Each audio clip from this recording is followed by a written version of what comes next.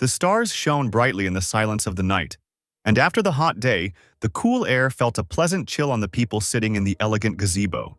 The healer with sharp ears looked closely and seriously at the baby's hand, as if it were some kind of outlandish toy. Finally, leaving the child alone, he settled himself more comfortably on the floor, and the father sitting next to him shook his head sadly. And although the plump and healthy-looking baby was happily cooing in his cradle, he was only expected to live until he was 20, and that was if he was lucky. The head of the estate, David Jones, a dark-haired man with a FAG on the top of his head, was stunned by this news and did not understand why this was happening to him. Whether it was because his wife had been unable to cope and had died in childbirth. A truly pained expression appeared on the young elf's face at these words. He looked reproachfully into David's face. He couldn't even believe that they were saying such things directly to the doctor's face. Besides, how can you speak like that about your own child who is destined to die young? It seems that the baby's 9 yin meridians are torn. In his practice, the elf has never seen anyone's Bai Hui acupuncture point so open. The head of the estate asked whether the Bai Hui was located on the top of the head. The doctor nodded, saying that if it was too open, a person's life would not be long. This is also called ascension of the deity. David had heard that ascension was only possible for powerful Taoists, but the doctor himself considered these stories to be nonsense. Perhaps David has heard of absolute martial arts masters who use the upper meridian of the head, and the Bai Hui point is used. This is the so-called ascension of a deity. A person receives too much energy of the great nature emanating from heaven and earth, and therefore dies, because he is not able to resist such a force. The inconsolable father glanced sideways at his flesh and blood, unable to understand how a healthy-looking boy could not live to old age. He stood up abruptly and turned away from his son and the healer, turning toward the thick branches of the trees. After remaining silent for a few seconds, the man, with anger in his voice, again complained about heavenly punishment, which caused a real storm of emotions on the face of his interlocutor. He exclaimed that after something like that, one could not call oneself a father. But David gently sent the doctor away, adding that the salary would be transferred to him. But the healer was so agitated by the stranger's words that he loudly refused the money and left without saying goodbye. The servants looked after him in bewilderment. On the way home, the doctor muttered to himself that if the child had grown up in the non-traditional sects of the demonic faction, he would have become a heavenly demon.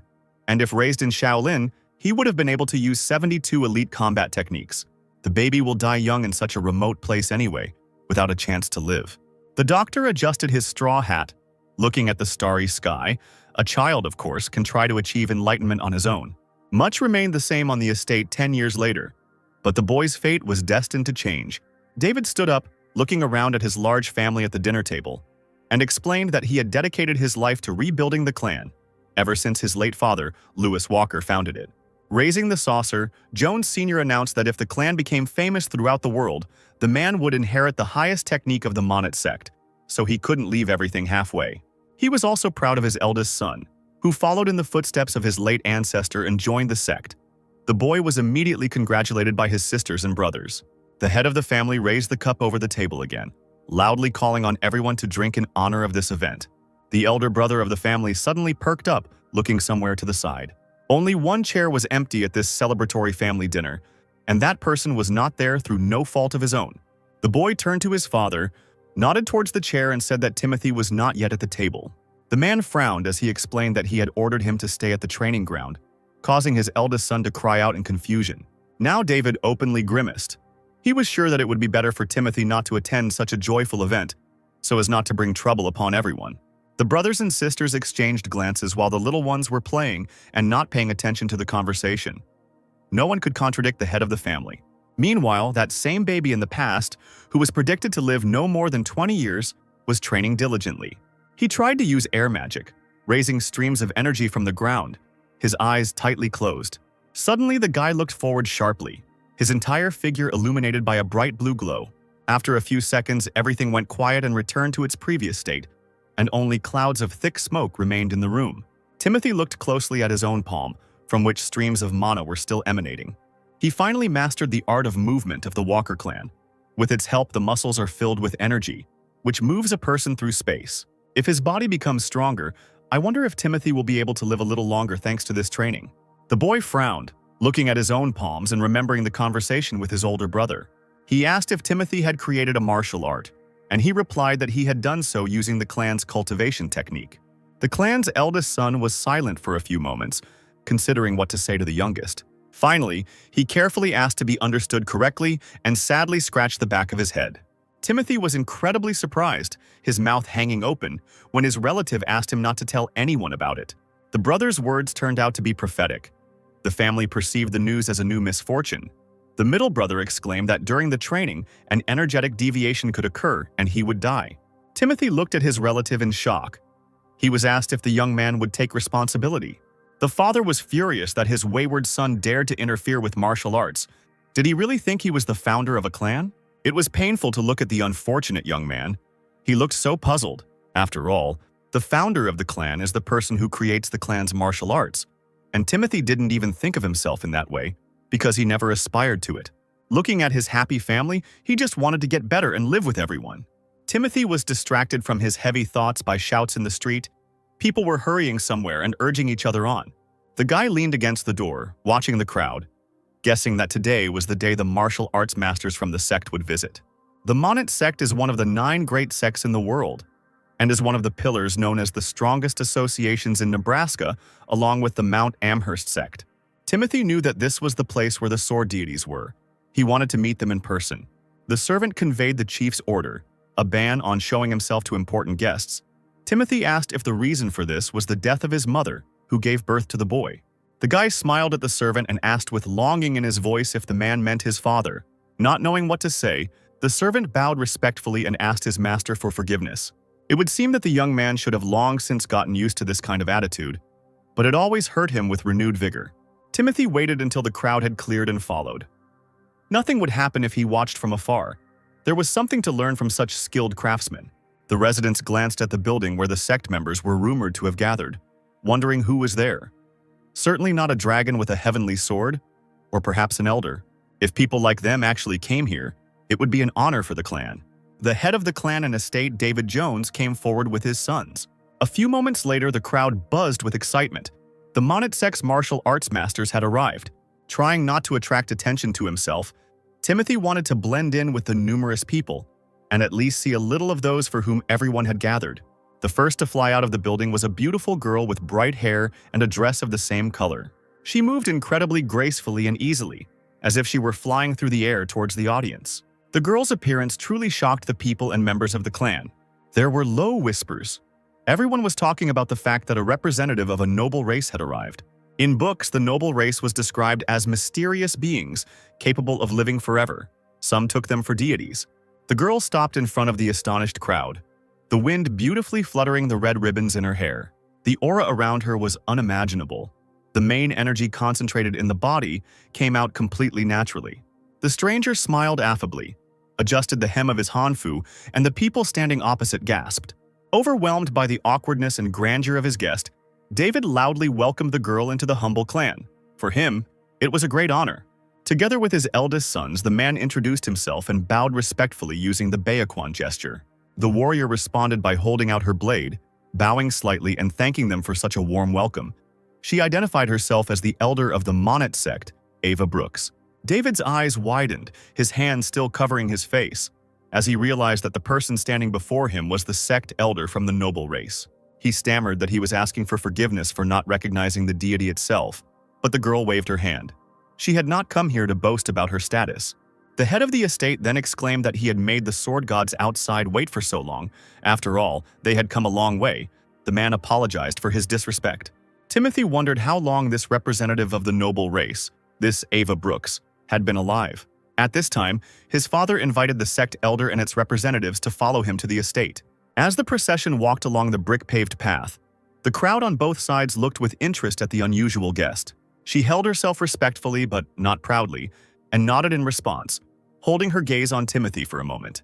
He opened his eyes in surprise when he realized what had happened and was confused, just for a second. The boy immediately bowed his head, showing respect, and folded his hands in a special gesture. David followed the guest's gaze, then looked at his son, whom he did not expect to see here. Timothy immediately turned around, knowing that he would get a scolding from his father later, who had to tell Ava that the child was his third son. The sect elder looked at the boy with approval, saying that he was quite unusual and seemed to be a very smart child. David awkwardly apologized for his son's bad manners, but Ava was surprised by this. not agreeing with the man.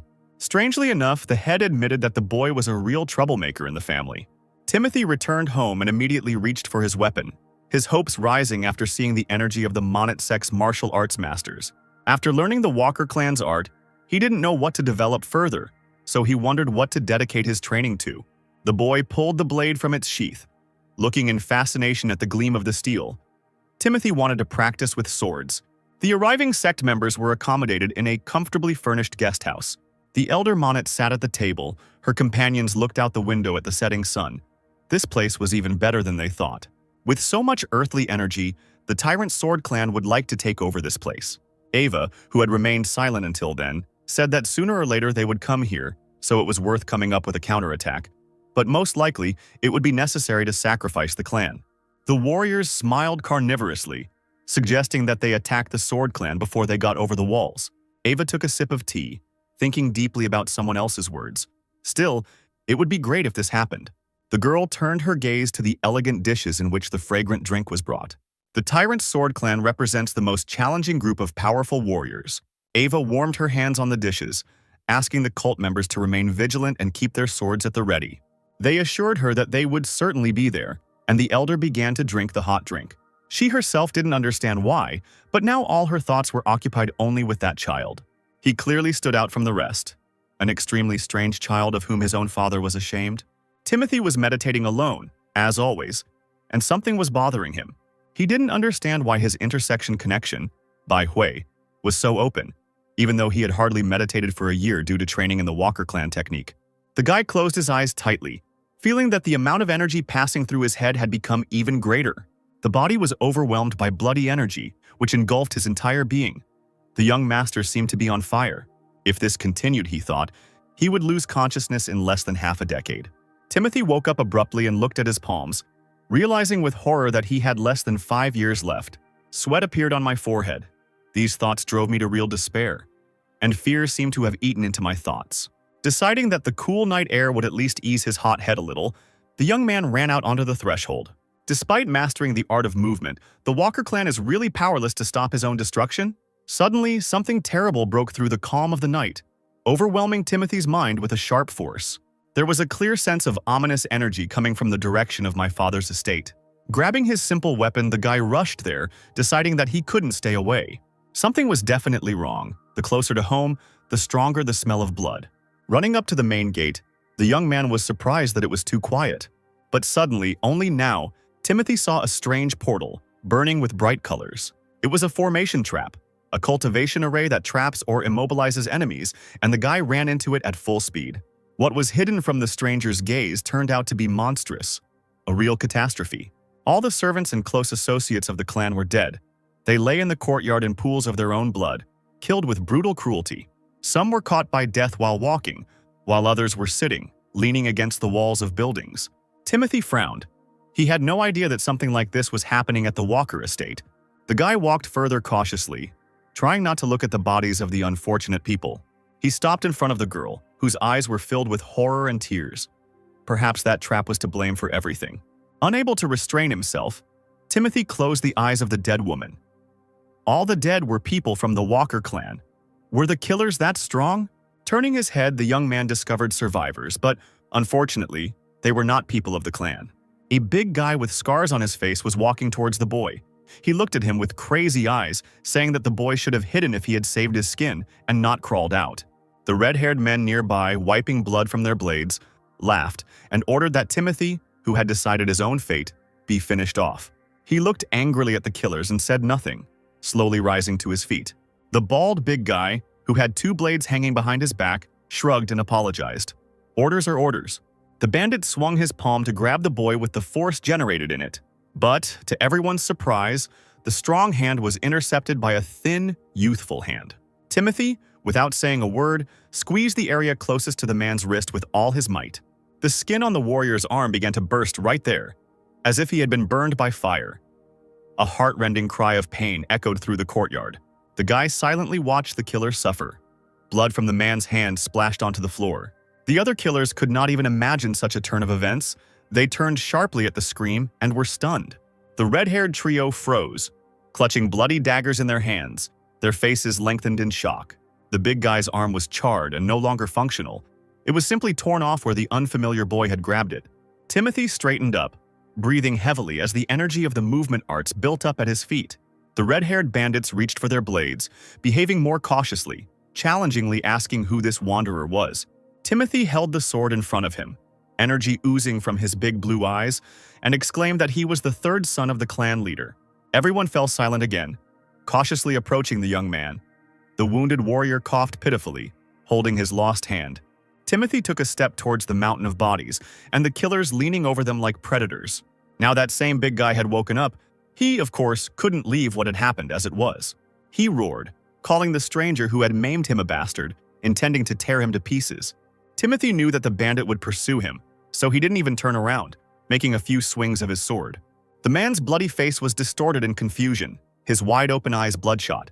The blood froze in the air for a moment, reminiscent of a blooming garden of red roses.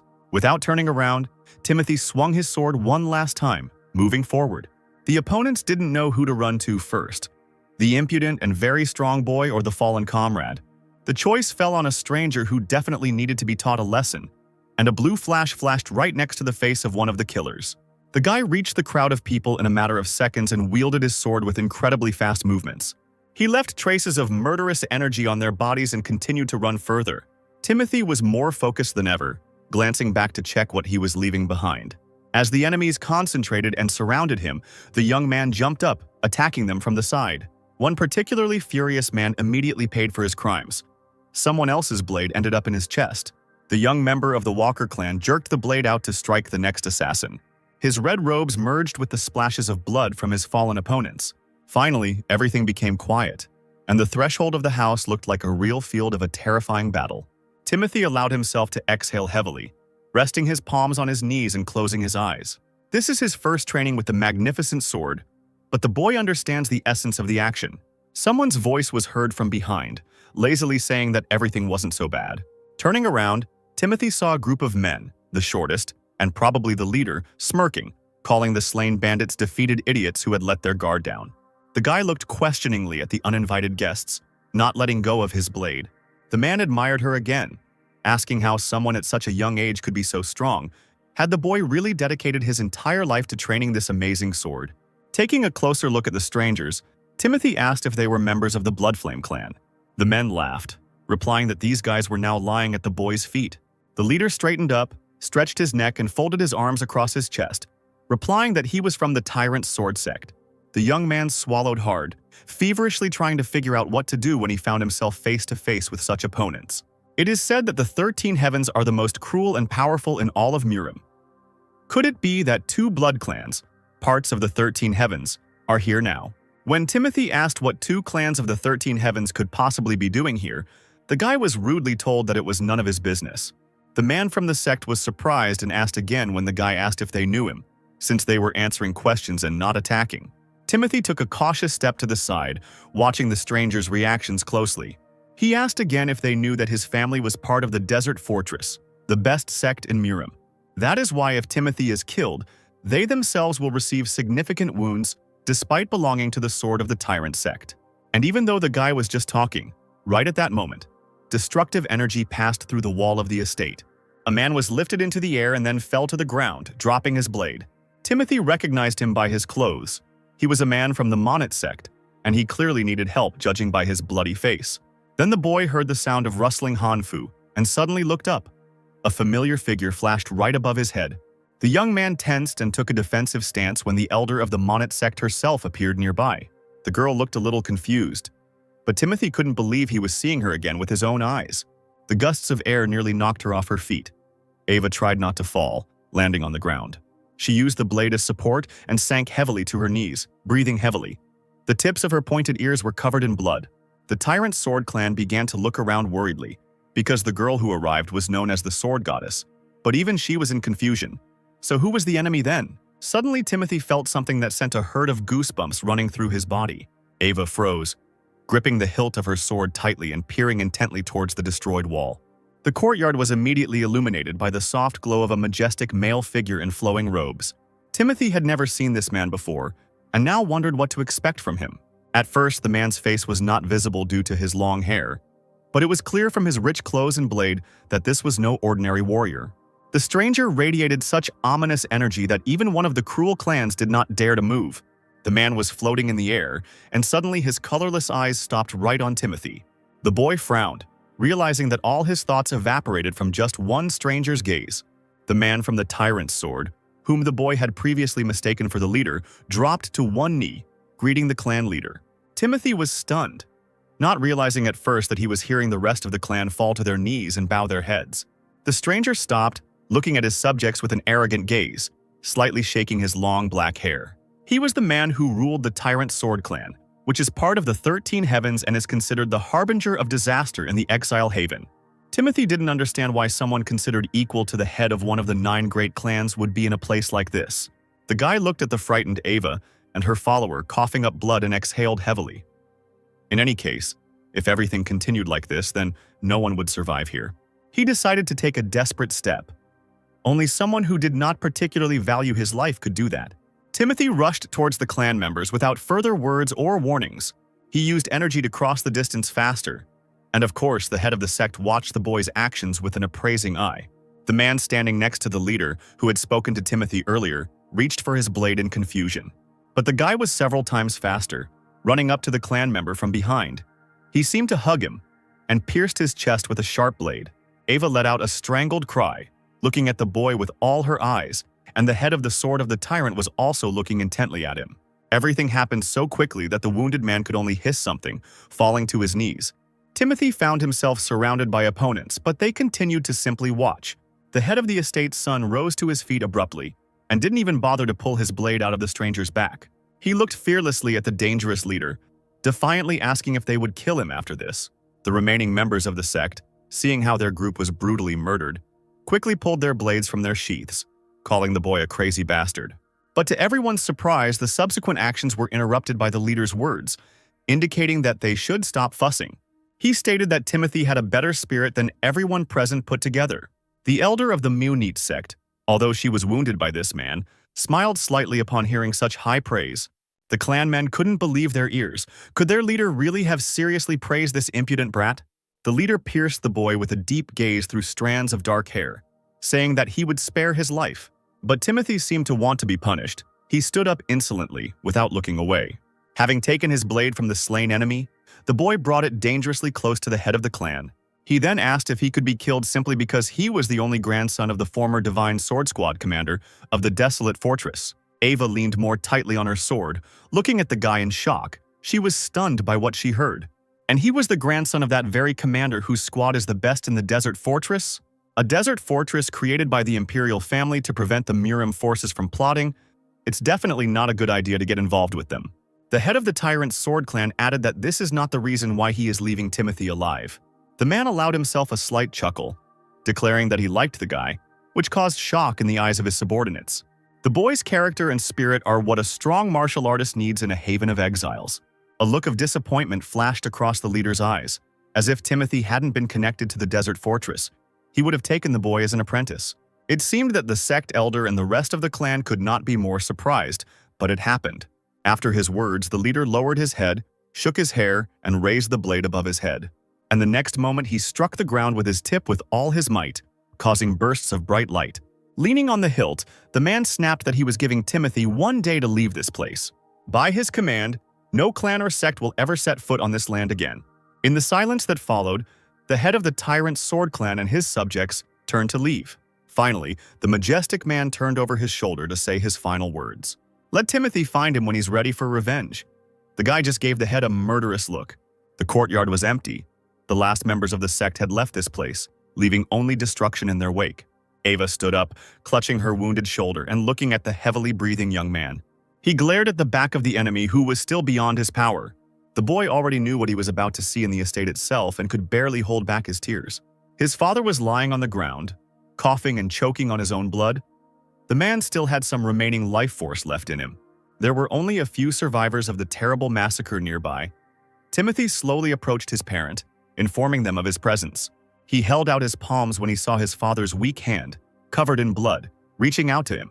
The dying leader grabbed the stranger's fingers, weakly asking why his son was so strong and how he managed it. Timothy explained that it was all thanks to the Walker clan's art of movement, which he created and mastered. The father's eyes widened in surprise, and he asked again how Timothy was able to create a martial art. The thing is that David had completely forgotten about it because his son had already tried to tell about his creation earlier. Then the head of the family did not even listen to Timothy, responding to his timid words with curses. Right in front of the servants, the man ordered them not to interfere with the clan's martial arts, accusing his son of madness. Timothy was disgraced and humiliated by his own parent, who was never able to understand him. Now, on his deathbed, only now did David turn his attention to his boy, whom he considered the weakest of the entire family. The clan leader's eyes rolled back, and a new stream of blood gushed from his mouth as he whispered the names of martial arts again. However, the Walker clan developed its own sacred art, which was created by young Timothy. Tears of bitterness and regret for a past that could no longer be returned began to flow from the corners of the man's eyes. He admitted that he was so rude and stupid, but the third son created the sacred art of the Walker clan. The father's hands, drowning in regret, gradually weakened and fell downwards. Tears blurred his gradually fading gaze, and David exhaled, telling his son that he had the qualities of a leader. These words struck Timothy right in the heart. He could not have imagined that he would hear such a thing from a cold parent. The eyelids of the head of the family closed forever, and his last words were that the boy was his son. Timothy bit his lip to keep from bursting into tears as he watched his father die. The surviving brother cried out in disbelief, grieving for his deceased parent, who just yesterday had been alive and full of strength. Timothy leaned on one knee, lowering his late father's heavy hand to the ground. He stood up, looking blankly into the distance, while his brother grieved inconsolably, and the chief courtier held his weakened younger sister in his arms. The man approached the young gentleman, addressing him by name. Timothy stopped. He asked what was wrong with Alice, and it turned out that the girl was fine. She fell asleep when her acupuncture point was blocked. Unfortunately, this had to be done in order to hide the baby from the thugs. Timothy approached his brother, asking him to raise Alice in the Monet sect. The girl has an exceptional connection with the 5 elements, so they will accept her. Still holding his late father's hand, the boy timidly asked what Timothy would do. He straightened up and turned away from his relative, quietly replying that he would take care of himself. While the family was talking, Ava came to the door, reminding everyone of her presence without attracting much attention. The surviving members of the Walker clan asked if the elder was leaving already. She nodded. Together with Timothy, she left the estate now that the head of the tyrant sword sect has intervened in the matter. The girl must immediately inform the Moonite sect about this. Ava approached the boy, asking if he was going to go to the abandoned fortress to see his mother's family. After some thought, Timothy agreed, realizing that he had nowhere else to go. Yet there is no longer a place where an orphaned boy can go to improve himself. Ava stunned the guy by offering him to return with her to Mount Monotov. That would be much better. She wanted Timothy to become an adept of the sect leader. He lowered his head, replying that it was a true honor to receive such an offer from the elder of a great sect. This proposal did not go unheard by the elder's followers. They almost screamed. Timothy stopped, looking at Ava in disbelief. He even asked again, deciding that he had heard wrong. The sect elder confidently assured the boy that he could do it. A direct disciple of the Monet sect would be able to master the absolute sacred art. Moreover, the sect leader is one of the few leading martial artists ranked among the top 10 sword masters in the world. Timothy bowed, folding his hands in a respectful gesture, saying that he would not forget this great kindness that Ava had shown him. After remaining silent, the guy added that he had to apologize, which drew surprised looks from his followers. Ava smiled, asking Timothy not to worry about it. She just wanted someone talented. The head of the Sword of the Tyrant probably thought the same. The boy apologized again, and the elder waved her hand, assuring him that the doors of the Monet sect were always open to the son of the late head of the estate, and he should not forget that. Timothy felt extremely awkward, but he could not agree to such a generous offer now. A little later, as dusk fell over the valley, Timothy asked if he could ask Ava a question. He knew that the girl was one of the oldest beings among the noble races, but did the elder know how to obtain the fruits from the world tree? Ava was extremely surprised when she heard such a question from the boy's lips. The fruits of the world tree were guarded by the head of the desert fortress, whom the emperor recognized as his equal. They say that these fruits grant eternal life and youth to those who eat them. It is a treasure of heaven. Timothy secretly hoped that he could live much longer than his allotted life with the help of this fruit. Ava paused, explaining that she hadn't lived even half her life, so she had no power over the world tree. All she knew was that the head of the desert fortress was capable of giving them to the people. Timothy said that he had to go to the desert fortress. The elder shrugged. Getting the fruits would not be easy. They are sacred items even for noble races. The guy has no other choice, so there's nothing he can do. All he could do was become the commander of the Divine Sword Squad and accomplish great feats. Ava bowed to the boy, raising the hilt of her sword in front of her, promising to support his choice. The sect elder then announced that it was time for her to take her leave to report what had happened to the sect. She left a sword master and an apprentice to help Timothy clean the estate. The men immediately folded their hands into fists and touched the other with an open left palm. The wind swayed Ava's long clothes and hair. The boy looked after the elder. When she had almost disappeared from Timothy's sight, he too folded his hands in a respectful gesture. At dawn, when the estate had been cleared of bodies and endless blood, the boy solemnly thanked the swordmaster and his apprentice for their help. The entire clan gathered to pay their respects. The men bowed, assuring that there was no need to thank them. They suddenly looked down, timidly declaring that they themselves, one might say, played a role in this tragedy. Silence fell over the clearing until Brother Timothy called his name. He hugged his sister and timidly approached his relative, awkwardly wondering how to start the conversation. Finally, he looked up guiltily, saying that he understood that an apology couldn't make up for everything that had happened to the boy in the Walker clan. When they met again, the guy promised to be a good older brother for Timothy and do everything in his power. He also hoped that everything would be fine with his younger relative. In response, Timothy said that even though his brother would be studying the martial arts of the Monet sect at a rather late age, the boy would succeed. At least that's what he wanted to believe. And he needed to train as if his whole life depended on it. Timothy turned his gaze to the baby, who timidly squeaked out her uncle's name. Smiling at the girl, the boy asked his older brother to protect Alice, who nodded decisively. Then the son of the deceased head turned to the chief courtier, asking where he would go. The man bowed and said that there were small branches of the Walker clan in various places in Fort Worth, and since the clan's bloodline was alive, the courtier would take care of the remaining ones. Timothy announced that he was going to the desert fortress, hoping that he would be able to see his family from time to time. The man bowed and nodded, and the boy thought that since the chief courtier was skilled in martial arts, he should be able to handle it. Finally, Timothy turned to the clan, telling them to enjoy life and take care of themselves. Nodding once again to everyone, the guy walked on, intending to reach the desert fortress. The chief courtier looked at the young master's back in surprise, considering his wish. He bowed respectfully again, knowing he couldn't even remember anyone from Clan Walker ever saying anything like that. Deep night had fallen on the city of Louisville, but the windows in the houses were welcomingly lit, illuminating the way for travelers. The central streets seemed to never sleep. Crowds of people scurried back and forth, enjoying the evening coolness. Timothy headed to the inn, one of the noisier ones with a restaurant next door, not too expensive. Having rented a room for the night, he went up to the top floor to view the city from above. Timothy finally arrived at his destination, planning to rest and then find his mother's family. The guy was pulled out of his thoughts by the voices of the guests discussing how incredible the desert fortress was. People come here from all over the Central Plain, and the manager here hit the jackpot, saying that all the booze ran out due to the influx of guests. A tipsy guest said that lately there has been real chaos in the taverns.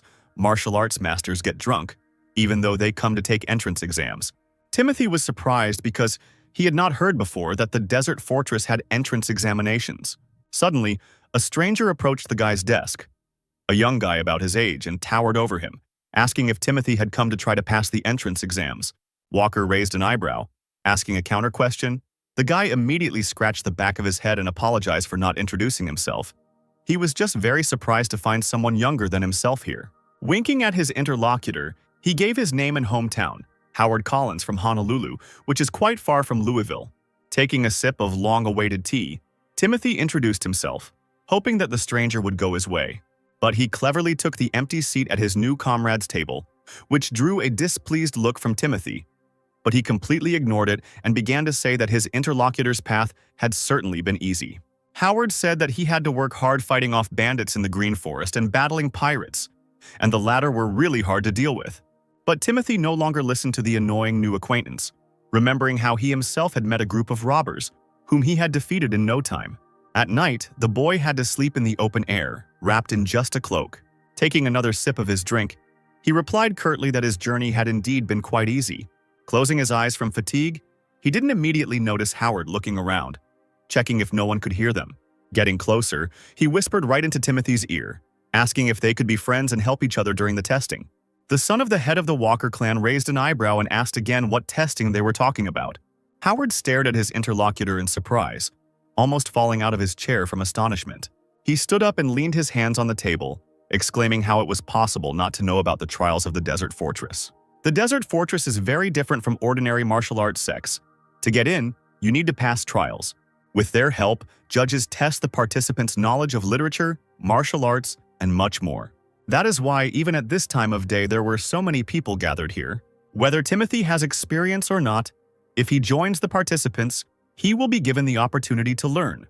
There are a lot of martial artists here. Many people have learned different martial arts just to pass the test. The Desert Fortress is the strongest fighting group in the world of martial arts, which inevitably makes everyone's heart beat faster. And people would say, if you want to conquer the world with only one weapon, then go to the Desert Fortress. The imperial family, which rules the Central Plains, has collected all the elixirs and best martial arts techniques from all over the world in the fortress to control the martial arts groups. Howard said with a smile that some people say that traditional sects are much better, but they themselves don't know what they're talking about. How could the fighting groups created by commoners be stronger than the Desert Fortress? If that were possible, they would have already created an empire and become rulers. The guy enthusiastically told how almost no one managed to pass the Desert Fortress test on the first try. Perhaps one person in 1,000, but even then, these are usually the heads of the next generation of respected martial arts clans. With a conspiratorial air, Howard approached his new friend, offering to go to the test together the next day. And although Timothy did not express the slightest interest in what he heard, he shrugged and agreed. His overly active acquaintance fell silent for a moment, scratching his cheek in surprise. Then he started chatting again, saying that Timothy was easygoing and they would get along. Maybe the boy would be a little confused, but it was worth repeating after Howard. The heir of the Walker clan thought that he was happy about the upcoming trials to get to the Desert Fortress. He did not want to ask for help from his mother's family, simply not knowing where they were. The next day, the boys came to the city gates, over which the district flags were flying. As the crowd approached, Howard raised his head, looking around with interest. Timothy also stopped, examining the gate, but his new acquaintance immediately hurried him. The guy nodded, tension and excitement growing in his chest at the same time. Finally, after so much time, he was able to find himself in the Desert Fortress. A little later, when the number of participants was distributed, Timothy received a wooden plaque with his number. It will be 13th. The guy muttered something under his breath, looking at his number. Well, nothing can be done. Timothy raised his head and looked around, examining the other participants in the upcoming competition. A crowd of people gathered around a simple wooden fence that separated the spectators from the contestants. The guy assumed that the judges, two serious-looking men, were standing directly opposite. They and the contestants were separated by a large field, marked with small squares. Howard quietly explained to his friend the rules of the first exam. If the examiner takes the tablet away, then you passed. If they ask you to return it to the registrar, then you're out of luck. The new acquaintance continued to tell me that the tournament would take place during the second exam. When Collins suddenly became serious and silent, Timothy asked worriedly what was going on with the third exam. For some reason, he became thoughtful, scratching his nose with his index finger for a long time. Finally, Howard, on the way out, said in a mysterious tone, "An interview with the head of the Desert Fortress." The son of the Walker clan almost dropped the number from his hands, amazed by what he heard. There are martial artists who come to Fort Worth just for this chance, and speaking with such an absolute master is an incredible opportunity. That is why people hope to ultimately receive wisdom or advice, so striving to win. Timothy nodded, saying that he understood everything, and clutched the wooden plate with the number tighter in his hands. At that moment, the examiner announced in a loud, well-trained voice that the first exam was devoted to the art of wielding the swiftness of the sword. Contestants must demonstrate one swing using the fastest technique they possess. Well, the examiner himself will observe and, of course, evaluate the skills. To everyone's surprise, a flushed Howard ran forward, raising his hand and shouting that he wanted to go. He glanced sideways at Timothy, who was standing calmly, realizing that he had been nervous and had volunteered, while his comrade was thinking that he simply needed to demonstrate a quick sword technique. The guy slowly untied the threads of his cloak. It seemed that everything looked simple enough. Meanwhile, Howard tried to calm down and pull himself together. He grabbed the blade with both hands. Timothy decided to observe how his new acquaintance would cope. Yet, despite his nervousness and haste, it was clear that Howard had a well-honed spirit and was strong. Even stronger than the bandits Timothy met on the way to the Desert Fortress. The reluctant volunteer took a deep breath and abruptly pulled his sword from its sheath. Holding them in one hand, With the other, he described a large circle with the sword in the air. The air shook under the force of the impact, and the examiners kept their eyes on Howard. The spectators were chatting admiringly, saying that the boy was emitting extraordinary energy. They had never seen anything like it. The demonstration continued for several more minutes when Howard finally stopped and stood before the stern examiners. He was breathing heavily, looking askance at the chief judge, waiting for him to speak. The man's face opposite was completely expressionless. He froze and remained silent. The seconds dragged on so slowly that Howard was already losing faith. But suddenly the examiner reported that everything had gone well and asked to give him the board. The guy thanked him and stepped aside, and in the meantime the next test subject was called into the arena. Howard wished Timothy good luck. He nodded and became serious, gathering his strength, hoping that he would perform with dignity. The people behind the fence were whispering, but the son of the head of the Walker clan listened only to his own thoughts. The observers were slightly surprised that this young man also came to take the exams. Howard smiled as he watched his friend go, hearing the onlookers say that this young swordmaster had guts. If he was from another province where he could demonstrate swordsmanship in front of the desolate fortress martial artist, getting advice would be very valuable. The steps towards the examiner seemed endless to Timothy when he stopped in front of him. The distance between the master and the subject was not too great, but not too close either. Timothy nodded respectfully, lowering his head and closing his eyes, concentrating. The examiner chuckled and nodded in response, his face just as inscrutable. When the guy was given permission to begin, he immediately perked up and straightened up, summoning all the energy he had accumulated. The sword burst from its sheath with a pop, and the first coils of magic appeared on the stone floor. With one swing of the blade, Timothy tried to show everything he was capable of and demonstrate the martial art of movement he had created. The air vibrated to such an extent that even the formidable swordmaster retreated. The audience and the other subjects gasped, their mouths hanging open. They had never seen anything like this before. It seemed that not even a second had passed before the alien sword described several circles in the air. No one understood how the blade appeared, and Howard, watching his friend, opened his mouth in amazement. Timothy bowed and calmly hid his weapon while the examiner chose his words. A few moments passed before he loudly announced that the future of the desert fortress was right here. Such a high rating amazed all observers. Amazed cries were heard in the crowd. The swordmaster asked the subject for a small tablet, and Timothy obediently handed it over, holding out his hand. The examiner brought it up to his eyes, read the number, and chuckled thoughtfully. He narrowed his eyes, looking closely at Timothy, and asked him to stay on his way. The swordmaster called the next participant. Timothy quickly put on his cloak. The crowd parted, silently looking at the exceptional winner of the day, and Howard came to his senses and ran after his friend. He called the boy, cautiously asking if he was the son of a famous family. Timothy shrugged, saying that it didn't change anything, since after joining the desert fortress, he heard that all that mattered was martial arts. Howard was surprised to realize that his friend was actually planning to take the desert fortress test. Timothy looked over his shoulder. He thought that was what everyone had come for. Howard wanted it himself? It seemed that for the first time in a long time, the frivolous guy was thinking deeply about the future. He paused for a moment before replying that this was indeed the case. Howard bowed respectfully to Timothy, thanked him, and announced that he was leaving. Timothy nodded, watching his new acquaintance. He hoped that the kind and talkative Howard would pass the second exam. The next day at the inn was spent in continuous meditation for the child of Clan Walker. He trained hard despite his fatigue, sweat running down his young face from the effort. The second exam is a tournament in which you have to compete with others in martial arts. Timothy reached for his blade. He had 3 weeks until the second exam. Considering this, the right choice would be to maintain his skills. The boy planned to train the Walker clan's art of movement and the art of wielding a swift sword. The ability, writing the origin of ability, a technique for enhanced chi movement. No sooner said than done. Days passed, sometimes nights of hard training. 3 weeks passed, and the subjects were escorted to the exam location by a special person. He brought the participants to the gate and ordered them to wait there until everyone was called. The wide gates closed. The same escort stood guard next to them, and the crowd of participants remained outside. The participants, languishing in anticipation, began to examine the man who had brought them. Several subjects noticed the white clothes of the escort, and this was somewhat disconcerting.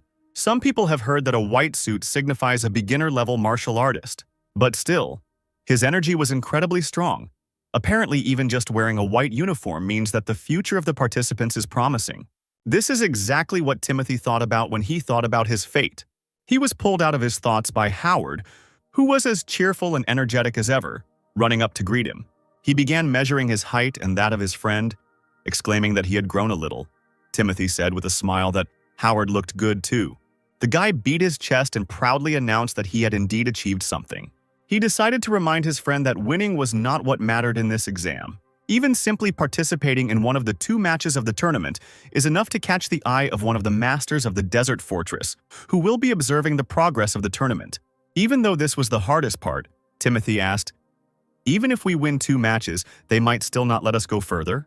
Howard bit his finger and frowned, nodding. He said the problem was that the exam directors would have higher standards today.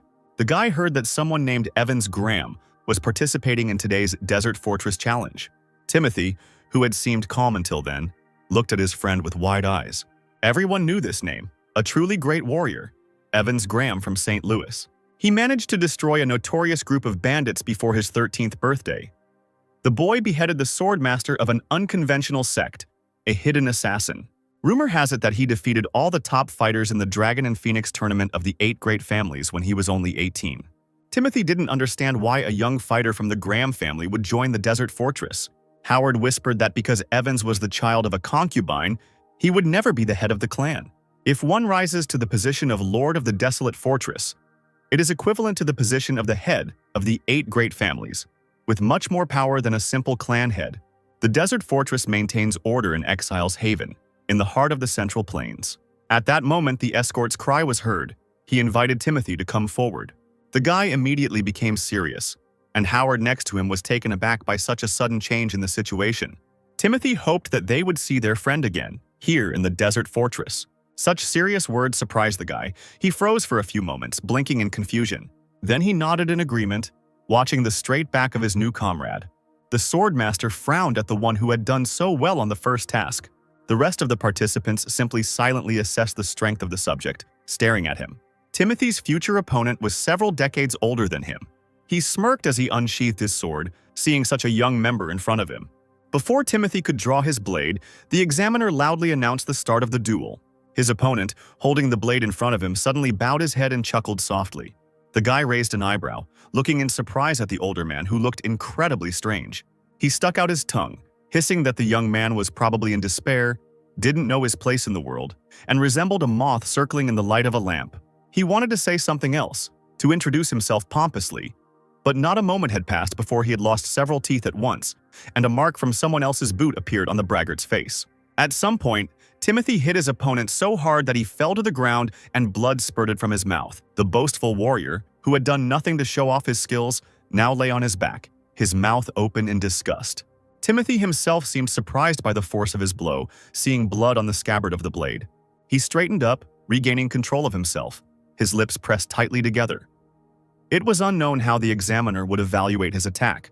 Meanwhile, the enemy was whining softly without closing his mouth, and tears were frozen in the corners of his eyes. Timothy watched silently as the man was dragged by the legs by 2 assistants. Silence reigned. The other participants were also silent, looking at the young warrior. The famous Evans Graham himself watched this short fight and smiled. Then he stepped forward, asking if he could try, attracting the winner's attention. Evans was tall, very handsome and stately, his dark eyes piercingly appraising Timothy. The guy turned over his shoulder and now looked warily at the warrior. Timothy didn't answer, the swordmaster was silent too, and Evans came closer. There was a chuckle from the crowd, and someone said that it had finally happened. Everyone was wondering who would take Graham, because the squad leaders would fight for him. He seemed to be the strongest. However, no one expected anything less from Evans, knowing his past exploits. Timothy heard whispers and only now realized who exactly had come out to him. Could this guy really be the famous Evans Graham that Howard was talking about? The audience wondered if they would be able to witness the boundless heavens technique today.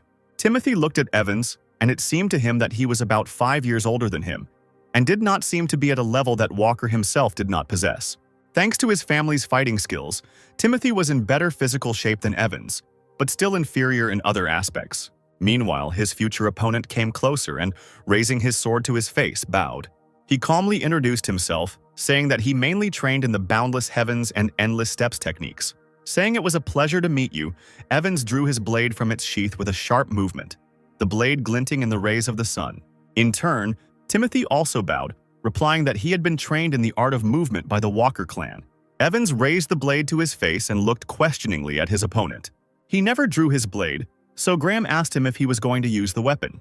The question remained unanswered. Timothy leaned forward slightly, reaching for the blade. He froze in this pose without moving, apparently inviting his opponent to speak first. He lowered his eyes and chuckled softly, and a confident smile lit up the guy's face. Pure and powerful energy flowed through the air. He held the blade in front of him. Timothy watched Evans closely, shaking his hair and leaning forward. Now his energy rushed forward, playing with blue flame on the hilt of the weapon. The main essence of the technique that the guy has been practicing lately is unpredictability. A surprise main attack with an unpredictable rhythm. If done correctly, he can force the enemy to lower their guard. This would certainly help Timothy defeat such a strong warrior. The rest of the participants braced themselves for the promising spectacle that was sure to unfold between these two. The examiner held out his palm, counted from 5 to 1, and loudly ordered to begin. Once again, it didn't take long for Timothy to be at Evans's side, who used his sword to cut through the other man's blade, leaving his opponent with a stump of the weapon in his hands.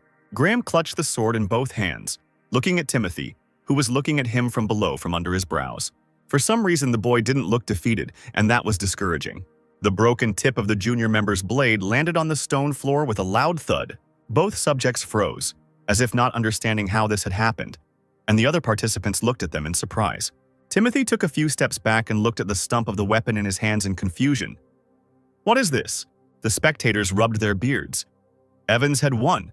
What a terrifyingly magnificent sword. Even the most confident spectators were now flushed with tension, not imagining what they would have to face. Graham himself frowned and lowered his head, examining his own weapon with displeasure. Then he lowered his sword, looking at Timothy, who stopped looking at his blade and looked at his opponent. Evans suddenly smiled softly and said something that threw everyone around him off balance, that he had lost. It was funny to look at Timothy's face. His eyes were so wide and his mouth was open in silent shock. The spectators blushed. Such words from the absolute winner sounded wild.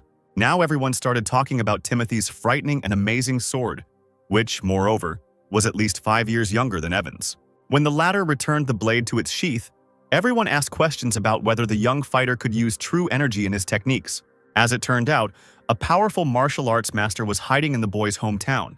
It's scary to even imagine what he will become. The examiner approached Timothy, asking his name, who immediately straightened up and nodded. The swordmaster pointed to the north, saying that there would be another garden in that direction, and that they had to wait there.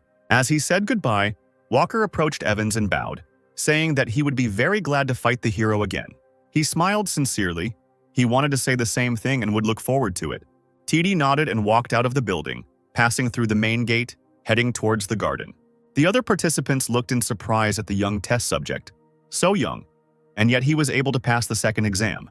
Everyone was confident that Evans Graham would enter first as the true winner. Timothy heard other people's words and suddenly stopped himself, thinking about the duel. He knew that he wouldn't have a single chance of winning if the fight dragged on, which is why, as soon as the duel began, the boy used the most extreme form of the magnificent sword he knew. However, due to Evans infusing his sword with his true energy, Timothy's blade broke. It was a misfortune on the boy's part due to the reckless use of the magnificent sword. But instead, Graham, to everyone's surprise, admitted defeat. Perhaps the nobility of a famous family. Even the other participants were surprised, thinking that the young man could not yet use true energy in his techniques. Clan Walker is a third-rate branch of the clan in the local area. If there had been someone at home who knew how to use such a skill, Timothy would never have learned it. However, now the guy knew this. Now it dawned on him how best to do everything, only when his own mistake became obvious. Timothy tried his best and put energy into what was left of his blade. Now he understood that it was not as simple as simply charging the weapon with energy. Timothy could use the true energy as a means to become one with the sword. The subjects, who had gathered in a group and were discussing something, turned their heads at once upon noticing the light. It was so bright that it couldn't go unnoticed, and the men were dumbfounded. The young man was emitting incredibly strong vibrations, and it became clear that there was a resonance with the sword. But this had never happened before, because the fighter was too young for this. And yet people saw it with their own eyes. It was impossible to deny what was happening. It feels like the sword and Timothy's body have become one. It must be the union of the body and the sword. A new sword technique that the boy will use in battles. Looking at the stump of the dagger and feeling its incredible power, Timothy smiled like a child. He heard footsteps and came to his senses. Evans was standing next to him. He congratulated the enemy on his enlightenment. At first, Timothy didn't understand why he came at that particular moment. But then he noticed that the warrior was holding the hilt of his sword in front of him, and the crowd was looking at them thoughtfully. Was Graham protecting him out of fear that someone might stand in the way of the young man's enlightenment? Timothy hesitated for a few seconds, but then said he didn't know Evans was protecting him and thanked him. He then congratulated his opponent on passing the Desert Fortress test. Evans was stunned for a moment, looking at the young man in surprise, not understanding what he was talking about. But the next second he threw his head back and burst out laughing, which in turn surprised Timothy. Only now the guy noticed Howard standing next to him. He raised his hand to indicate his presence. Timothy congratulated his friend. Howard perked up and exclaimed, asking Walker if he knew he had a nickname now. The boy responded to the puzzled look by saying that when someone demonstrated exceptional fighting skill or attracted attention, people would give them a nickname and then address them that way. Most nicknames represent great honor for martial artists, not counting those who commit chilling acts. Cliff Swordsman, White Killin. These are all nicknames. Evans smiled and said he had heard about it too, and Timothy shrugged. He had just passed the test. White Killin looked at the guy seriously and called him by his nickname. Lightning Genius, Lightning Technique, Light Skill. That's what the participants saw when Timothy fought. Even the martial artists of the Desert Fortress called Timothy that. It turns out that this is the nickname of a young man in the Haven of Exiles itself. Timothy wondered why his friends thought they weren't making fun of him in the same way they would have made fun of someone who was just a little bit skilled with a sword. The guys rolled their eyes, and Evans said that if this was a little for Timothy, then he himself was a complete zero. Lightning Genius. Timothy Walker is a name the boy never even dreamed of when he was training on his estate. Finally, the examiner ordered everyone to gather around a tall, multi-story building. There is one last test left. If the participants pass it, they will join the Desert Fortress. Timothy raised his head, peering into the high vaults, imagining the future. A living part of history and one of the strongest martial artists, meeting with the leader of the Desert Fortress. There were now far fewer volunteers, as the task required incredible concentration and confidence. Not much time passed when the next test subject, who was walking briskly through the door, came out. Now, appearing and coming out of the shadows, everyone gasped when they saw his face. Howard was shocked by these changes. This was not the reaction he expected. The man was exhausted both mentally and physically, and wandered towards the exit as if in a dream. Everyone came out pretty quickly and looked really shabby. Did the boss just watch and say nothing? Finally, it was Timothy's turn. The guy glanced at the door with slight fear. But there was no other choice because it was necessary to finish the job once it had been started. The examiner ordered to go up to the top floor of a tall building. Having climbed many stairs, the guy found himself in front of a majestic gilded door. A few seconds passed and it slowly opened with a loud creak. Timothy gave himself a few seconds to gather his courage and go inside. He held the sword tightly in his left hand and suddenly looked down in surprise, noticing flowers growing on the floor right in the room. Long tree roots stretched across the floor, giving the place a strange atmosphere. Having reached a large window, next to which a stranger was sitting on a bench that literally grew out of the tree, Timothy stopped. This person is a young-looking girl with pointy ears and a bored look, the head of the Desert Fortress, considered to be one of the strongest in the world. She didn't even turn away from the window, but sat silently with her eyes closed when Timothy introduced himself loudly. And only then did the girl slowly, as if reluctantly, turn to him, shaking her bright hair. The guy, who had been standing calmly until then, leaned back in surprise as if he had seen some kind of miracle. And it was indeed so, the appearance of the head of the Desert Fortress. Her incredibly deep green eyes were striking. She suddenly spoke up, saying that Timothy was related to this child. He looked at the girl with incomprehension. Did she really know his mother's family? The head of the Desert Fortress crossed her legs. It seemed the guy had finally realized it, and he wasn't one to be timid. Timothy nodded, confirming that he was the grandson of the former commander of the Divine Sword Squad. The girl said that he would soon become part of the Council of Elders. This man does not give up so easily. The chief fell silent, looking closely at Timothy, then said that he was wounded. The guy didn't think it was serious, just normal family matters, nothing to worry about. But the girl didn't think so. Moreover, everything was hidden by the young man's trained body. She closed her eyes, leaning against the back of her bed, saying that the subject had probably only lived for about 15 years. But it's not worth it for a stranger to interfere in this, and this issue still needs to be resolved. Timothy bowed and asked forgiveness for his ignorance towards the chief. The extraordinary look the girl exudes as someone with absolute power is the topic of conversation, not his family problems. Suddenly, to Timothy's surprise, the head of the group rose gallantly from her seat.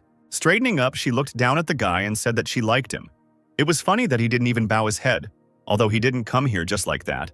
There was something that Timothy really needed. Does the girl really know that the guy came for a specific purpose?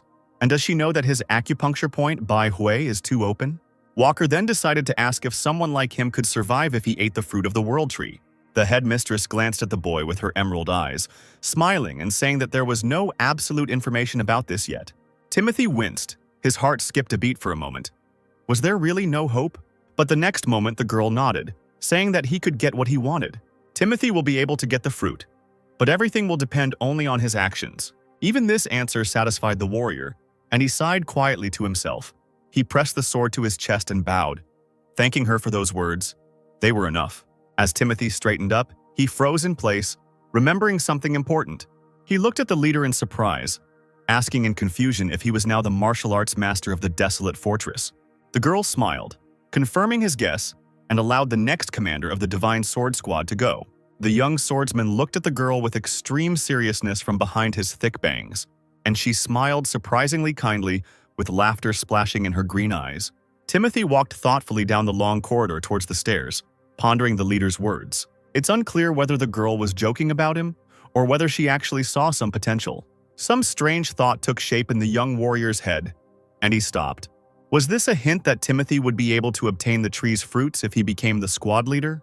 The young man immediately imagined himself standing in red robes, strong and powerful. A little later, 2 more people came out of the building where the leader was, Evans and a man unfamiliar to the company. Howard also successfully completed the task.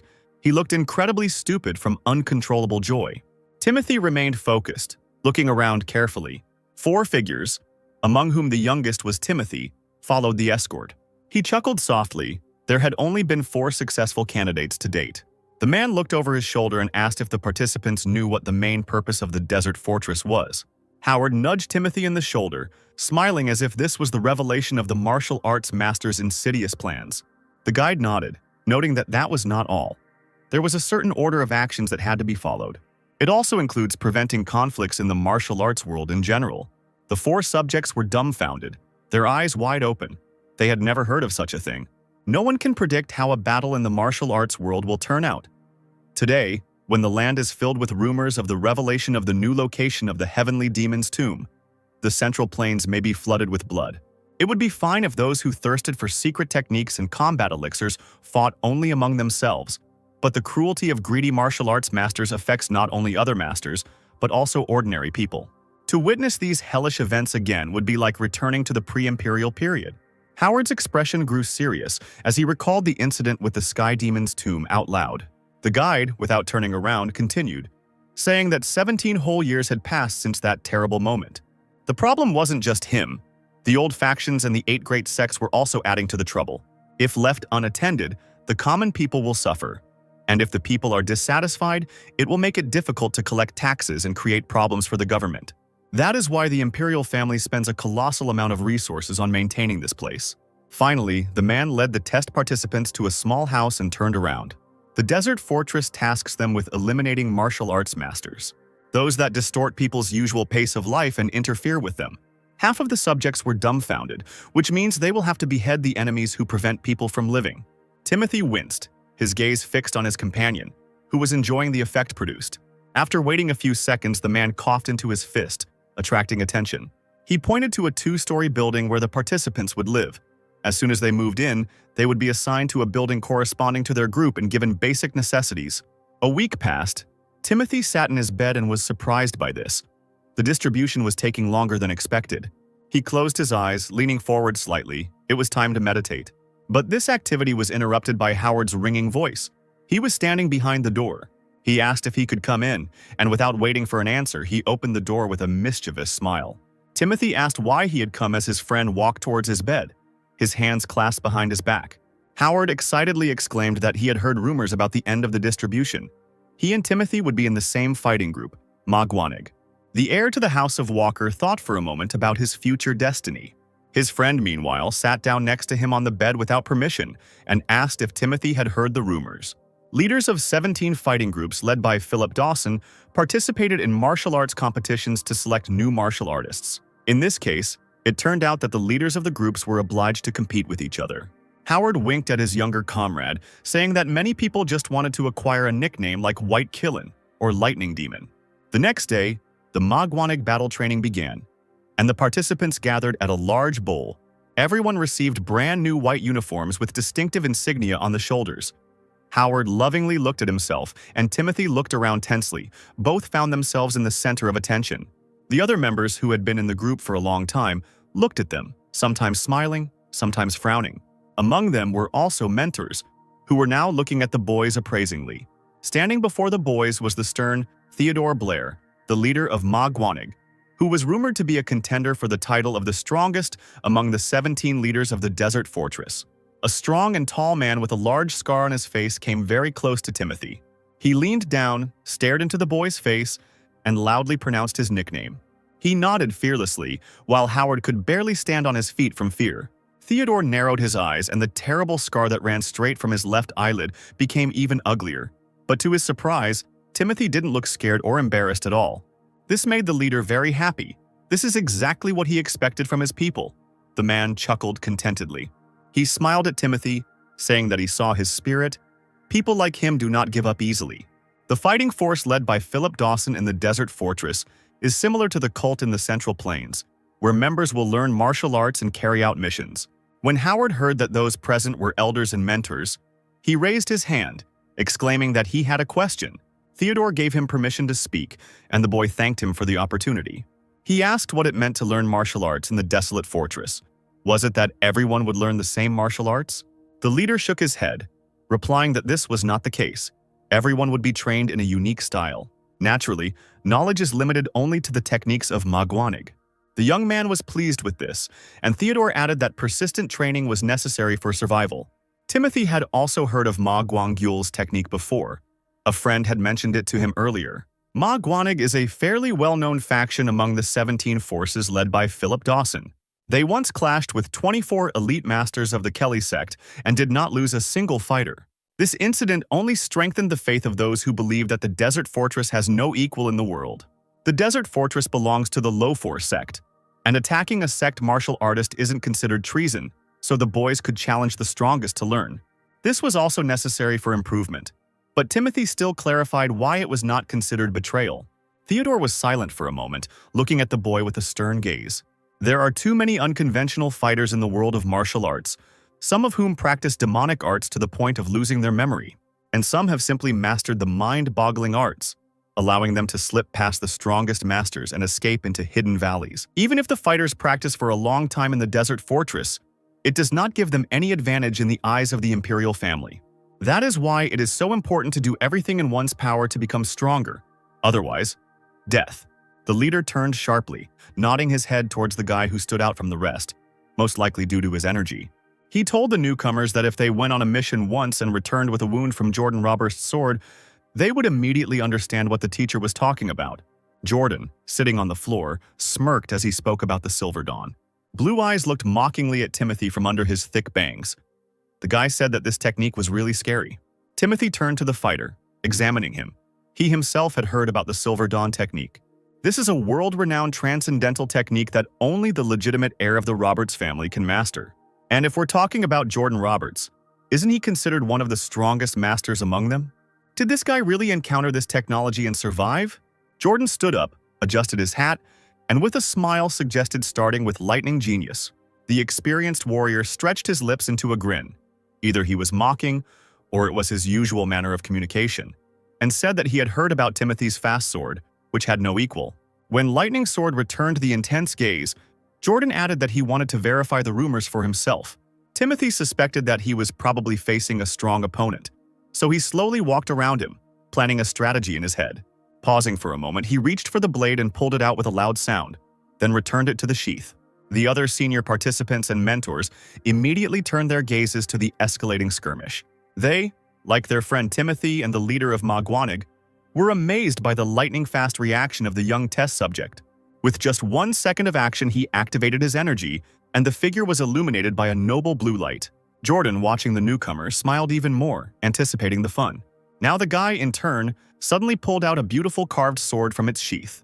He stood up straight in front of Timothy, slinging the heavy blade gracefully over his shoulders as if it weighed nothing. With his headdress on so that his blonde hair hid half his face, the warrior announced loudly that he, Jordan Roberts, was born and raised here in Fort Worth. Timothy introduced himself in response, a little more quietly but with the same dignity. The warrior grinned, his blue eyes measuring his opponent, and he mockingly called the town the newcomer came from a backwater. He swallowed the offensive words because Walker knew his own worth and that of his family. It was time to prepare for the competition. Jordan slightly changed his position, throwing the sword more comfortably. His movements were light, and it seemed like he didn't take Timothy seriously at all. Directing a careful glance at the newcomer, Jordan retorted that only in a real battle does it become clear that a warrior is capable. This can be seen in his swings. Hearing these words, Timothy raised an eyebrow, not understanding what the mentor meant. Really? Movements in the wind? He pointed his finger at Walker, saying that if he could end up here at such an age, it meant he was quite talented. Then he suddenly winked and pointed his sword at Timothy, urging him to show what he could do. Moreover, the newcomer who entered Magwanig needed to unlock the sword's potential. And to do this, moreover, in public, in the presence of other participants and the leader, there was nothing to do. Timothy agreed and changed the position of his hands, showing off his blade. The observers gasped in unison, leaning forward. This new guy had a black sword. Even Theodore Blair himself couldn't keep a straight face. Jordan remained in the same position. Timothy again pulled his hands back. The glow around him became brighter. The two opponents' gazes locked on each other, and the mentor laughed loudly. Timothy took a deep breath, trying to clear his head of unnecessary thoughts and focus. The young warrior was going to read the energy of his opponent's breath, breathing in rhythm with him. Measured inhalations and exhalations are what helped me find the starting point for action. And a few moments later, the very moment arrived when it was necessary to begin. Swift sword. That's the technique Timothy used as he rushed straight towards his opponent. He jerked the blade out of its sheath and swung it right next to Jordan, who was about to counterattack. Two swords, filled with different energies, almost collided, passing each other in the end. Walker nearly fell on his back and managed to stay on his feet, his heart pounding so loudly that it was hard to breathe. Jordan, however, looked completely unperturbed, having seized the initiative in the fight. Timothy looked at his mentor's confident smile, wondering how he had managed to retrieve the sword so quickly. That's right. The guy survived against the sword of Charles Jenkins, a true master. Timothy's opponent raised his hand with the blade up as he approached again, preparing to attack. Jordan was completely in a state of unprecedented excitement, knowing that he was not easily upset. Timothy finally decided to take the risk when a beam of fiery energy shot right past his face. The enemy was still standing in the same position when the young man bent down and slid across the floor, his shoes sliding. Jordan, without losing his grip, turned sharply, trying to touch the young man who was right behind him. A few seconds before the newcomer struck with his blade, the elder deftly counterattacked with his own. Opening his mouth with tension, the warrior increased the pressure, trying to push the alien weapon away from himself. But Timothy wasn't about to give up either. Veins appeared on his temples and sweat broke out on his face. But suddenly something happened that Walker did not expect at all. He was left alone on the battlefield. His opponent disappeared, but it was clearly a trick and he was already somewhere nearby, ready to attack. Timothy felt the alien energy gathering behind him in fiery streams. He stood still, focused, waiting for Jordan to finally appear. Biting his lip, the young man waited a few more seconds, expecting someone else's attack. And at the moment when the mentor did this, the newcomer again ducked, avoiding the blow of the blade. Now it was his turn to swing the sword, which Timothy did. The blow upwards on Jordan's head caused his hat to fall to the ground. Dodging, the elder did a graceful somersault in the air, ending up upside down. The cap, the color of his uniform, no longer hid his pointed ears, and it became clear where such strength came from. The boy, whose body was still raging with energy, sank to the floor, landing on one knee. The tiles around the opponents were broken in some places. Emotions gradually subsided. The battle was over. The spectators gathered around, confident of the elder's victory, fell silent in shock. Howard could no longer hide his shock, unable to close his mouth. Even the leader was confused. Timothy, breathing heavily, shook his hair and frowned at Jordan. As expected, his opponent, who looked surprisingly tired, was of a noble race. Walker's blade glowed blue again. The boy wanted to further test the resonance with the sword. But the ensuing silence confused the warrior, and he looked around. People were looking at him with their mouths slightly open in surprise. Even the opponent himself, who had previously acted so self-confident, also looked stunned. Timothy lowered his sword, standing awkwardly. He didn't understand such close attention. After coughing and catching his breath, he tried to find out if Jordan wanted to tell him something. His eyes grew larger, and all the mentor could say was just mumble something stupid in response. Finally, Timothy put his sword away, saying that he knew what his opponent had done. He had allowed him to make a few lunges, so let him be honest. Jordan looked up, and it was clear he was having a hard time composing himself and saying anything. The guy pulled himself together and rudely pointed his finger at Timothy, sharply asking how old he was. He frowned, not expecting such a banal question, and replied that he was 15, and what difference did it make? After all, the enemy usually doesn't care about age and only real achievements matter. Suddenly, Jordan almost fell backwards and muttered the newcomer's age in shock. Timothy didn't understand why age mattered when it was a matter of life and death, but everyone was interested in where such skill came from at 15 years old. The other participants could not believe what they heard, thinking that the heavens themselves had made a mistake. Some have been to the Dragon and Phoenix tournament and have never seen anything like it. Even if someone has been studying the path of perception since birth, it is very difficult to reach such heights. One of the elders grinned, remembering that he was considered a rare talent in his area. Timothy turned his gaze to Howard, who was shaking with inexpressible emotions, covering his mouth with his hand. Theodore, behind him, frowned more and more with each passing second, trying to comprehend what he had seen. Finally, Jordan shook his head, smiled, and sheathed his blade. Yet today, he was faced with this incredible young fighter who, at 15 years old, was able to give him a fight. A little later, the entire group was taken outside to train and divided into pairs. The elders sat on the stairs and laughed, hearing strained sounds from the side. The leader's large palm was immersed in a blue cloud of energy, turning inside. Howard stood there, nearly out of breath, while they were soullessly digging around in his energy center, making those very sounds. A second later, the torture stopped. Theodore frowned, but noticed that the boy, at least, had endured. He ordered him to analyze what had happened to him and learn a lesson. Howard pressed his palm to his chest, breathing heavily. While the unfortunate man was catching his breath, the leader turned his heavy gaze to the side. Not far from them, Timothy stood alone, training on his own. Seeing that the student had opened his eyes, the man asked if he had finished and understood the essence of the principles. Walker replied, "It is Yuntumo, a principle that describes freedom and liveliness in thought or action." This was the correct answer. No matter the situation, the body is always capable of movement, and the continuous, smooth flow is the true essence of Ma-Guanig techniques. Next, the student was required to comprehend the secrets of the path of martial arts, which caused questioning looks from his friends. The leader thought for a moment, then smiled, saying that it is better to see something once than to hear about it 100 times. Having gathered the entire group around him, he approached a small stone statue with an opening in the middle and placed his palm there. After a few moments, the stone heated up and a flame of energy began to blaze around the mentor's palm. Suddenly, a strong wind arose and Howard screamed, afraid that the statue would shatter into many pieces. The air was breathtaking. Theodore's hair was flying behind him, but his gaze was serious and focused.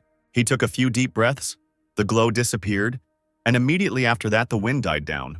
Timothy realized that the leader was pouring all his power into the stone and continued to watch. Then Theodore's eyes widened and he jerked his hand back, causing the students to gasp. The next moment he clenched his left hand into a fist and pressed it to himself, and with his right hand he struck the stone with all his might. The impact caused an explosion, and the statue was indeed destroyed, just as Howard had imagined. The guy's mouth opened again in shock, looking at how just a couple of seconds ago the pieces of heavy rock were one whole. In absolute silence, Theodore cleaned his clothes and began to stack the pieces on top of each other. His students hummed and nodded in approval as the newcomers tried to figure out what had happened. Turning around, Theodore explained that it was the perfect moment and the optimal strike. The path of a person's martial arts draws this trajectory for him. If a fighter follows the martial arts path perfectly, he will achieve a superior strike. But he must understand when and where to strike best. It will be difficult to master this, just one look, but still, it is a skill that comes with practice, and you will have to work on it throughout your life. Timothy was amazed by these words, letting out a strangled cry. Could it really be true that all his life, it seemed to him that it could work out now? Theodore was about to go to the other students when he suddenly saw that the new guy was stretching his arms and walking towards another statue. The man looked at him in surprise, raising an eyebrow.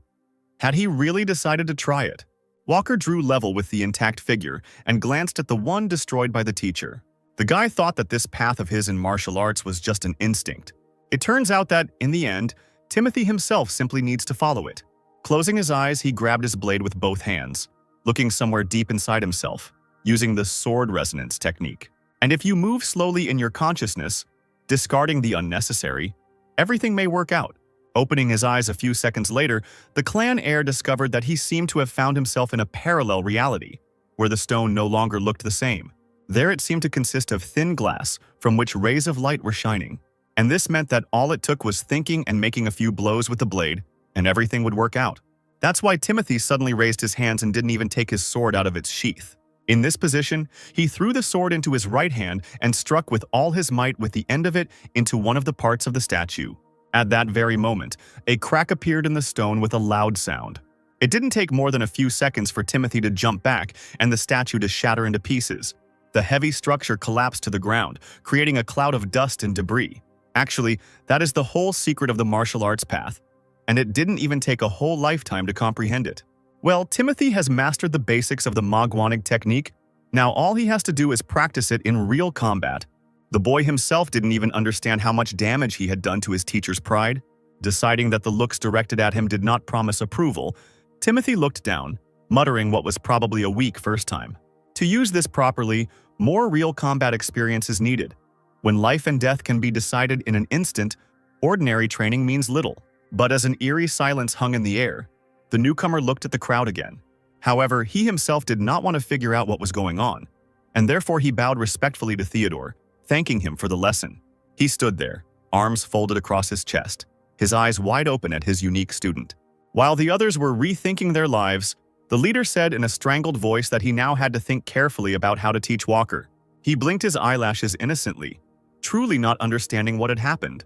The next day, Timothy was watching boats sailing along the canal when he heard his friend's voice, which seemed to appear out of nowhere. He said something about their elders recently encountering the Trinitario group. Howard settled down next to his comrade on the stairs. Walker asked why no one respected the laws of the desert fortress. After all, a fight outside the training grounds is grounds for punishment, so why did they fight? Howard suggested that it was a student from the gang who started the fight while drunk, saying that under Theodore's leadership in Magwanig, you won't learn anything. This surprised Timothy beyond words. Was it really only because of this that the fight broke out? Howard grew serious, complaining that his friend clearly didn't understand the world of martial arts. That's just how things worked in this place. One careless word can lead to conflict, and only by overcoming such trials can a person build his reputation and then travel freely. Timothy asked if any victory wasn't something to be proud of. After all, the elders are simply protecting the newcomers. The boy exclaimed that if someone had told him that, he simply wouldn't have known where to go. Timothy began to think that the group simply had a personal score to settle with Magwanig, and this was a good opportunity for some business. If he wanted to obtain the fruits of the World Tree, which are revered by all noble families, he would have to achieve a lot, and for this he needed powerful allies. They say that brave warriors must owe their lives to become brothers, so it would be a good idea to make them your debtors in advance. Walker stood up abruptly, telling his friend he was right, earning him a puzzled look.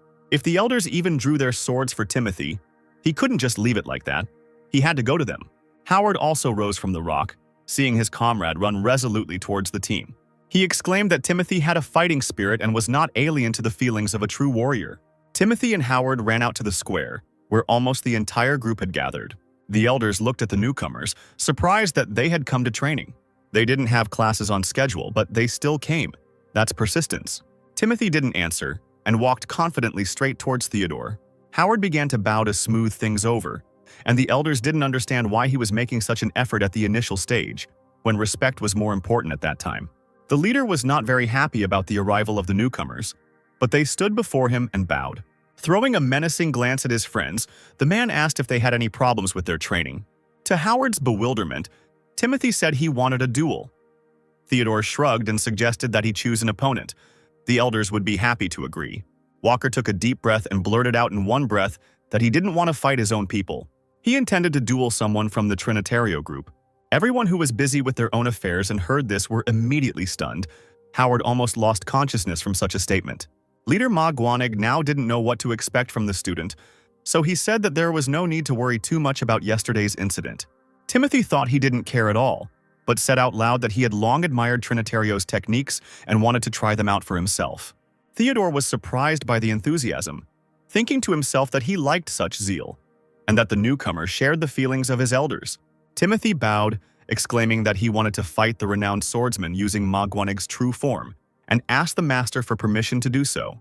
Theodore looked at the student in bewilderment for a while, wondering what he really needed. He hoped to gain experience and try out other techniques, and also gain the trust of his elders, a triple benefit. The mentor warned the newcomer that he had never seen Trinitario's combat techniques or fought alongside them. A duel would not be a problem, but the group members would not show mercy. A real fire lit up Walker's eyes. He clenched his fist and exclaimed that this was exactly what he needed. Seeing this, the elders fell silent for a moment, looking at the newcomer in shock. The next moment, they began to rejoice, shouting that this was the spirit of the true leader of the desolate fortress. They were eager to see the warrior in the future. Leader Magwanig covered his face with his hand as he listened to this, but then allowed Timothy to try. He also promised the boy that he would convey his request to the head of Trinitario. After some time, a demonstration fight with the opposing group took place in a special room. Everyone was surprised that the white one was challenging the blue one to a duel. But to be precise, it was just a training sparring. Howard overheard the elders placing bets on how long Timothy would last. Most, especially the Trinitario members, were betting on 10 seconds as the maximum time. Opposite 15-year-old Walker stood a tall man from the Trinitario group. It was incomprehensible that some boy would seriously want to fight him. The leader of the Trinitario group, Elijah Barnes, was a menacing-looking man with a thick beard and dark hair tied into a high ponytail. Theodore, looking at his student, increasingly doubted his decision to allow sparring. Both leaders of the group stood next to each other, but did not want to exchange a word. After a few seconds, Elijah frowned even more and raised his finger, pointing at Timothy. He was willing to bet on one of the spiritual pills if the newbie could last 10 seconds. Leader Magwanig was surprised that his opponent had chosen such a big bet. Elijah's eyes widened in a menacing way, and he asked defiantly if Theodore thought he would lose, and he became frightened. But Theodore demanded not to tease him, because spiritual pills were not a trifle. The leader of Trinitario hissed that the honor of their groups was at stake. Would he really joke about such things? When Theodore rolled his eyes and accepted the bet, Elijah nodded and sat down in the carved chair. He cracked his knuckles and said with a smile that a leader must believe in his subordinates. But the man didn't see the main thing, how his opponent's lips stretched into a satisfied grin. Meanwhile, it was time to begin sparring, and a member of the Trinitario group approached the white one of Magwanig, asking for his name, which Timothy had given earlier. The guy bowed respectfully, repeating what he had said, as etiquette required. In front of him stood a strong warrior in blue clothes. Everyone starts with white, but if you advance in your craft, you can get blue. Time is of no importance here. Sometimes it takes more than 10 years to transition from white to blue. But even the greatest masters of the major sects respect the blue warriors of the desolate fortress. The partner said that he has been training the Trinitario sword for 20 years. They say that the sword has no eyes, but the sword of a true master definitely has eyes, so he will not hold back in this sparring. Having decided to intimidate the newcomer with these words, the man was surprised when he simply nodded. However, there was no time to think, so the experienced warrior pulled out his blade in one jerk. The noble steel in the hands of its owner immediately lit up with a bright light. The warrior immediately demonstrated his skill, the energy in his body seething, illuminating everything around him. The overseeing group leaders held their breath, while Timothy tried to abstract himself from everything and concentrate on the sparring. He was curious about what kind of sword mystery the blue warriors of Trinitario used. The boy grabbed the carved hilt of his blade, ordering himself to cast aside unnecessary thoughts. The steel of the sword also shone with light, no matter what the enemy could do, because Walker was here to reveal his skills. His opponent growled, holding his weapon in front of him, that he would give the newcomer the first turn. Timothy didn't wait long and used his time play skill. He took off like lightning and ran forward, ending up right in front of the blue one. The boy's sword, charged with energy, collided with the other's blade with a loud bang. The experienced warrior did not expect at all that the puny young fighter would be able to fight him back in the very first second. Having received a barely noticeable blow, the man was amazed at such a quick reaction. The next moment, Timothy, who was determined to recognize the alien technique, leaned forward again. The fighter from Trinitario barely had time to defend and counterattack. He could not catch up with the boy's pace. The man continued to walk back while Timothy advanced, moving faster and faster with each passing moment. The leader of Magwanig was pleased with the student, but Elijah next to him did not believe that the white fighter had such speed. Hearing these words, Theodore couldn't help but grin triumphantly. After all, you don't hear something like that every day. Looking at the skills of this young man, you can even forget how to breathe. He was so fast. But with Timothy's experience, the only option for victory is to seize the initiative now. Seizing the moment, Walker turned around and walked backwards towards his opponent, hitting him in the chest with his shoulder. He hesitated and tried to dodge, but Timothy turned to face him again and moved forward with his sword. The man let out a strangled groan, sweat pouring into his eyes, and he tried with all his might to hold back the other man's onslaught. The play of time accelerated the mind. Timothy smiled faintly. He had grown a lot since he came here. The principles of martial arts accumulate in the body, tempered by the art of movement of his clan. The more curved the trajectory of the sword, the more the back muscles are involved. If you use rotation, the energy forms a vortex that prevents the enemy from even seeing you. The spectators were stunned by such a reception. The strong wind almost blew them off their feet. Timothy, meanwhile, circled around the experienced fighter, not allowing him to make a single attack. No matter how hard he tried, he could not resist. The young man realized that he seemed to have mastered another technique. A grin, foreshadowing a decline in strength, appeared on the blue one's face. He still tried to at least not fall flat on his face. In the end, less than the agreed-upon 10 seconds had passed before the senior warrior's weapon flew out of his hands. It all happened in a matter of moments. The sound of thrown iron echoed through the room. Timothy breathed heavily, looking at his opponent with a frown, pressing the tip of his blade to his neck. He didn't even move and seemed to be trying not to breathe. He just raised his hands, nervously scratching his wrist. Theodore couldn't help but chuckle through his wide grin as Elijah bolted upright, gripping the armrests tightly. Even the senior advisors were beside themselves with what they saw, muttering something under their breath. There was thunderous applause and shouts as Timothy looked at his sword. He had indeed won. Having removed the weapon from the stranger's neck, he lowered his eyes and hid it in its sheath. He was lucky. The guy believed that he won because of a flash of inspiration that added strength to his impulse at the right moment. If they were asked to fight again now, things might turn out differently. Timothy bowed to his opponent, thanking him for the opportunity to enjoy his amazing swordsmanship up close. The fight had been glorious. The man smiled and turned around to finally pick up his blade from the floor. He slung the weapon over his shoulder, briefly remarking that Timothy's skill was beyond his age. The young man was surprisingly gifted in fencing. Having gone to his group, the warrior repeated the white man's name to himself once again, repeating that he was so young, but his strength was incomprehensible. The spectators were openly envious of Magwanig's possession of the treasure. The group leader closed his eyes and extended his hand to the leader of Trinitario, who was furious at losing. Timothy took a deep breath and closed his eyes, giving himself a break. He decided that he would call this new technique the incomprehensible dawn. The boy heard the leader's voice calling his name and opened his eyes. A man with a satisfied smile was walking straight towards him. Without commenting on what was happening, he threw an elegant, dark-colored box with beautifully depicted trees into the student's hands. Timothy was incredibly surprised when he caught the thing and carefully opened the lid. On a soft red pillow lay it, the spiritual pill of Trinitario. The young man looked questioningly at leader Magwanig, who informed him that the pill rightfully belonged to Walker. Even the next day, when everyone returned to the Magwanig territory, the talk about Timothy, the monster guy, did not subside. Christine Palmer, nicknamed Sharp Sword, the eldest in blue robes, thought that defeating such an experienced swordsman as the Blue-Winged Joe from Trinitario was something special. The guy is not only talented and hardworking, but also modest and polite, and also has a unique ability to grasp martial arts techniques on the fly. Looking into the distance, Jordan agreed with his friend.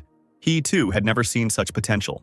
Christine recalled what happened when she used the technique in sparring with someone else in Timothy's presence. This guy easily recreates the same moves in a more refined form. And he does it with incredible ease. It seems like he doesn't strain himself at all. It's even somehow awkward to use mediocre techniques in front of him. There's some innate ability to grasp the very essence of techniques. Jordan finished Christine's thought by adding that Timothy seemed to have always known these techniques.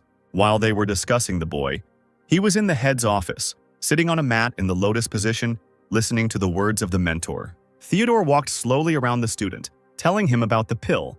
He did not know how much of it he would be able to absorb. Typically, it is around 60 to 70%, but depending on the circumstances, it may be less. And even if the spiritual pill doesn't live up to Timothy's expectations, there's no need to put pressure on yourself. There is a danger of damaging your energy core or meridians if you are not careful. The key to absorbing the pill is to allow its energy to circulate with the qi until it is completely dissolved. If the flow of qi becomes unstable, the master will intervene, so one must remain calm. The young fighter agreed with everything that was told to him and slowly chewed the pill, then swallowed it. Everything inside seemed to shake. The energy of the pill began to spread throughout the body. The gold film that covered the tablet burned like fire. Timothy sat motionless, imagining a hot fire spreading in his chest. The pill's power combined with Walker's, resulting in a small hurricane that swept across the room and knocked the box over. Theodore had never seen anything like it. And now, holding his breath, he watched the golden rays of light that burst out of the student's body. The irrepressible energy threatened to destroy everything in its path, and only Timothy knew whether this venture would end in success. Even Christine and Jordan, sitting outside, sensed that something unusual was happening. Turning around, they stopped their gaze on the side of the building where the white man and their teacher were now located. It seemed that it had already begun. I wonder how strong their youngest will become after consuming the energy pill. By evening, the fire that had blossomed in Timothy's chest slowly spread to the rest of his body. The guy stubbornly refused to wake up, but to accept the full potential within himself, large drops of sweat running down his face. Bright flashes were visible on the mentor's frowning and worried face. This was Timothy's first experience of absorption, but his flow of chi did not waver, and there was no need to even interfere. A few minutes later, the newcomer opened his eyes and looked in confusion at his hands, from which golden flashes emanated. Theodore forced a smile and congratulated the boy on having fully absorbed the pill's energy. Timothy brought the brush closer to his face with unprecedented interest, feeling how his chi noticeably strengthened. The leader of the group could not fully believe that this boy was able to absorb all the energy himself, without any help. Timothy's eyes widened, realizing that with the increase in internal energy, he could sense things he hadn't even noticed before. With some unimaginable feeling, he realized that his elders were all around the perimeter of the area. The boy asked the mentor if everyone was guarding him while he was swallowing the pill. When there was no answer, Walker stood up and seriously asked the teacher why everyone was so kind to him. Theodore turned around, and to Timothy's surprise, the stern expression on his face changed to a smile. It's not specifically about the newcomer. It's just natural for a group to take care of its members. In the world of martial arts, where life and death are often at stake, solidarity is natural. The higher the student's combat skills, the better it is for the Magwanig faction. That's the whole secret and the answer to Timothy's question. He remained silent, deep in thought. Late in the evening, sitting in the lotus position on the bed in his room, the guy concentrated on his internal sensations. The energy had increased and was now incomparable with the previous chi. Now the student wanted to test in the training hall how much stronger he had become. He got dressed and went out into the darkness of the night. As he passed the square, a girl's voice called out to him. Turning around, Timothy saw Truesward in front of him, calling to him, waving her hand. The girl asked if the newcomer had come here to train. Unable to resist, he scratched the back of his head and nodded. Christine admitted that she also got inspired to train while watching the guy fight. And only now Timothy realized that Christine had been promoted. He congratulated the older one. She thanked him but did not focus on it, replying that this was only a small step forward. She apologized to Timothy in case he decided to train alone, then offered to spar. He bowed, saying that solo training could be done at any time, but learning from the senior sharpsword was a rare opportunity. The girl bowed in response and with a smile asked to call her simply Christine. Timothy looked down and nodded, agreeing. If that would be enough. White and blue went to different sides of the square, choosing comfortable positions. Timothy immediately drew his blade from its sheath, announcing that he would go first. Christine didn't object. She didn't have a weapon with her. She got into a fighting stance and waved her hand to call for them to begin. The newcomer didn't wait long. He immediately ran towards the girl with a sword in front of him. And although he was very fast, he had barely approached Christine when she grabbed the hilt of his sword with her left hand. Letting go for a second, she grabbed Timothy by the wrist and created a cloud of purple energy with her right hand. This palm immediately rushed towards the guy's stomach, and the cloud began to spread across his clothes. Intently reading her opponent's every move, Christine intensified her attack, and now the purple flame passed through the newcomer's body. And even though it was a training fight, Timothy tensed up, gritting his teeth, trying to stay on his feet. Christine removed her hand, and the student managed to break the bonds of the alien energy by moving back. Taking a deep breath, Sharpsword clenched her fist again and went on the offensive. Timothy, as before, copied someone else's technique. A blue flame ignited in his hand, purple and blue colors collided in a small flash, each trying to strengthen the flow. Christine pushed forward with one hand. The new guy had to push forward with both hands. He felt dark currents wrapping around his body. It was not so easy to cope with the elder one. His energy drained, the guy had to dodge to avoid being captured. He was breathing heavily, clutching the blade in one hand and pressing the other to himself. The girl squeezed her palm and looked approvingly at the newcomer, noting his abilities. Timothy asked in surprise if Christine practiced the power flow technique. This was indeed the case. As a swordsman who studies Storm cannot rely solely on his sword, close combat techniques such as force flow are extremely effective. Even if the enemy knows how to strengthen the body with chi, it allows one to destroy this defense. But the effectiveness of the power flow depends on the ability to correctly invest internal energy into the strike. Timothy listened attentively to the elder and asked if he could share his observations of the newcomer. Walker began cautiously by saying that he had been quite sensitive to chi since childhood. He then drew a surprised look from Christine when he said bluntly that he had noticed a slight problem with the girl's control. There was a silence, and Christine asked if the guy was able to see the movement of chi, but it turned out that this was not entirely true. Timothy did not see the flow of chi inside the body, but only observed the flow when it came out along with the person's energy. Christine thought, tapping her finger on her chin. It was hard to even believe it. After all, such a sense of perception is given only to purple-ranked masters. The top of the martial arts mastery hierarchy in the Desert Fortress is, first comes white, then blue, then black, and only then purple. Closing her eyes, Christine sighed and decided to listen to the newcomer to take his observations into account. Then he said that if you look closely at the girl's palm technique, it seems to him that it is more suitable for inserting chi than any other technique. Walker looked closely at his palm, wondering how best to explain it. The very nature of Christine's internal energy seems more suitable for close combat techniques. Just as Timothy was saying that if he put more chi into this technique, it would become much more powerful, Christine interrupted him, calling him Junior with a noticeable disdain in her voice. Frowning, the girl asked if the newcomer thought he was some kind of idiot who didn't know how to distribute her internal energy and didn't put in enough chi. There was a moment of awkward silence and Walker looked embarrassed. He lowered his eyes and asked for forgiveness for saying too much and upsetting the elder. But she suddenly simply waved her hand and turned around, saying that it was she who should apologize. Christine walked away towards the head's office, and Timothy watched her for a long time. Blue told Theodore that the new guy seemed to have unlocked her fighting skills. She even asked if the leader had mentioned anything about the origin of her skills in the presence of the white man. The mentor snorted, calling these words nonsense because he could not tell something so important. Christine thought, tapping her finger on her chin again, about how the guy found out about everything. Theodore guessed that the newcomer had discovered the techniques that the group was developing from the lost divine demon art, and that was probably the answer. Rising from the table, Theodore said that Timothy was a special guy. Even if you went around the world, it would be difficult to find such talent. Such a person appears only once in a generation. Even those whose skill is undeniable will confirm this. Christine frowned and folded her arms across her chest, looking seriously at the head. The girl then asked if Theodore thought the guy was really at that level. He was firm in his guess. Timothy was undoubtedly the future elite in the hierarchy. It doesn't matter what others think of him, but you definitely shouldn't dismiss his words as the advice of a newbie. Christine timidly asked if she should discuss the divine demon art with the white man. The head nodded, because teaching the eldest had its limits. He had little time, and in such circumstances, advice was very appropriate. Timothy is already showing the qualities of a great master in the near future. Moreover, this guy adapts all the techniques he studies to suit himself. However, these words hurt Christine's pride and she tried to be indignant. Theodore continued calmly, picking up the scroll, that the only problem lies in Timothy's character. And just then a small task came in. The leader tapped his shoulder with the scroll, asking the elder to observe how the newcomer copes with the circumstances of life and death along with his comrades. The man then handed the scroll to the student, saying that this was how they would know if Timothy was trustworthy.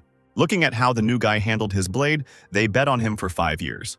The higher-ups in the group unanimously declared that the boy would certainly lead Magwaneg in 5 years. The sound of the horses' hooves and their force raised clouds of dust into the air, drenching the riders. Jordan, Christine, Timothy, and Howard. The only girl in the company did not lag behind her brothers, because she was ordered to personally look into the inside of her future leader. Several days passed and a group of senior and junior students arrived at the Cambridge County Post Office. The stable boy kindly led the horses into their stalls, while Howard leaned against his own and rubbed his back. He had barely survived 10 days on horseback. Timothy glanced first at his friend, who had begun to warm up, then glanced at the unperturbed Jordan. A little later, the chief gathered everyone to tell them that someone from the Blood Flame was terrorizing the village, regularly killing livestock and destroying crops. This was happening in the Cambridge district. There are groups that could deal with this themselves, but recently there was an incident with the theft of the Amherst sex elixirs. Howard exclaimed that the stolen pills were the life-giving elixir, supposedly comparable to the Great Berkeley Revival. The chief wasn't sure exactly, but it seemed the scale of this mission required the mobilization of the entire Nebraska fighting community, and they were short on resources. Theodore looked seriously at the students, saying that this was why they had asked for their help. He also added that it would be the 4 students, seniors, and juniors who would be in charge of this. Timothy was familiar with the Bloodfire clan firsthand, but he did not tell his brothers anything about his past. When the group went outside, the boy heard disgruntled voices. The men were saying that the request had been sent a long time ago, but help had only arrived now. It was a local official, fat and pompous. He said loudly that he had always respected the desert fortress as the sword of the empire, but now he saw a frivolous attitude. Walker became curious as to why they, as representatives of the fortress, were spoken of in such a way. The official walked slowly towards the company, his servant holding a brightly burning lantern. His companion, looking at the guests, grimaced and said that only suckers had arrived. He chuckled in displeasure, because he was sure that they would not be able to cope with the offender. Timothy turned around and just as loudly asked the leader what these people wanted from them. Jordan, without even hiding, called the local officials ignorant, because in such a remote place they had probably never seen a real master of martial arts. That's why some people equate swordsmen in the service of the empire with their personal cleaners. These words provoked the anger of the fat official. He ran up to Jordan, complaining about his unheard-of insolence, and Timothy asked if his speech acupuncture point needed to be sealed. The elder nodded, because less talk, more action. But when the man almost touched Christine, the newcomer standing behind him made the words come true. Without warning, he sealed the dot with 2 fingers. The official's face lengthened and his eyes became several times larger. Looking the insolent man straight in the face, Timothy clearly stated that the fighter's indignation did not bother him much. The servant, who was the man's companion, began to calm him down, and the 4 students calmly walked away. Walking along a forest path, Howard caught up with his friend, asking if he had already mastered acupuncture techniques. Having heard an affirmative answer, the guy was taken aback. Even addressing his friend as "you" seemed somehow disrespectful. He exclaimed that from now on he would call his friend Young Master Walker. Timothy replied with a smile that he didn't mind hearing it from the lips of the divine guardian of the desert fortress. Howard straightened his shoulders proudly. What a pleasure it was to hear such high praise. Timothy walked on, silently thinking, when suddenly he felt someone else's touch on his shoulder. It was Jordan, and he put his arm around the newcomer and explained the unspoken law of non-interference. That is, the government and the martial arts world do not interfere in each other's affairs. But the fighters in the gangs, unlike others, can afford to be a little more hands-on with officials. And since they act on behalf of the ruling family, it's a pleasure to put fools in their place, especially those who think they can raise warriors. Such is the privilege of a fighter of the desert fortress. Christine approached the guys, rightly reminding the new guy that it's better not to overdo it. She chuckled, saying that it was great, because the official couldn't utter a word no matter how hard he tried. Through the laughter, Howard heard some noise and called the others over to check it out too. Something strange was happening in the village nearby. It was too noisy and crowded for this time of day. The fighters looked closer and, to their horror, noticed several figures with fiery red hair. A huge oaf from the Bloodflame clan threatened the locals with a rusty sword, and in his other hand he held a crying baby by the clothes. The villagers tried in vain to deal with the bastard, who shook the child, ordering him to shut up. Seeing all this, Timothy's whole being was filled with incredible rage. He immediately activated the energy and rushed forward without saying anything to his comrades. It was a matter of honor to kill the oaf. Out of the corner of his eye he saw a flash of gold, and turning his head to the right, Timothy saw Jordan overtaking him. This was the Roberts clan's technique of movement. Super speed. Superhuman movement faster than light. Meanwhile, on the other side, Timothy was already overtaking Christine, who was also rushing to help.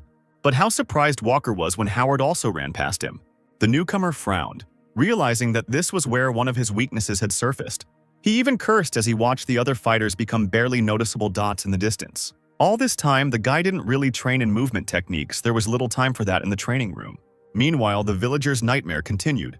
The sect scoundrel swung his sword, and blood sprayed into the air. Fortunately, he only wounded a man, to whom other residents immediately ran to help.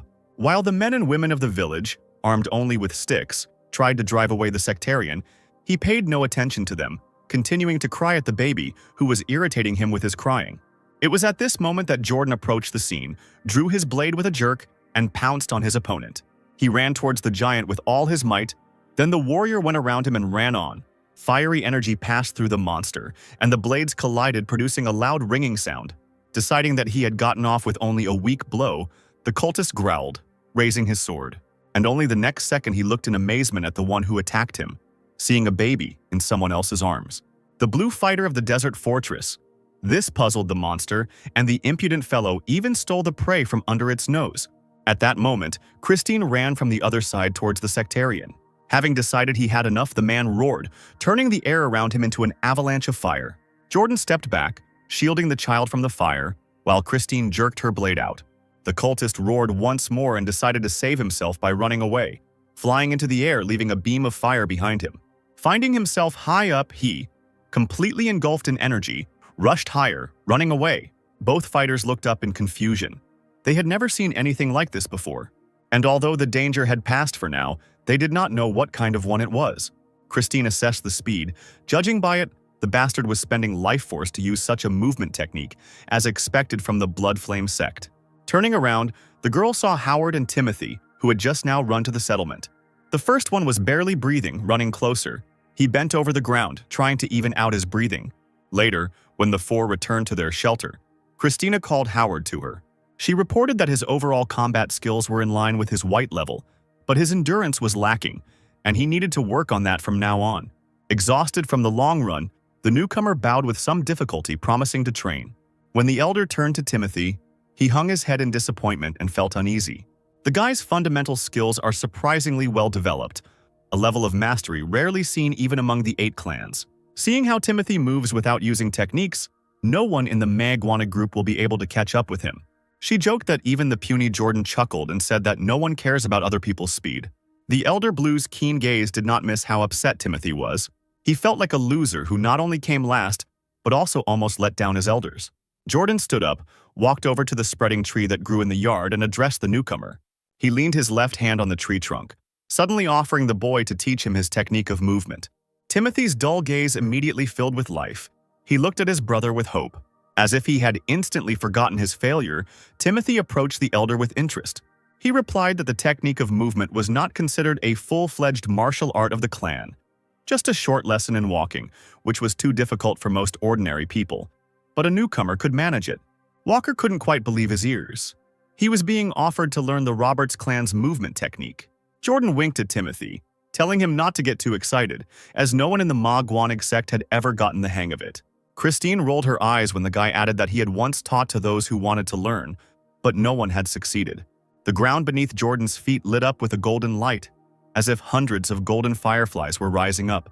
To the amazed gaze of the newcomers, the Superman rose slightly upward, the hem of his cloak fluttering in the wind. Although it is called a movement technique, there is no system in it. Timothy noticed that energy appeared at the tips of his fingers, although there was no activation of the flow. Jordan looked around at the onlookers and repeated that it was just a walking lesson. The warrior folded his hands behind his back and walked easily along the tree trunk, as if it were an ordinary floor. The smile disappeared from Jordan's face. He was extremely focused as he walked along the tree. Having climbed onto one of the wide branches, he also continued to run along it without difficulty. The boy stopped and leaned one hand against a tree, admiring the view. Timothy didn't even feel the warrior's presence. He watched him carefully, reading every movement, absorbing knowledge. This Roberts clan technique does not use chi, but something like energy supports the body. Finally, Jordan took a step in the air, finishing the demonstration drill. He ran down the trunk to the others without losing his balance at all. Timothy noted that even the warrior's descent was like a falling leaf. Finding himself in front of the newcomer, the elder smiled at him, asking if he understood. Rubbing his chin, Timothy replied that it was most likely some kind of wind created with energy, but it didn't have the same powers as the Roberts clan. Jordan was taken aback. The smile instantly wiped off his face. He asked if the guy understood it, just watching the flow of energy. After thinking a little more, Timothy looked at the blue one, wondering if this wasn't why they showed him the technique. A few seconds passed in stunned silence. The guy finally spoke. He realized something thanks to Jordan. He began to talk about how he had broken down the movements based on fighting forms and allocated energy accordingly. Timothy was interrupted by Howard, who turned wearily and muttered that this would take a long time, and that he would better go and find a place to spend the night. Night fell and everyone gradually fell asleep. But Timothy could not calm down, remembering Jordan and how he demonstrated the technique using the energy of nature. Even in a calm state, the guy was burning with unreleased energy. He wanted to repeat what he saw. That warm night, Jordan chose to sleep on a lounger tied directly to that very tree. Through his sleep, the elder heard the door creak. Opening his eyes, he looked down. Timothy came out of the room, trying not to make noise. He walked quietly across the yard. Without revealing himself, Jordan watched the guy in surprise, not guessing why he came out. Timothy crossed the square and stopped nearby, opposite the gate to the inn. Taking a deep breath and concentrating, the guy lowered his head, looking at his feet. He copied what he saw Jordan do, his feet glowing blue. Roberts himself, lying in the hammock, almost flew out of there when he saw what the new guy was doing. He called the guy crazy when he imitated his pose and easily rose into the air. As the days went by, Howard trained diligently with the sword, while Christine watched him. The guy still couldn't believe that they had been here for about a month, and Timothy had already mastered the art of the Roberts clan. Lying in the hammock, Jordan rocked harder. He didn't deny that the newcomer had the makings of a great master. Even for his clan, this was not the easiest task. Listening to the guy's conversation, Christine remembered the words of the leader, who once suggested that she herself look into the inside of the future leader. Howard stopped and asked worriedly if it was a good idea to send Timothy alone. The elder shook her head, reminding them that the people were too scared to leave them. Besides, this is a reconnaissance mission. Timothy can easily handle it himself. No need to worry. Holding the hilt of his trusty sword, the newcomer ran alone through the thick forest. He was patrolling and training at the same time, and this lightness, speed, and distribution of forces were incomparable with the previous ones.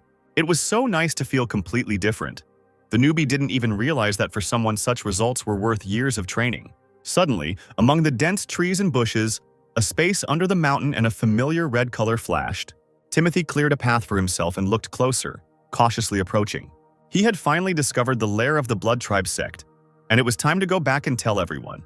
But suddenly something happened that knocked all thoughts of leaving from the boy's head. The crunch of human bones was heard. The ugly sectarian bit the neck of the unconscious boy with his teeth. The fighter's eyes widened in horror and disgust at the terrible picture. The cannibal grabbed the child's body with his hands, preparing like an otherworldly creature to drink his blood. Forgetting about caution, Walker took a step, unsuccessfully stepping on a branch. The cultist heard this and immediately became wary. Realizing that he could no longer hide, or even more so escape, Timothy went out into the clearing. The sectarian immediately placed the boy's body aside and knelt down, grabbing the sword that was lying to the side. Looking closer, he saw white clothes and the symbol of the desert fortress, immediately understanding where the stranger came from. Laughing vilely, the human monster wiped the blood from his lips with the back of his hand, smearing it even more. Having risen, the sectarian began to slowly approach Timothy, asking if he was alone. Convinced of this, the red-haired man bared his sharp teeth, calling the fighter a fool who actually dared to come here alone. With a roar, the cultist drew his blade and rushed straight at the guy, screaming that he should blame himself for what happened. But Timothy's spirit was fueled by rage and hatred for these people, and therefore his sword turned out to be more agile than someone else's. The heavy body from which the head had instantly separated fell heavily to the ground. With one cultist down in less than a minute, Walker turned his head to where the unconscious child lay. The small, motionless body immediately brought to mind a heartbreaking scene from Timothy's past. The sword was instantly filled with the energy of its owner, and the thirst for revenge boiled in the mind of the newcomer. Looking at the small dwelling under the mountain, he swore that he would not leave these bastards alone. Energy illuminated everything around. Emanating in waves from the warrior, Timothy called on the child to wait for him. After the massacre, he would bury the boy with dignity. Timothy decided to use the same technique his mentor taught him when training with the statue. The mind immediately drew a diagram of the house, in which it was divided into parts and destroyed. There was a bright flash in the air, and the student immediately imagined the building collapsing. Timothy's swift sword storm technique allowed him to destroy an already fragile house with just one swing of his weapon. The sectarians there were instantly knocked off their feet by the blast wave. At first they thought it was an earthquake. The cannibals screamed, trying to get to their feet, but it was all in vain. One of them trembled when he saw a vague silhouette through the destroyed thin walls. Timothy immediately broke through the hanging fabric and ran with his sword in front of him towards the monsters. Anyone standing too close was immediately pierced by a combat weapon. The second surviving cultist had nothing on him, and therefore could only simply back away from the sword. A sharp blade immediately pierced his chest, Timothy screamed that the Blood Flame cult lives by the principle of survival of the fittest. Leaning over the fallen monster, the boy hissed that being killed by a stronger one was natural for them. The newcomer jerked his sword out and kicked away the heavy body like trash. Looking back, he saw a long, deep tunnel in the wall of the cave, from which a dim red light was coming. Timothy realized that even more energy was coming from the cave, and that this was where the root of evil lay. So this wasn't just a hideout for members of the Blood Flame cult. It was a cult base. Timothy came closer, and the creatures, sensing the death of their brethren, ran out. Someone dared to attack them. It was reckless. A crowd of red-haired, strong men ran straight at the guy with blades at the ready, wanting him to pay with blood for what he had done. Walker pursed his lips and prepared for battle, knowing that no one would help him. The red-haired gang growled menacingly, continuing to threaten the man who had wandered in. It seemed they didn't even expect him to gather all his energy and rush straight into the crowd. Timothy raised his sword and, combining several techniques, soared up to the ceiling of the cave. He described a circle of energy with his blade around several cultists at once, encircling them in this way. They watched in confusion as thin threads of light burned through their bodies. The next moment, streams of blood rose into the air as the threads of light turned into real deep cuts. Timothy watched as the cultists died, not paying attention to how their blood sprinkled him from head to toe. An entire group of monsters was defeated, but the bloody glow from the depths of the cave did not disappear. The alien energy of death intensified. A loud, muffled voice asked the puppy from the desert fortress what he had done here. Timothy didn't take a step back. Rising to his feet, he peered into the distance. Through the red haze and the wind, the silhouette of a tall man with a sword appeared. And only now did Walker realize that the ominous energy did not come from a group of cultists. A few seconds later, a man who looked like a savage came out to the student. He was dressed in rags, and his black and red hair fell on his shoulders. Red streams enveloped Timothy, but the thirst for revenge was stronger than any fear. The stranger's eyes glowed in the semi-darkness, and he was completely different from those Walker had encountered before. Finally, when the man came into the light, his terrible facial features became visible. The newbie heard that when a person reaches a certain level of internal energy, their hair color can visually change. In that case, it could only be the leader of this cult, the Supreme Master. In the Blood Flame sect, he is called the Blood Demon with a sword. With a creepy grin, the monster pulled a strong blade from its sheath and hissed that the boy's suffering would help quench his thirst for blood. Timothy swallowed hard, the saliva that had accumulated in his mouth, continuing to watch the cultist with the title that the leaders of the Blood Flame sect's divisions bear. Among the civilian population and the lower classes of the martial world, they are considered to be reapers of death. There are very few masters skilled enough to kill them. This was the kind of monster that now appeared before Timothy. They were about to fight to the death. The ugly face twisted into a terrible grimace, but the student only gripped his sword tighter, filling it with energy. He knew he had to attack first before the blood demon got close, just like he had gotten the upper hand last time, attacking the Trinitario member before he could react. So now it was necessary to act in the same way, and Timothy raised his sword in front of the sectarian. He grinned, baring his fangs, growling that everyone in the desert fortress was so arrogant. Walker, beside himself with anger, used the time play technique, running up to his opponent. He held the sword out in front of him as the boy made several swings, leaving a blue light in the air. The blood demon nearly fell on his back when the sharp blade appeared right above his face. The warrior managed to land the first blow. While the cultist was coming to his senses, barely able to stand on his feet, Timothy again ran at him even more furiously. He moved with such incredible speed that the leader of the Blood Flame felt like he was being attacked by several opponents at once. Having come to his senses, he bared his teeth terribly, defending himself with a blade and advancing on the guy. The ugly mouth twisted into a grimace of a smile, mockingly hissing that the fighter's techniques were impressive. These words made Timothy incredibly angry.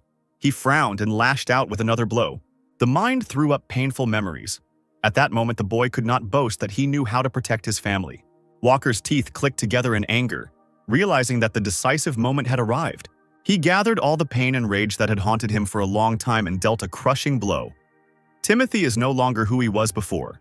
Walker approached the bewildered blood demon and grabbed him by the wrist of the hand with which the cultist held the sword. By slightly turning the skin towards himself, Timothy thus simply tore the veins in the human body alive. The cult leader screamed terribly, cursing at the top of his lungs, and made to grab the offender with his good hand. But the fighter didn't pay attention to the insults. He was going to finish off the bastard. Timothy shifted slightly to the side and made another swing with his sword, cutting off the second hand. Looking at the bloody stumps, the sectarian roared, not understanding himself from pain and horror. Walker gritted his teeth and prepared to deliver the final blow with his blade. Taking advantage of the enemy's hesitation, he ran at him and plunged his sword straight into his heart. The once greatest sect master slowly sank to the floor, his killer remaining on his feet without drawing his sword. The blood demon's eyes widened and he coughed up blood, lowering his head. Timothy, holding the sword hilt tightly, turned the weapon a few more times. The remnants of life slowly smoldered in the body of the defeated enemy. He could not believe that he had fallen at the hands of someone like this boy. He looked into the eyes of the sectarian, whispering that he had probably only caused pain before, but had never experienced it himself. It was all over, and the young warrior jerked his sword out, pushing the monster away from him. He rose to his feet, looked once more at the bloody demon and breathed a deep sigh of relief. The bodies of the sectarians lay scattered all over the field, and their leader stood prostrate on his knees, dead. Timothy sheathed his sword and then noticed a deep hole nearby. As he approached the edge, the young man's heart sank. At the bottom lay numerous dead villagers, including many children. The sun was gradually sinking below the horizon, and Walker headed back. Before leaving, he wished that peach blossoms would cover the peace of these unfortunate people. Timothy returned to the inn after dark, and the soldiers greeted him with cries of shock. Howard was shocked by his friend's appearance. Jordan looked at the newcomer with a frown and concern. He was covered in blood and dirt, holding an unconscious child on his back. Everyone immediately got up from the table. Howard screamed in horror again, not knowing how to approach Timothy.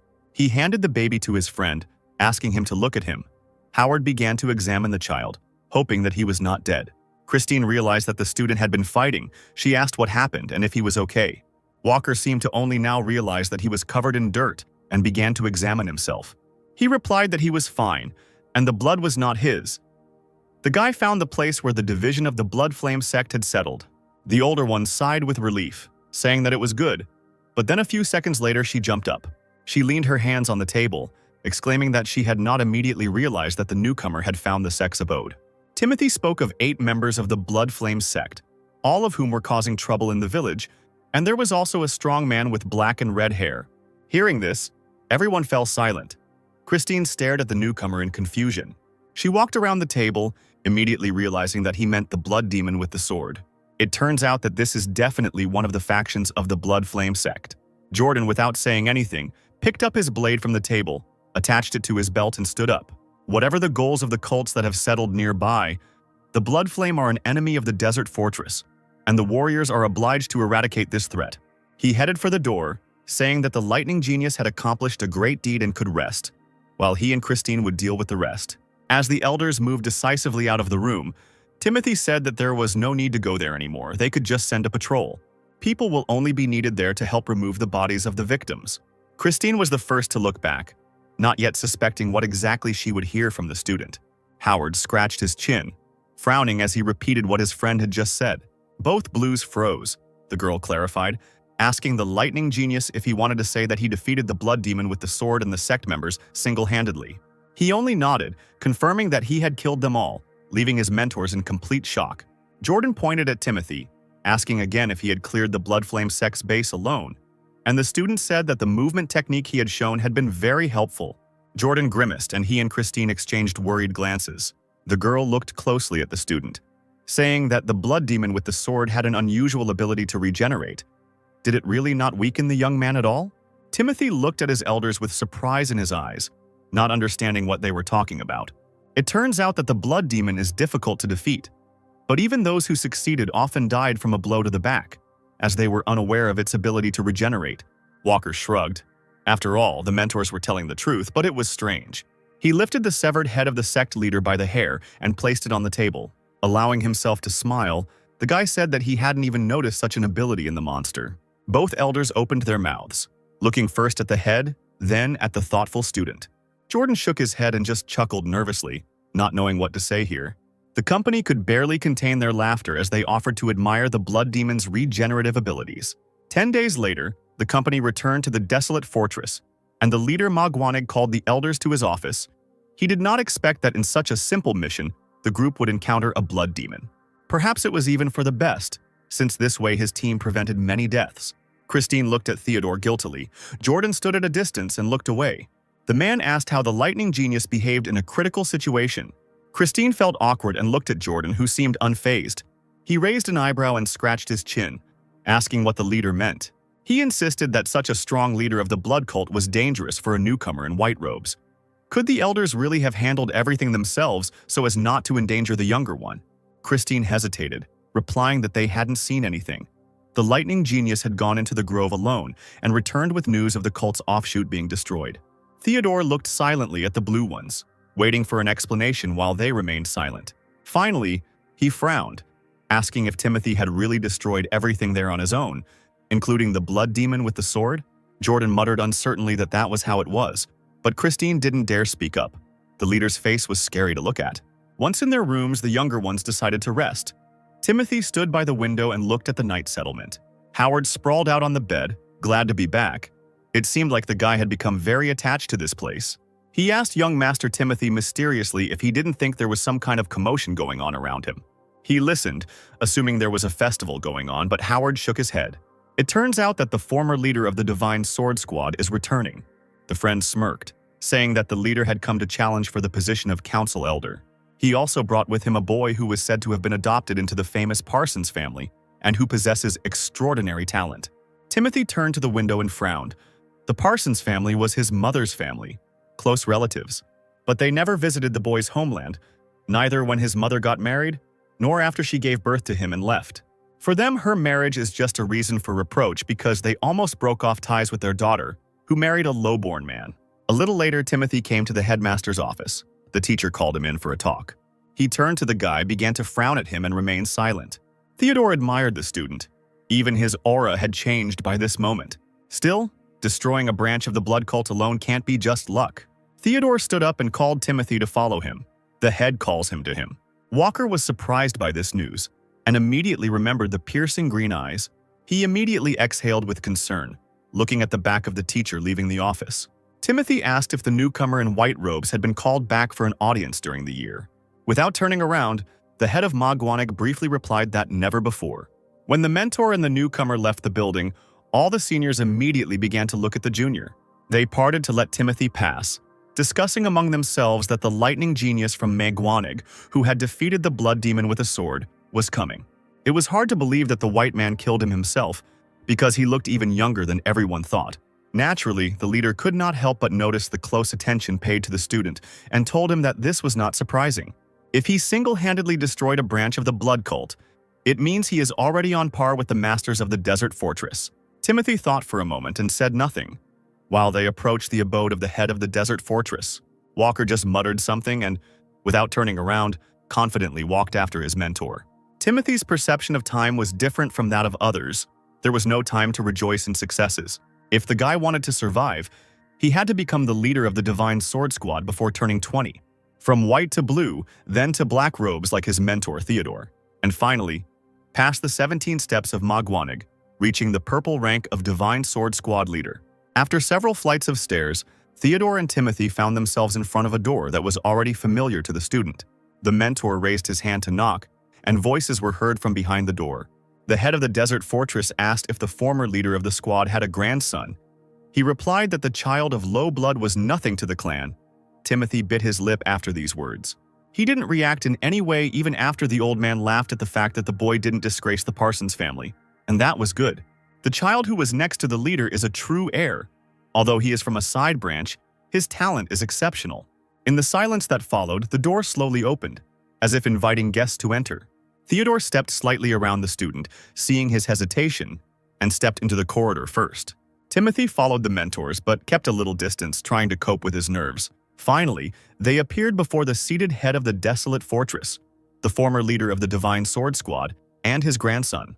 Seeing Timothy, the clearly bored head straightened up and smiled at the guy, recognizing him. He swallowed hard, becoming even more agitated but tried not to show it.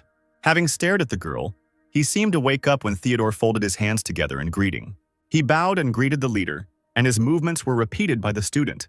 Through his thick bangs, Timothy looked at the proudly standing old man in bright clothes. It was the former leader of the Divine Sword Squad, his grandfather, who had disowned his grandson. Although the man was many years old, he was a purple-rank great master, surpassing even Theodore. The face, covered with wrinkles, did not lose its grandeur and disdain for those below its rank. The old man turned to Timothy, asking if he was the famous lightning genius from Manhwa. The leader introduced himself as Robert Duvali, the one who once led the Divine Sword Squad. He pointed to his grinning grandson, who would like to wrestle with his gifted peer, so they turned to Timothy. Robert said he was pleased to meet him, and the guy wondered if they recognized him. The head of the desert fortress was silent. She leaned against her bed, watching what was happening with interest. Duvali spoke again, his hands clasped behind his back, and said he had heard rumors about the young apprentice. Such a person could not help but notice the extraordinary aura of the person in front of him. Therefore, raising an eyebrow, he exclaimed that having met him in person, he realized that there was a lot they were not telling him.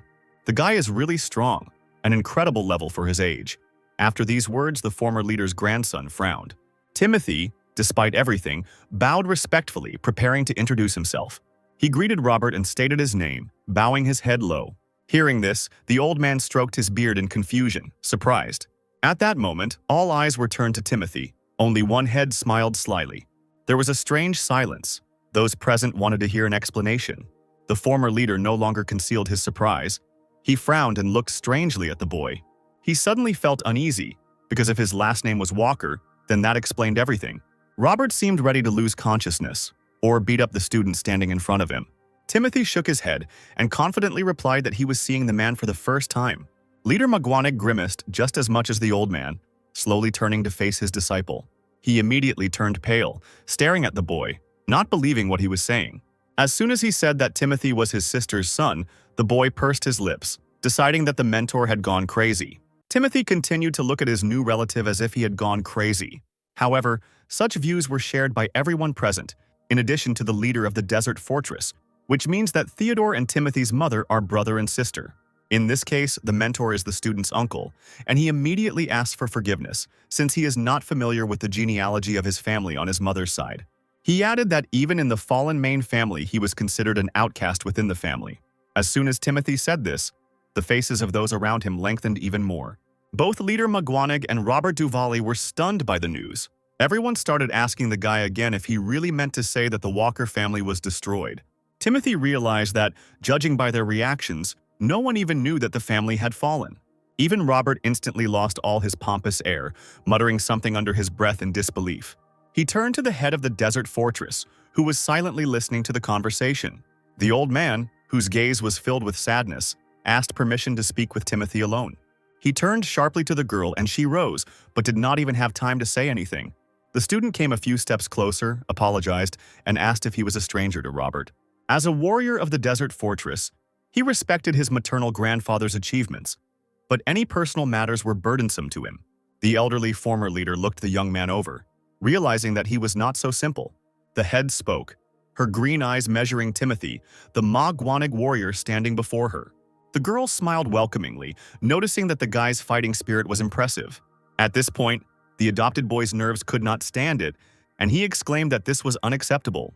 Pointing his finger rudely at Timothy, he shouted that he would not accept the fact that someone like this scoundrel could be a direct descendant of his grandfather. He also exclaimed that there was a general lack of respect for the previous leader of the Divine Sword Squad. Timothy thought that the impudent man himself was behaving inappropriately in the personal presence of the leader of the desolate fortress. But after the boy's unflattering words, Timothy's confident voice was heard. He didn't need anyone else's approval. Pointing to the symbol on his shoulder, the guy retorted that he was not a member of the Parsons clan. In this case, he reports directly to the Manhwa group. Looking straight into the face of the former head's grandson, the guy chuckled, which provoked the anger of the arrogant relative.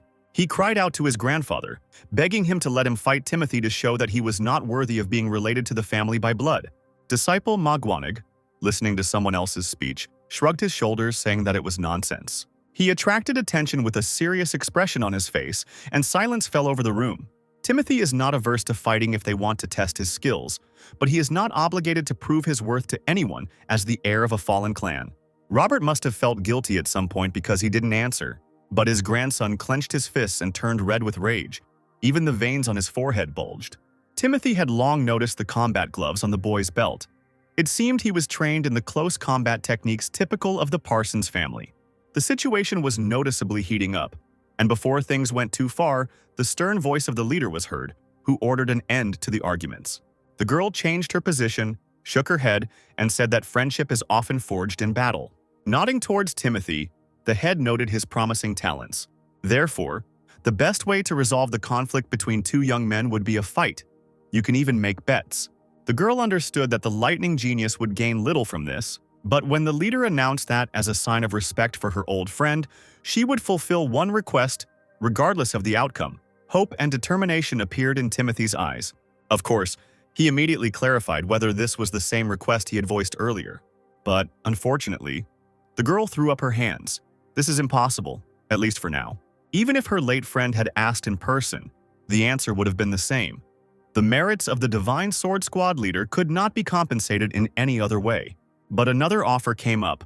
The girl could teach Timothy one of her signature techniques. In the end, the young student considered this an equivalent replacement. The option of learning a new combat technique was not bad. Leader Ma Guanig and the former squad leader were genuinely amazed by this proposal. But it was nice to know that the leader of the desert fortress, which is called the Best Under the Sky, was offering to train the boy. Looking at Robert's grandson, Timothy realized that he was more interested in martial arts than in defending the honor of his ancestors. Had his mother's family really chosen such a man as their heir? Realizing that he had no right to refuse, Timothy clenched his fist tightly and made up his mind. Looking around at those present, he loudly announced that he agreed to the battle. Everyone came out to the square in front of the head's palace, and both young men stood opposite each other. On one side were the leaders and the leader of the group. On the other, a high wall and trees. Here, no one would disturb the rivals. The grandson of the venerable leader put on gloves and began to warm up demonstratively. He had a sarcastic grin on his face and cracked his knuckles as he looked at his opponent. Timothy did not show any obvious attention to his relative, but he noticed that the elders were watching them closely. At the moment, his affiliation with Ma Guanig was enough for him, and therefore, he was not interested in a connection with the Parsons clan. Taking a deep breath, the young warrior raised his hand, attracting the enemy's attention. He turned his palm over and urged him to attack first. This disrespectful attitude had the effect on the boy like a red rag to a bull. He roared in anger, ran up, and immediately activated the energy of his gloves, preparing to attack. Timothy stood in place the whole time, and as soon as his opponent reached him, he pushed him to the side. Parsons Jr. didn't even realize that he was several meters behind Timothy. This is what the student Ma Guanig thought when the boy quickly moved through space. Turning around, he saw the young man's contented face. It seemed he had taken some rare pill because his energy was much higher than Timothy's. And indeed, the opponent was confident in himself. A golden glow was seething in his hands. But Timothy didn't plan on being a weakling. He activated the time play, and soft blue energy gushed into the air. In a matter of seconds, the young heir Parsons made several lunges, moving through space like lightning. Something supported his incredible strength, creating the illusion of the presence of doubles. Finally, as Timothy slowed for a moment, his opponent's fist burst into flames. The boy made a professional lunge and launched a punch towards Walker. This is what real family martial arts look like. Despite their apparent softness, these were highly sophisticated techniques of a noble school. But what angered the young man most was the way Timothy dodged and still did not draw his sword. He let out a cry of disappointment, showing his rage, and attacked again, but to no avail. Timothy jumped back once again, not showing a hint of fatigue, and managed to answer that he was doing this because of the clan's technique. The self-confident boy bared his teeth, not realizing that he was spending most of his energy on anger. Rage emanated from his body in waves, and at some point the floor beneath his feet cracked. Gathering the remaining energy into his left fist, causing it to burn with gold, the chief's grandson ran forward. Timothy put his hand out in front of him and extinguished the flame, calmly flying back. The enraged boy didn't even realize that he had wasted his energy in vain. He remained standing, stupidly stretching his arm out in front of him, while Timothy stood on the ground without a single injury. The former leader of the squad almost screamed when he saw how skillfully the outcast son of the clan dealt with his grandson. The head of the desert fortress shook her hair and smiled, looking at Timothy with satisfaction. He brushed his thick bangs from his face and chuckled mysteriously, turning to his opponent. Looking the boy straight in the face, he said that he had come up with something that could counter his family technique. The movements of the young student Ma Guanig's hands were precise and smooth. He waved his hands in front of him, assuring that 10 movements would be enough. At these words, the young gentleman opposite almost exploded from the rage that overwhelmed him. Robert was surprised that Timothy wanted to win in 10 moves, but Theodore shook his head. That was different. Not about everything being over in 10 moves. The head of the desert fortress smiled slightly as she immediately understood what the young man meant. Timothy also said that he would create his own new technique in 10 movements. A new fighting technique created right here, and it will consist of 10 moves. The former squad leader's grandson raised an eyebrow, probably thinking his opponent was being prevaricating. Timothy froze, waiting for what he would say or do, and also thought about his next steps. That's right. The boy didn't take other people's words seriously and again called upon his own energy. It had accumulated in the area of his hands, and now he was going to give it his all. He took a fighting stance and moved his arms. Golden lightning created a small hurricane. The boy had not used this technique before, but now he will demonstrate the fist of will. This time, the leader's grandson did not give in to anger, but instead concentrated completely, waves of true energy emanating from him. There was no way the purple master who once ruled the world was teaching him lightly. Timothy didn't mind if palm techniques were used. There is no need to list the techniques, you just need to give it your all. The guy has something to show. Timothy seemed to be deliberately goading the fighter, and he became angry again, believing that he was being mistaken for a child. He ran forward sharply, raising his left fist with energy seething in it. Timothy felt time as a slow-motion substance. Carefully watching the actions of his opponent, he stepped back. A plan for further action immediately formed in his head, and the guy in turn extended his left hand, colliding with his relative. This was the flying leaf technique. Although the former squad leader's grandson's energy was blazing at full force, he couldn't help but sense his opponent's strength. The confident look opposite only strengthened this feeling. Moreover, Timothy copied someone else's energy. Theodore admired the fact that the lightning genius had not lost any of his skills during the journey, and had even become even better. The young warrior's face tensed as he concentrated to use the double flying leaf technique. The opponent, seeing the ball of energy flying at him, barely managed to cover himself with both hands. But the flame was so great and scorching that the young man immediately began to cough. A barely noticeable grin of victory played across Timothy's face, and he held his pose confidently. The mentor looked closely and was amazed when he realized what his student had done. He was definitely inspired by the fist of will technique he had just seen. The face of the former squad leader's grandson was distorted with anger because the opponent had become even stronger.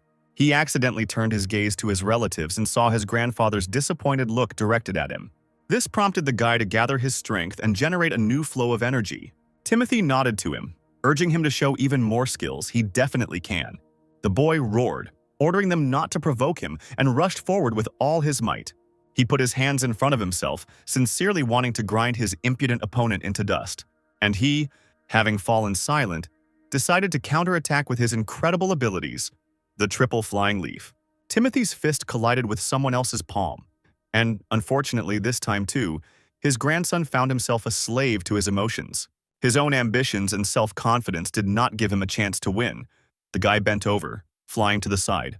He somehow tried to pull himself together and show what he was really capable of. Timothy flew closer, frowning at his relative, finding himself right in front of his face. The opponent had no idea that he had given his enemy the opportunity to become the winner. Timothy raised his hand and turned his wrist over, copying the technique. Smiling, he began to implement his plan. The faces of his new family frowned more and more. Raising his hand even higher, he generated energy directly on his palm, demonstrating it to the boy. He gritted his teeth and called Timothy a redneck who brazenly copied the technique of his illustrious family. This time, young Walker used a quadruple flying leaf, striking his opponent with a powerful stream of energy. Everyone who watched the battle caught their breath at what they saw, and the leader closed her eyes in bliss. While Timothy's hands were glowing with energy, the squad leader's grandson found himself sitting on the ground. The blow caused him severe damage. The guy was choking, coughing violently and holding his chest. Timothy calmed down his energy and now stood over his relative, calmly looking into his eyes. And so it was clear who the true heir of the great family was, but the young student remained nobly silent. The leader's flushed grandson was ready to cry from the helplessness that had washed over him. There was silence. Everyone was silent, waiting to see what would happen next and whether the boy would be able to get up. The elders understood that the longer the combination, the stronger the energy of the fist becomes. And it was truly amazing to create a new martial art in such a short period of time. Timothy himself could not believe that he had finally created a worthy martial art. The little boy who was hated by his own family achieved something more. Finally, the head of the desert fortress spoke, saying that she had witnessed an amazing sight. She was truly thrilled to see how martial arts are created. Timothy turned to her and apologized, hoping he hadn't disappointed her. But she shook her head. She only asked if Timothy had decided what to call this fist technique. Timothy looked at the leader with all his usual seriousness and replied that he called the technique the unfading radiance. The girl smiled. Indeed, this is a fighting style that endlessly radiates radiance. Hearing that it was a fitting title, Timothy bowed gratefully to the leader. Theodore approached the student and praised him for the great work he had done and for creating an outstanding martial art.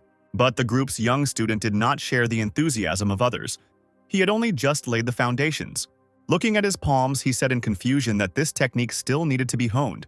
For now, the guy was using it in the traditional mangwaneg style.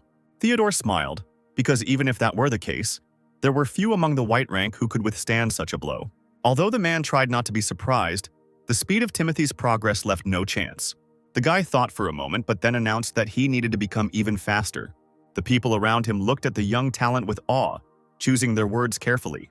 The former leader of the squad, who had not said a single word before, timidly approached Timothy.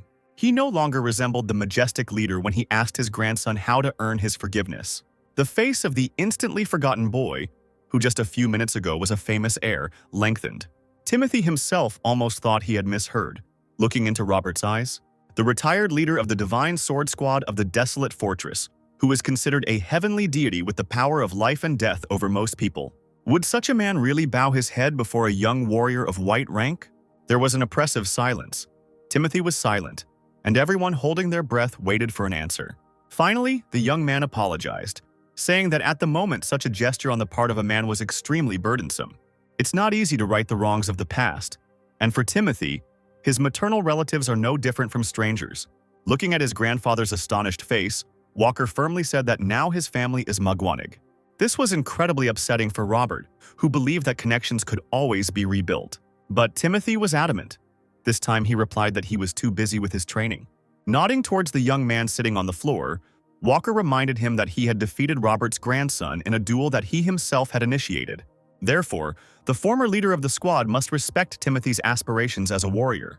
The old man glanced sideways at the leader who had supported the lightning genius. Since he had won, it was a reasonable demand. The girl promised to teach the guy one of her techniques and let him come at a convenient time. And besides, he could demand one more thing from the desert fortress. Timothy replied that he would pass on a convenient time through the teacher as soon as it came. Theodore's face darkened with indignation. Did the impudent fellow really think that he would now be his personal ambassador? After some time, it was time for the mentor and student to return. As he walked down the stairs, the leader of mangwaneg called out to the lightning genius walking ahead. The man had a task in mind that could help the boy achieve his goal. Timothy immediately turned around, interested in the upcoming offer. Several days passed, and the detachment led by Theodore went to the small town of Bisbee. The man ordered the disciples to dress in their ordinary clothes so as not to attract attention. He led the group through the crowded streets, and Timothy and Howard were joined by Christine and Jordan, who was hiding his supernatural origins. On the way there, Walker recalled the conversation he had with Theodore. When he was talking about the task, he mentioned the life-giving elixir. This is a rare pill of the Synonym sect, which is considered a treasure of the martial arts world. The sect lost it, and since then many other sects and martial artists have been searching for this treasure. Timothy listened attentively to the mentor, then asked if there was a stir among the warriors about this. Theodore nodded. Their squad's mission will consist of accompanying representatives of the Synonym sect in search of the life-giving elixir pill. In words, this is a joint search, but in reality, it is necessary for the sake of preserving lives. Walker decided that since there would be many skirmishes during the mission, he would have the opportunity to test his sword in real combat. Leader mangwaneg almost rolled his eyes at his student's ambition, which only confirmed his guess. He added that the mission would likely prove useful for Timothy, as he would be able to freely fight numerous masters. Considering the guy's innate talent, he will achieve greater success than simply continuing his usual training. Timothy was pulled out of his thoughts by the upset voice of his friend, who was complaining about how upset he was.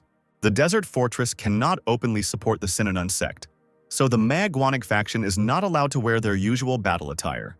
Hearing these disappointed sighs, Theodore looked over his shoulder and smiled slightly. The group moved on, and at that moment several people in gray clothes came out of the building. Their leader, a tall, stately man walking in front, looked closely at the leader of mangwaneg. He stopped and returned the gaze, looking back seriously and nodding. Behind the stranger, there were many more people in similar clothes. The man greeted the masters of the Desert Fortress. They were expected. At first, the newcomers didn't understand who was in front of them, but Howard looked closer, craning his neck forward. He almost screamed when he noticed a small flower on his clothes, the distinctive sign of the Synonym sect. The sect leader smiled at Theodore, thus greeting him and the group personally. He smiled back and raised his sword respectfully, bowing slightly to Sean Watts. Timothy looked at this man, an outstanding warrior, about whom legends circulated. Sean Watts is the leader of the Plum Blossom Swordmasters and an unrivaled grandmaster. Even Theodore Blair, who wears black clothes, does not reach his level, but the impression they make is roughly the same. Sean nodded to Christine, the true sword. Greeting her, the girl's cheeks flushed slightly. The man also paid attention to Jordan, calling him a blue-eyed demon, who saluted the master. The leader of the Swordmasters gloomily stated that all the faces were familiar, and there was no point in exchanging pleasantries. The previous skirmish had put everything in its place. Timothy was very surprised to realize that the two groups actually did not have the warmest relations. He turned his gaze to Sean's followers, who were frowning and twirling their fists. Even the weakest-looking and shortest student did not look at the guests but yawned tiredly. The Grand Master walked around his old acquaintance and stopped next to Timothy, saying that the Desert Fortress's attitude to the matter left much to be desired. At the boy's surprised look, the man turned his back on him, announcing that they had taken on a completely inexperienced student on the mission. Timothy wasn't offended, but he wondered again how it had become clear that he was a student of the Desert Fortress, despite not wearing the official white robes. The leader of Magwanag coughed and raised an eyebrow, quickly explaining himself to Sean. But the Great Master did not let him finish. With one practiced movement, he pulled the blade in its sheath from his belt. Looking at Timothy again, he guessed that even the Desert Fortress's disciple wasn't so simple.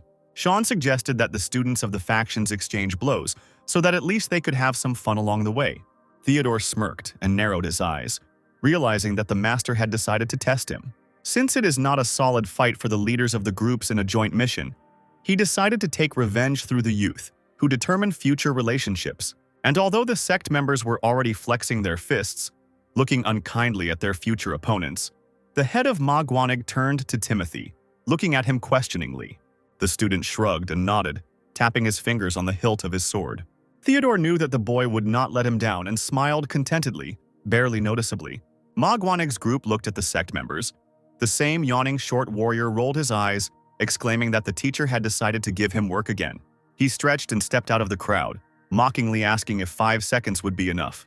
His brothers laughed, and Sean reminded them that this was an exhibition fight and they had to fight with all their might. The guy smiled, doubting that Timothy would be able to show anything. There were rumors that the martial art of Magwanag was based on sensory perception directly in combat. It became clear that the member of the Synonym sect did not take his opponent seriously at all. Timothy came closer. He became interested in what the teachings of the Synonym sect were. The boy, who stood with his hands behind his back, heard his opponent ask if 5 seconds would be enough. He scratched his chin and made a guilty face, pretending that he felt sorry for offending the fighter from Magwanag. He apologized because he didn't want to humiliate Timothy. It was just that way during morning training, and he didn't notice how the words sounded. The boy looked very young, but spoke like a cunning adult. His name was Stuart Ellis. Timothy looked at the guy, looking at him seriously and not responding to the mockery. Howard immediately whistled. He heard this name. The Hidden Dragon of Synonon. They say he is an outstanding student of the leader of the Synonym sect. Christine added that the boy was nicknamed the hope of the next generation of the sect, and there were rumors that he had already begun to master the Purple Mist divine art. Howard was deeply troubled by the idea of such a monster being put against Timothy. But Timothy himself didn't seem to be worried at all. He calmly stepped aside and put his bag of things on the ground.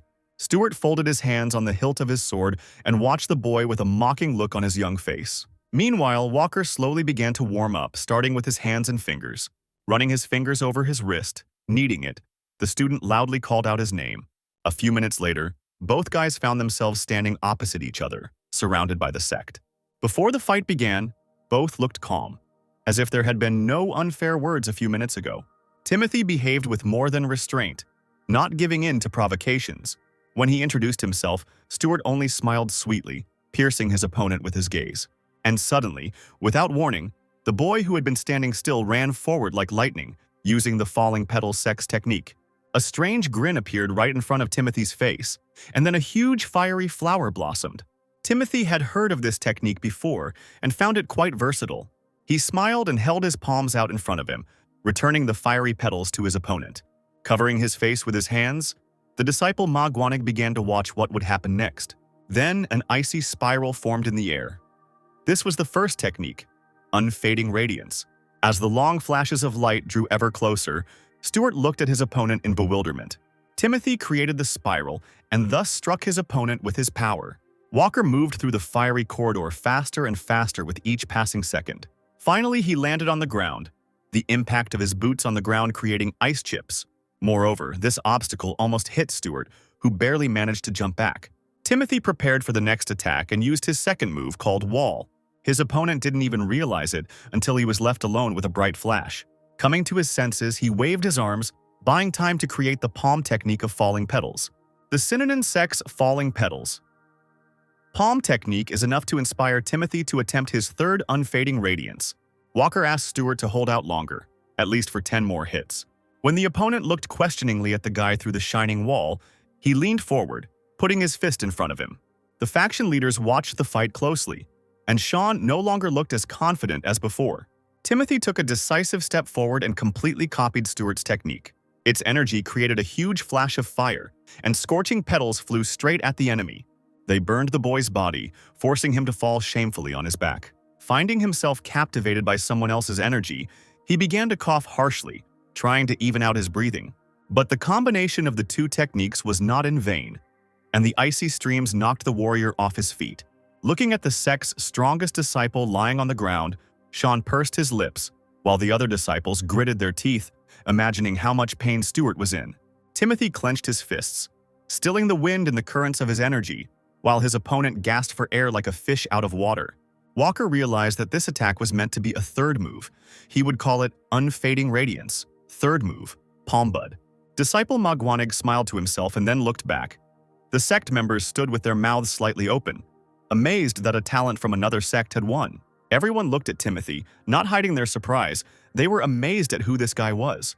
Sean immediately ordered a strong disciple of his sect to pick up Stuart. As he left, he told Theodore that it seemed a dragon had been raised in the desert fortress, and Magwanig's grip on the martial arts world was becoming even tighter.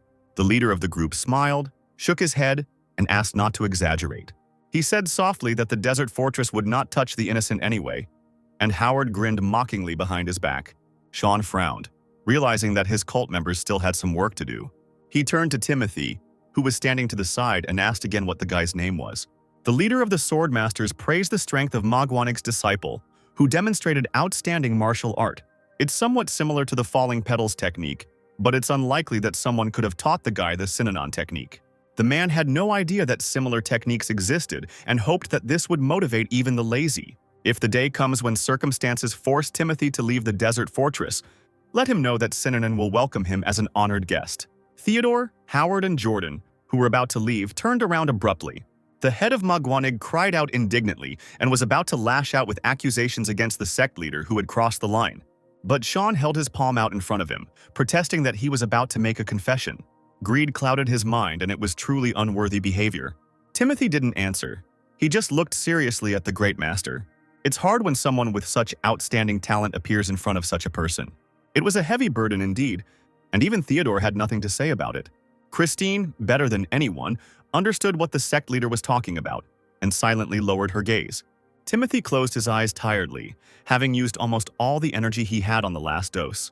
The unfading radiance expends maximum strength on each movement, but the amount of internal energy consumed is too great. A little later, when the group found themselves at the hotel, Timothy realized that for now, it was better to rely on the sword in real combat. Jordan, who was lazily sprawled on the bed, advised Timothy to quickly open the Force Meridian. To the questioning look, he replied that if there was a lack of internal energy, one could at least increase one's endurance. Timothy turned to his mentor, thinking hard about the proposal. Christine approached the guys and immediately realized that the new guy didn't know what they were talking about. Even the meridian responsible for spiritual energy in the head does not provide such an advantage. It will strengthen the internal energy. But this time Timothy also didn't quite understand what they were telling him. This meant that efficiency would also increase. Christine asked if the young man had heard of masters who fight tirelessly for 7 days and nights. They all trained the power meridian, and the flow of their internal energy became stable. This allowed the repeated use of powerful techniques. Even after a powerful release, the flow of energy is not interrupted. Timothy looked at Christine seriously. This topic interested him. He turned to Jordan, asking if that was the reason he was able to stand up to his strongest opponent in the past. And the boy nodded. It was probably worth learning this to become a great warrior and achieve the goal. Timothy turned to Christine again, shyly asking how to open the Force Meridian. If you train the Endurance Meridian for a long time, it will open itself. You just need to concentrate the circulation of energy in the upper part of the body. The younger student looked at Christine seriously and, calling her big sister, asked if there was a faster way to do this. The girl suddenly blushed and for some reason grabbed the hilt of the sword, looking questioningly at the guy. This address warmed her soul. No one had ever called the warrior that way before. Timothy quickly fell silent, not understanding what he had just said to his mentor. A little later, when the master and students of Magwanig gathered at a local eatery, all the customers turned their heads when the conversation turned to Kennedy. Howard tensed as he looked at Theodore, and Christine, who had approached the table, immediately frowned. The gang leader continued to talk calmly about the culprit, Kennedy, a notorious thief in the northern areas of Buffalo. It was the same man who stole the secret martial arts scroll. Howard sighed and turned to Christine, asking if such a scroll had really been stolen from the warriors of the desert fortress. The girl pursed her lips, sharply replying that it just happened that way.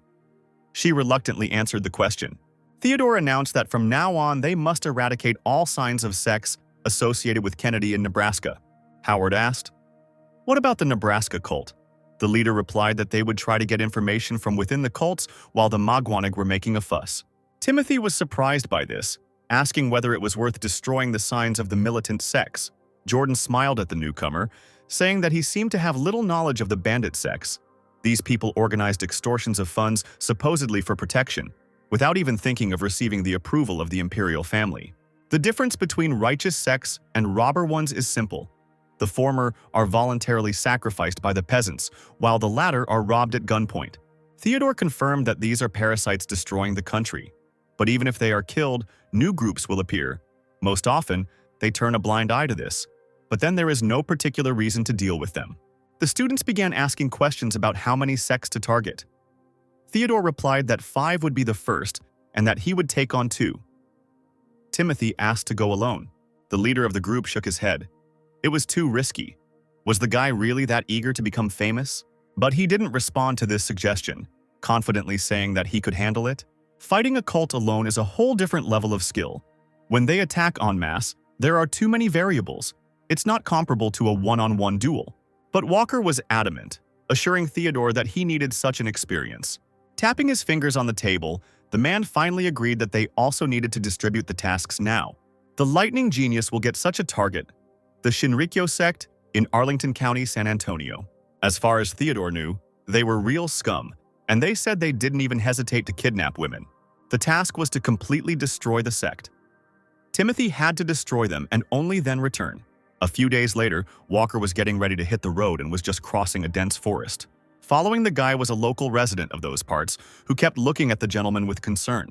Finally, having made up his mind, he called out to the young warrior, asking if he really would go alone.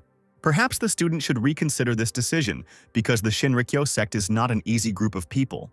They are trained in martial arts, and even one of them is capable of paralyzing traffic on the streets of Arlington.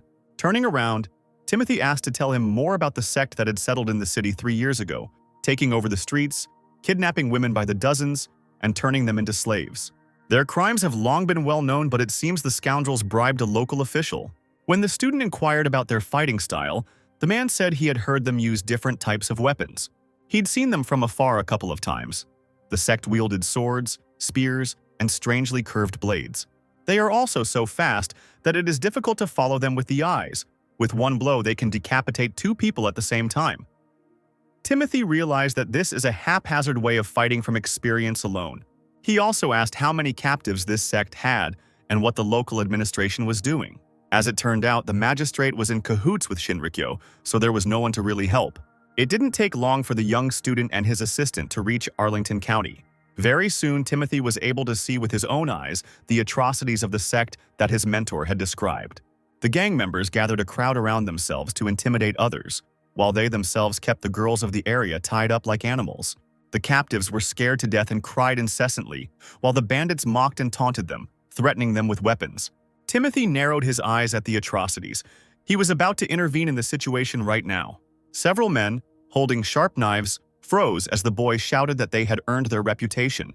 The crowd buzzed when a boy in plain clothes asked the sectarians if they were acting with the magistrate's permission.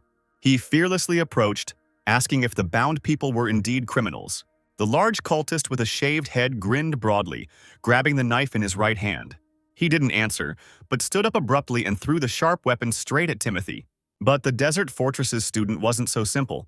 He caught the knife by the tip with his bare hands, and he was even less inclined to let the enemy do this, but used the mangacap swift blade technique. The weapon he had thrown returned straight to its owner, unfortunately for him, piercing the man's forehead. The other members of the cult probably didn't even realize what had happened when their fellow member fell dead to the floor. They immediately started asking where Timothy had learned martial arts, as his stance with the dagger was strange. The bandits began to draw their swords, approaching the guy and asking whose martial art he demonstrated, their eyes blazing with madness. Timothy remained standing in place, not showing his fear, and with just one jerk pulled the sword out of its sheath.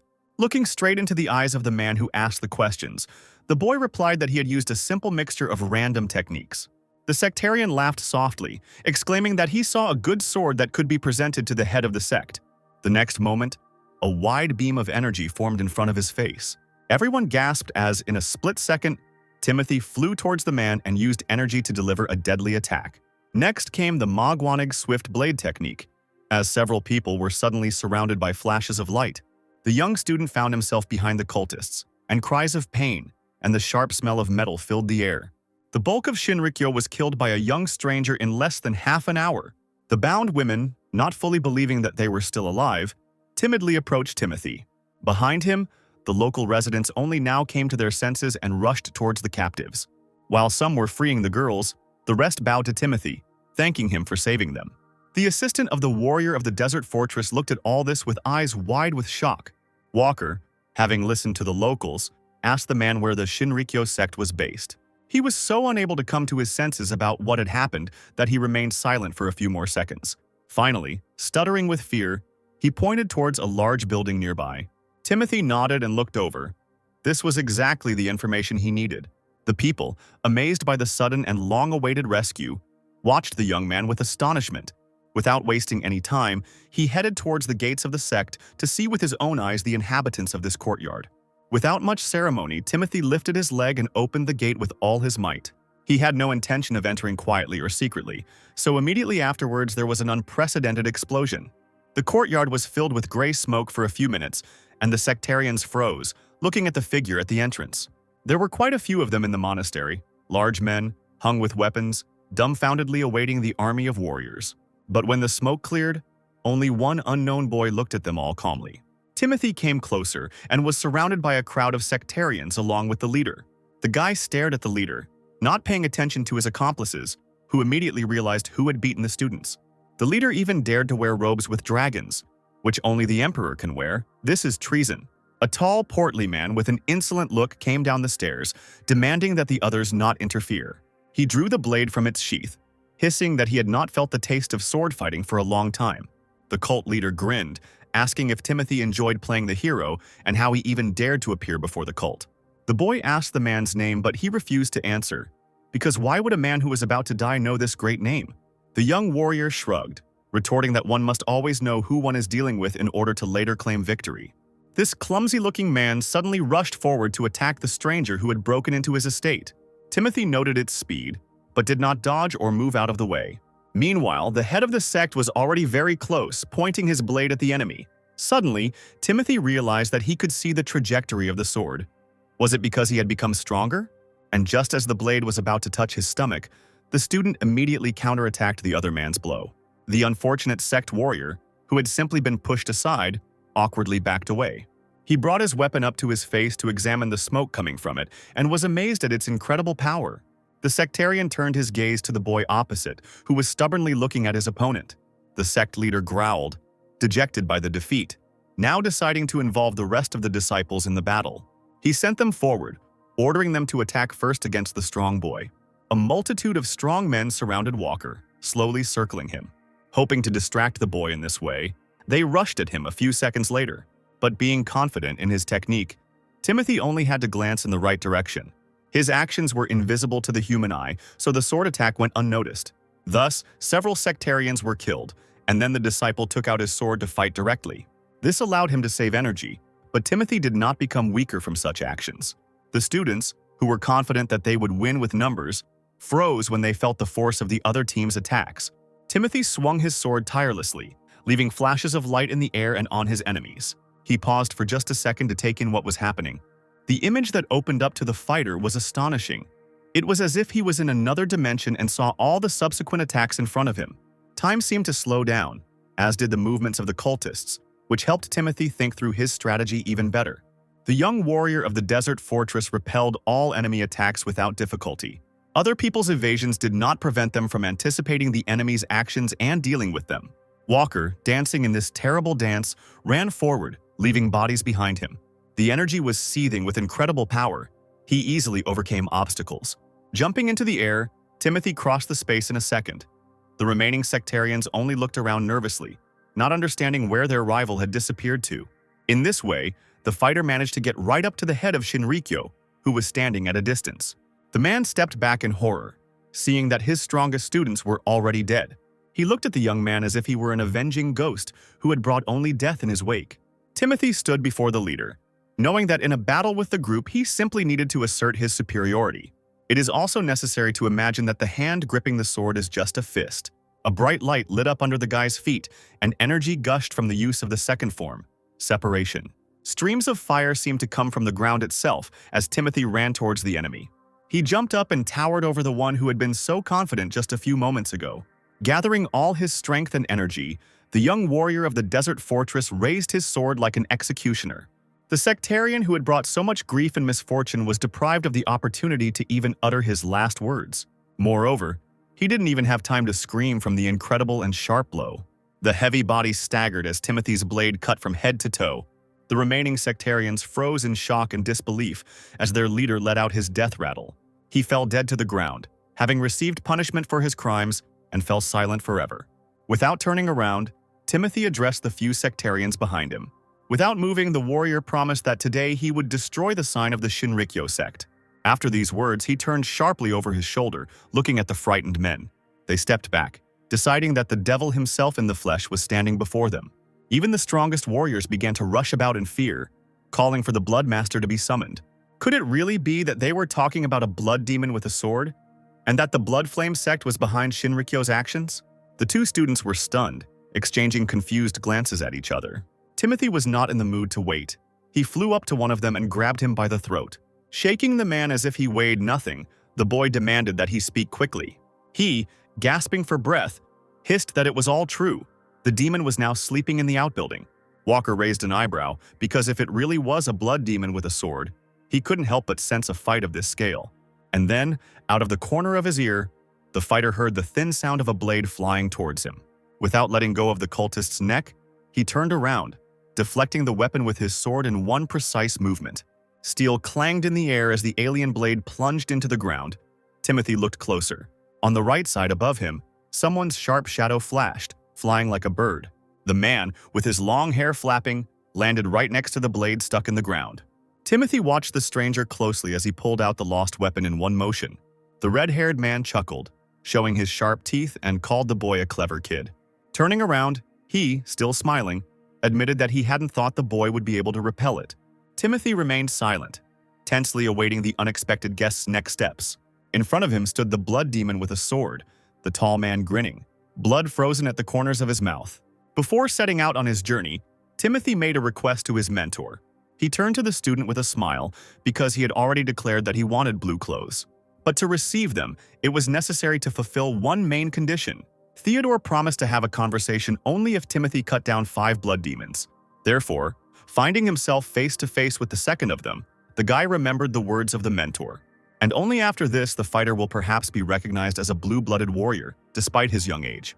Looking at the blood demon in front of him, Timothy sighed dreamily. Now he would only have 3 left. Hearing these words, the man frowned and stared at the guy in confusion. Dark energy thickened above both figures. The demon pointed his sword at Timothy, asking what he meant. Instead of answering, the young warrior of the desert fortress slammed his boot into the ground with all his might. The floor beneath his feet collapsed, and a fiery flower of energy appeared in the air. The enemy was slightly surprised by such zeal, not expecting such a quick reaction. Without further ado, Walker ran up and attacked the cultist, wielding his blade. Without taking his eyes off the demon, he understood that he needed to finish as quickly as possible. This is the center of the Shinrikyo sect. The longer the fight lasts, the lower his chances of winning. The opponent bared his teeth, revealing sharp teeth, and raised his palm, on which deadly flashes of energy began to appear. The sword, Timothy lifted, began to be surrounded by streams of energy. He plunged the steel into the demon's chest using the Undying Radiance technique, the first technique being the spiral. The blood demon's face turned red, and the veins on his forehead stood out from pain and tension. He wanted to say something, but after such an attack, he even lost the opportunity to attack. Walker hacked at the cultist's body with all his might, shouting furiously that he wouldn't even let him say the last word. The man's mouth opened in silent rage, his eyes burning with hatred at his opponent. The next second, Timothy swung again with force, and blood splashed in the air. The blood demon's hair was matted with blood, its head severed from its body. The young warrior of the desert fortress turned away as the alien body fell to the floor. Having dealt with the main evil of the set, Timothy turned around sharply, casting a stern glance at the other students. They were beside themselves with horror. Now it was all over. Some boy turned out to be stronger than the blood demon. Seeing that the scoundrels were about to run away, Timothy ordered them not to move.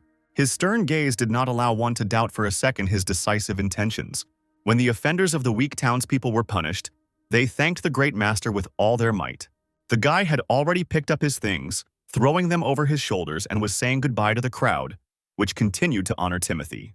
The crying man, who had a small child's body wrapped in cloth in his arms, lamented that now, thanks to the boy, the unfortunate women could rest in peace. Timothy looked at the inconsolable townsman with pain in his eyes, sympathizing with his loss. San Antonio was supposed to be under the protection of the Monet sect, and how could they allow this to happen? The man answered the boy's question by saying something that greatly surprised the warrior. As it turns out, the Monets are currently waging an active war against the Sword of the Tyrant sect. Timothy immediately remembered the intense gaze of the head of the opposing sect and the elder of the Monet sect. Moreover, all the Monet warriors patrolling in this area returned to their mountains.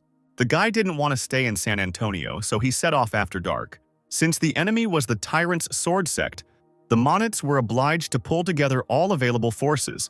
Apparently, killing a couple of blood demons would not change the situation. The scene of Alice saying goodbye to her brother and little sister immediately came to mind.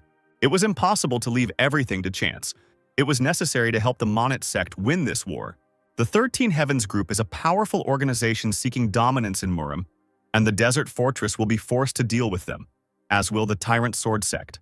Believing that no one would object to the warriors' initiative, Timothy stopped, thinking about trying to pick up Kennedy's trail. At that moment, leaves rustled nearby and Sean and Stewart ran out of the bushes. They almost passed right in front of Timothy and stopped in time. The leader of Synonon glanced sideways at the boy, assuming that Shinrikyo was already finished. Timothy almost threw up his hands. All he could do was apologize for it. Sean looked at the young warrior with approval, saying that his fighting skills were impressive.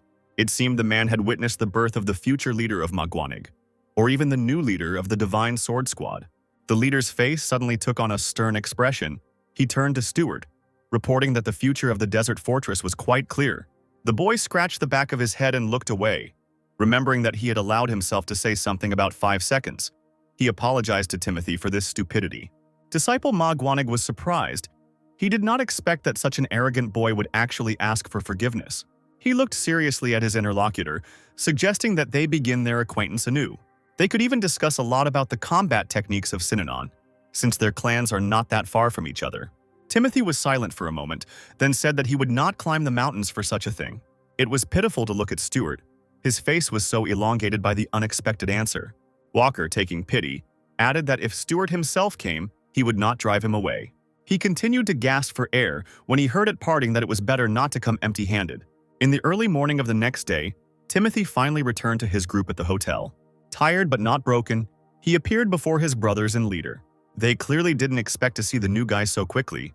Jordan muttered that his prayers had been answered.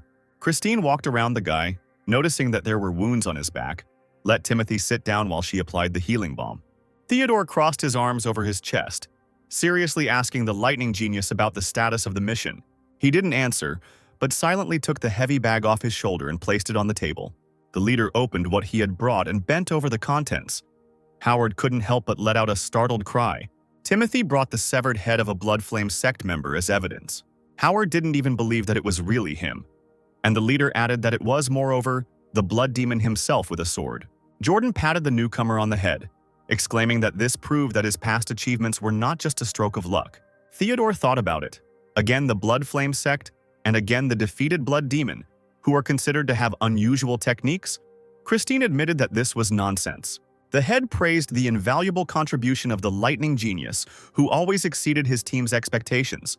Completing a mission, obtaining important information and the enemy's head, all this is highly valued in Murim. Timothy listened to the praise in silence, then admitted that he had something he needed to say to Theodore. After looking around at his fellow group members, the guy said that he wanted to go to the Monit sect. Timothy wanted to climb the mountain because he was also worried about the safety of his related sect. Breaking the silence, the leader of Magwanig said that the news had only recently reached them. But now I didn't want to let Timothy go. It's too dangerous there at the moment.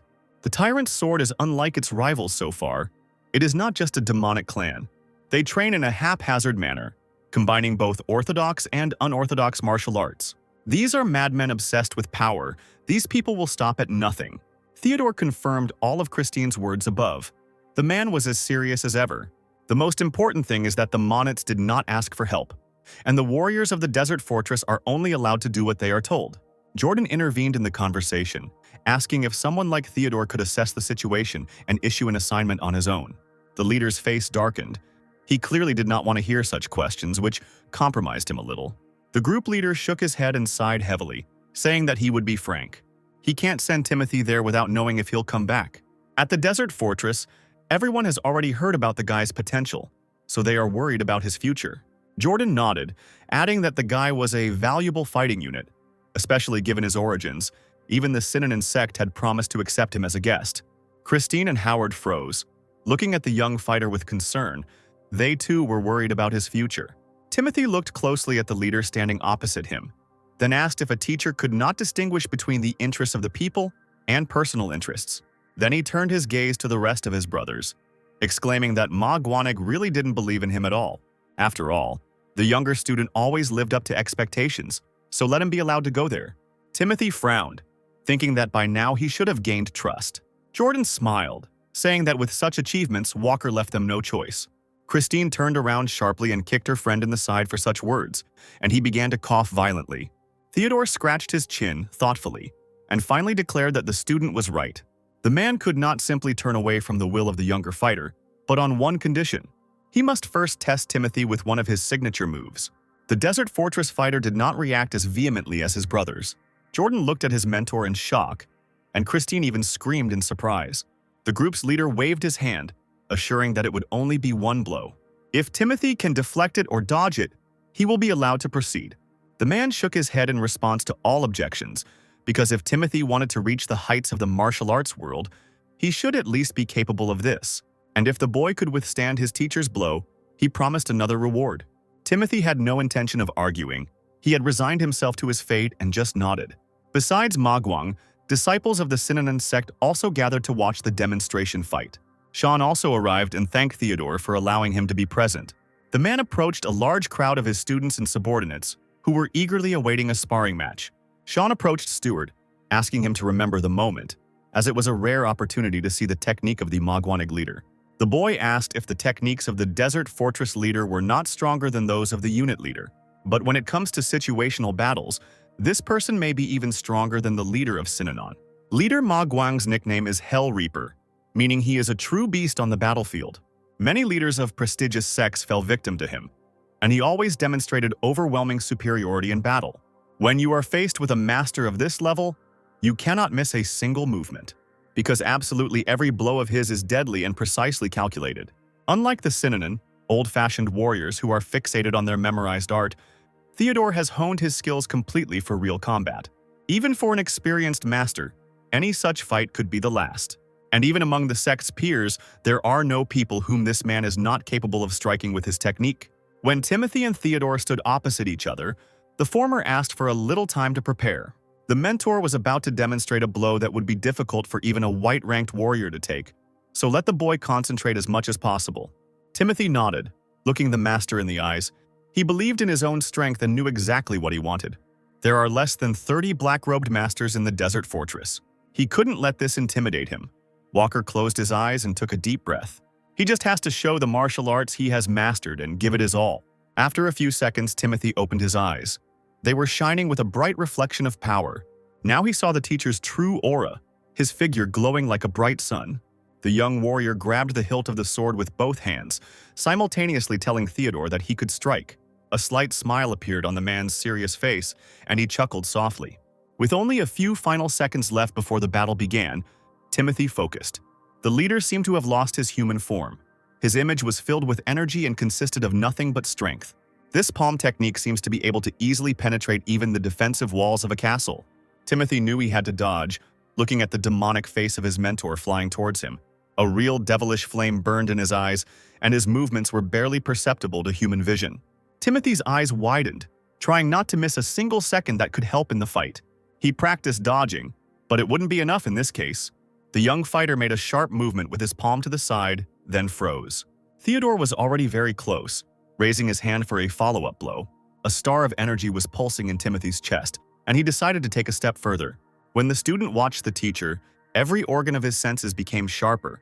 The opponent's gazes, blazing with multicolored lights, met for a moment. Timothy managed to get around Theodore, who was rushing towards him, in a split second.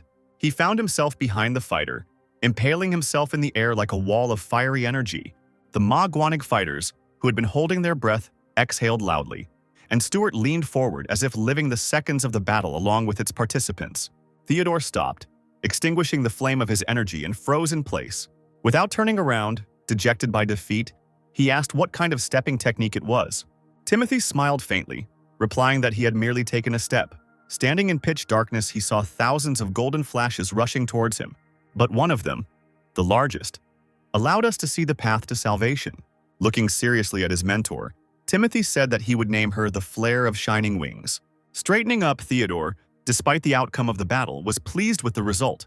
Crossing his arms behind his back, he told the student with a smile that he could go to the Monets. After this fight, Timothy almost achieved his goal. He received the blue cape. Having thrown it over his white clothes, the guy walked towards the mountain with Howard accompanying him. The young warrior recalled again and again the solemn moment of receiving new clothes. He was called into the master's office, where Jordan, Christine, and Howard were already gathered. Jordan spread a bright blue cape in the air and draped it over the newcomer's shoulders. Timothy touched the soft fabric, confused and very carefully, while his brothers congratulated him. Finally, he really asked sincerely why they were doing this. Christine explained that this would show the white battle dress combined with the blue cloak. This means that the guy is a rookie genius who has been recognized by the Blue Warrior. This status gives the right to command the warriors of the desert fortress in white robes. A genius newcomer is a term used to describe the most outstanding member of a younger generation. Jordan advised telling anyone that the blue-eyed demon had acknowledged the guy. If anyone asked, it would save him from unnecessary problems. Christine smiled, allowing him to use her name too, and Timothy could also consider that she had given him the cloak. The boy looked with gratitude at the satisfied members of the Manhwa group. Lost in thought, he walked through the forest in silence until it was interrupted by Howard stopping on the way. Smiling, he admitted that the white robe with the blue cloak suited Timothy. He also stopped and looked at himself, replying that it was a little unusual. Howard winked at his friend, assuring him that he would get used to it very soon. Walker smiled, thanking the divine guardian of the desert fortress.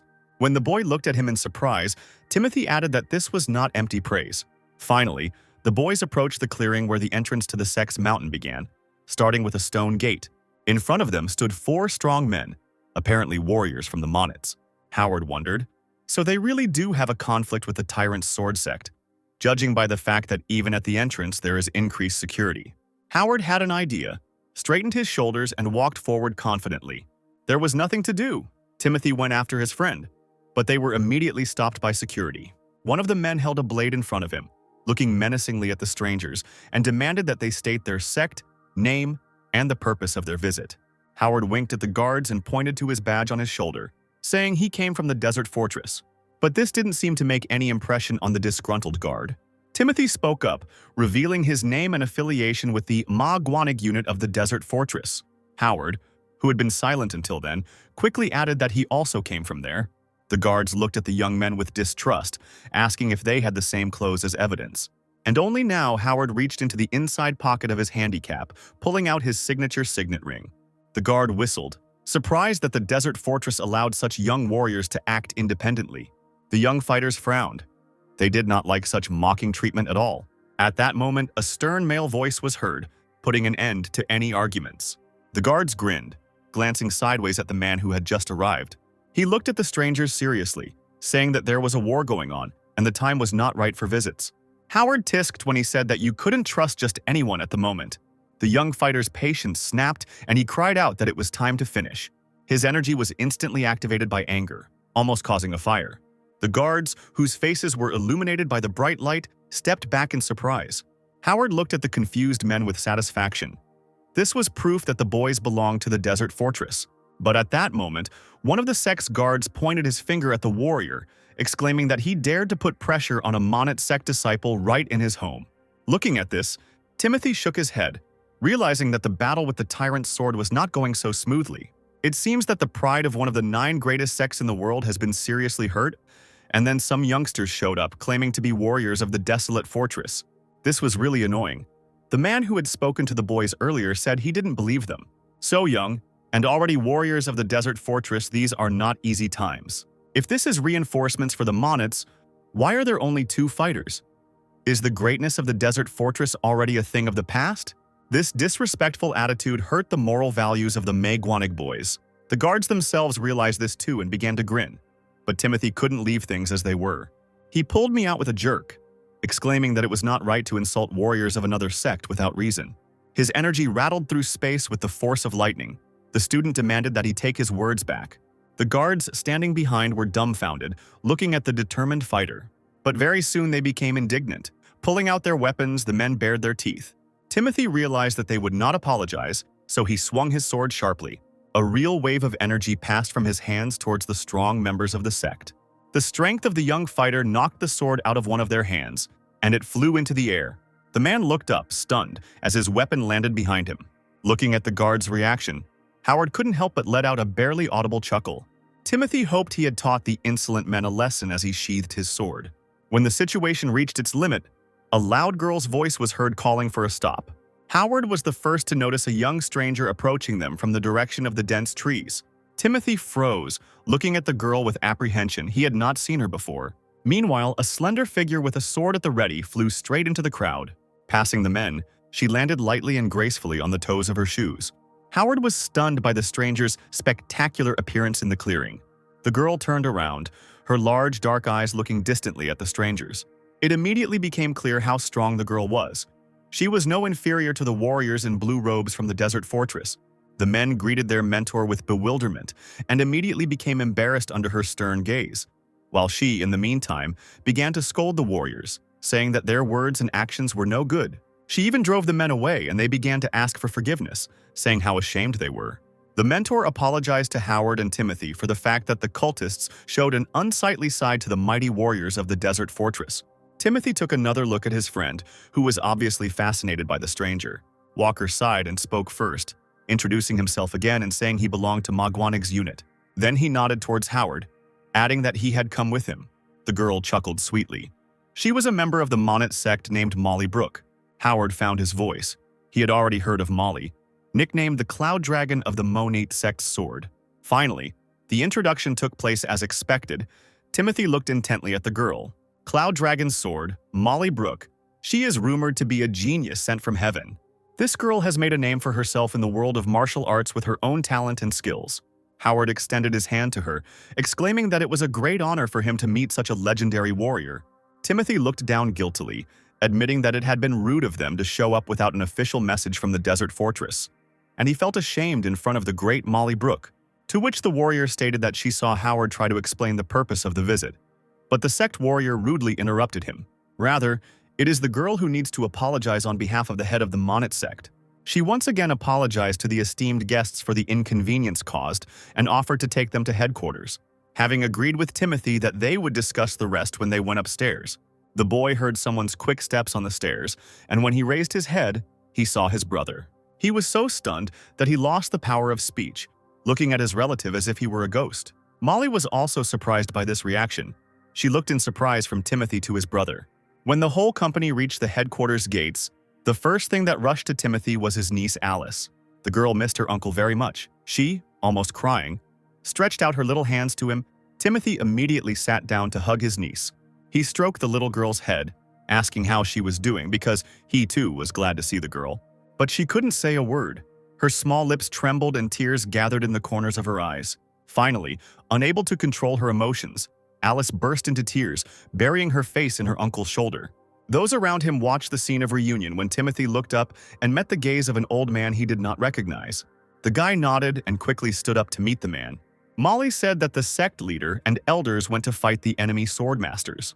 Since the guests came from the desert fortress, the girl brought the only remaining elder of the sect. Timothy and Howard raised their hands respectfully, clasping fists together to greet the elder.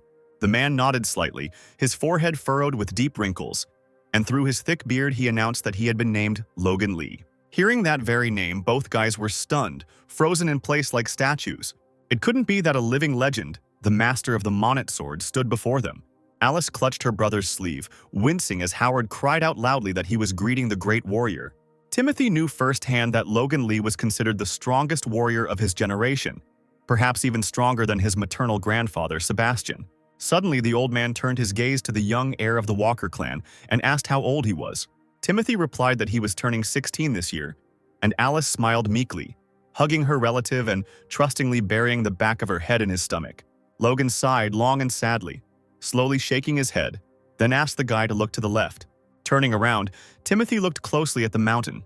Symbols were carved on the flat surface, like on a canvas. Molly glanced at the elder, worriedly asking if he was going to tell the sect's secrets to an outsider. The old man frowned silently, and the girl reminded him that passing on the 9-yan style had been the Monet's long-standing dream. But the fact is that its creator was never a member of the sect. One of the founders of the Monets became friends with him and gave him shelter. In his later years, he himself had already carved secrets on the Monet Mountain, but the 9-yan style cannot be considered a martial art exclusively of the Monet sect. Alice listened to the adult's serious conversation and blinked several times in confusion, looking at the old warrior. He said that his time was running out, and he would be able to leave without regrets if he saw his benefactor's sword just once before leaving. Molly was currently the only one who could revive the 9-yan style, but Old Man Lee couldn't entrust his dying will to just her. The girl could not understand why Logan was going to bequeath her to the first mortal. What did he see in the boy? It was obvious that the elder's long-standing wisdom was incomprehensible to the young warrior. He turned to the mountain and asked Molly to look in the direction where Timothy stood. The guy walked up to the very edge of the gorge, standing with his back to those present. He seemed to glow from within, looking at the signs on the mountain, but seeing something more in them. Molly thought she was imagining things, but still, the enchanted gaze of her new acquaintance looked like he had entered a trance after seeing the path of the sword. Indeed, the guy's eyes glowed with hot gold, and an acupuncture point opened above his head. Timothy rejoiced. His inner instinct had not failed him. In front of him was the trace of a blade, these few lines carved into the rock. What happened in those days was inhumanely skillful. Logan Lee folded his hands behind his back as he began to tell the story of how a swordmaster had carved these symbols 49 years ago. In response to Howard's question, the old man spoke about John Barnes, an exile who founded the Broken Sword Sect, one of the most famous martial arts schools, unrivaled in the world. The boy's eyes widened, thinking that if the master was his leader's equal, then he was certainly an outstanding master.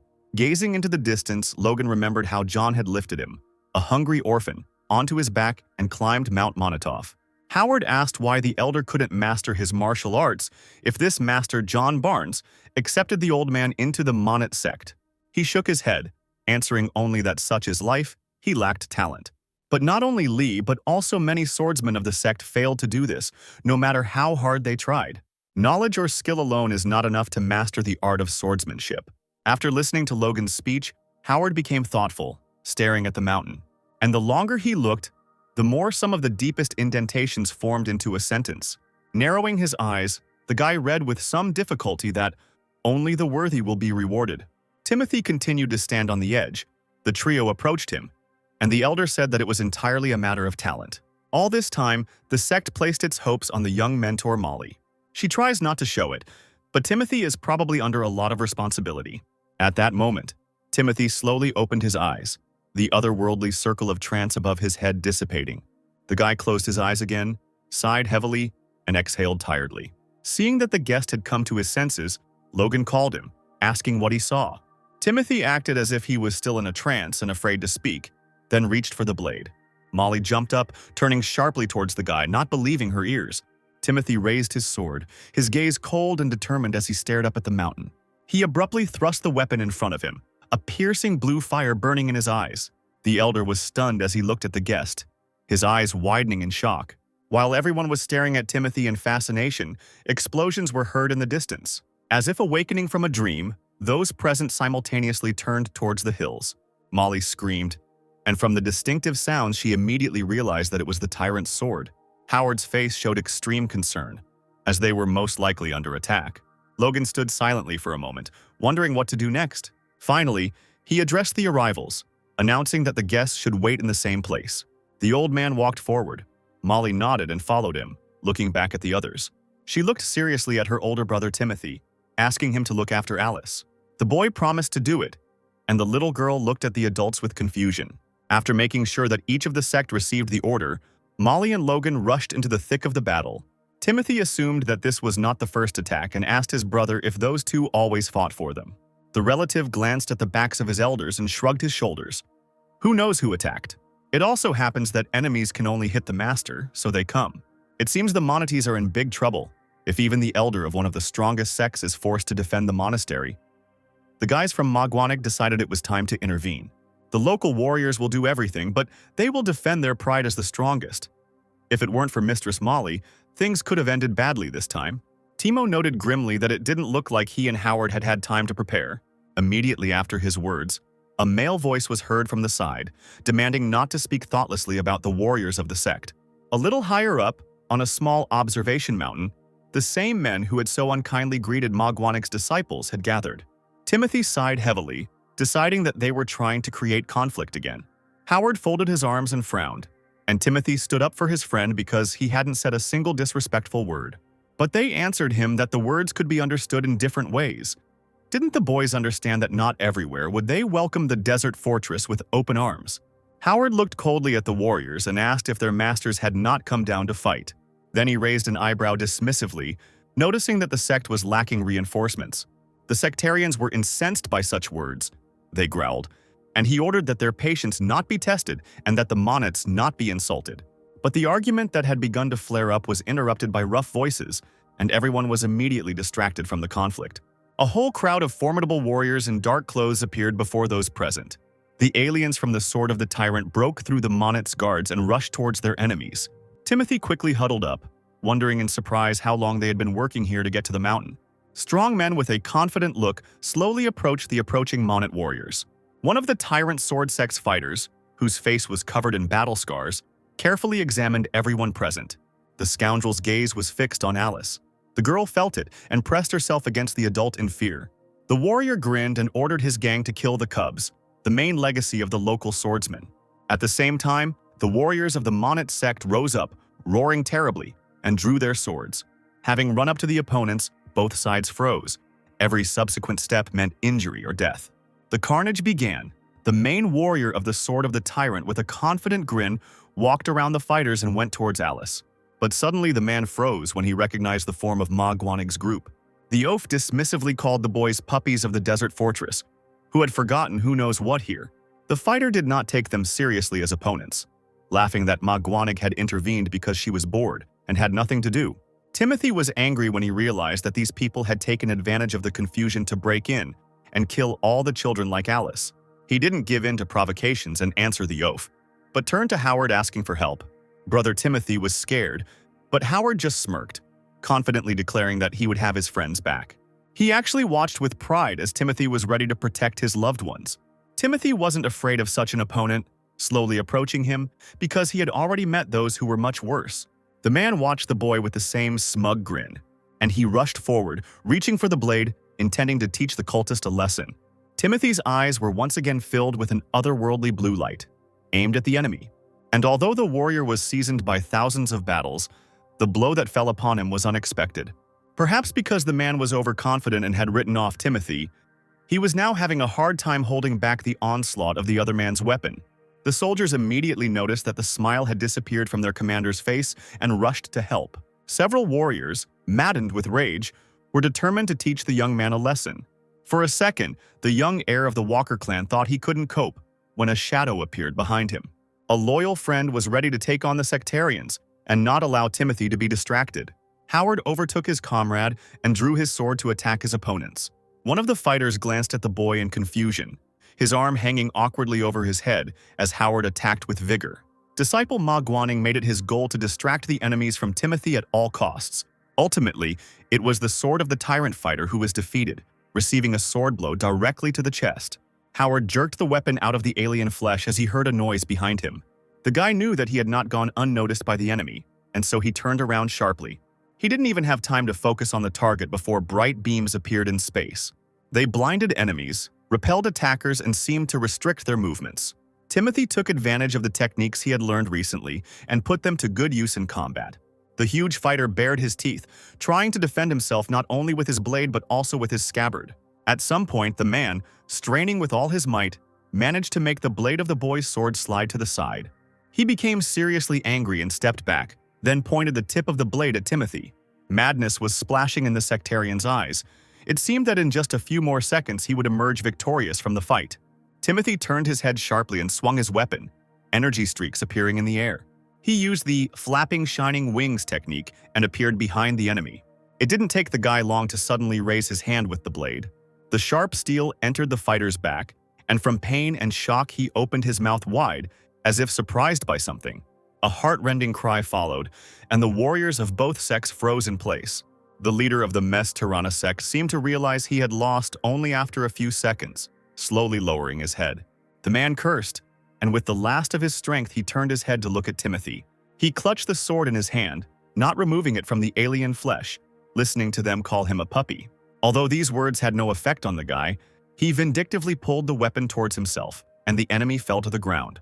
Blood splashed, it sprinkled the ground, and all the fighters shuddered at once.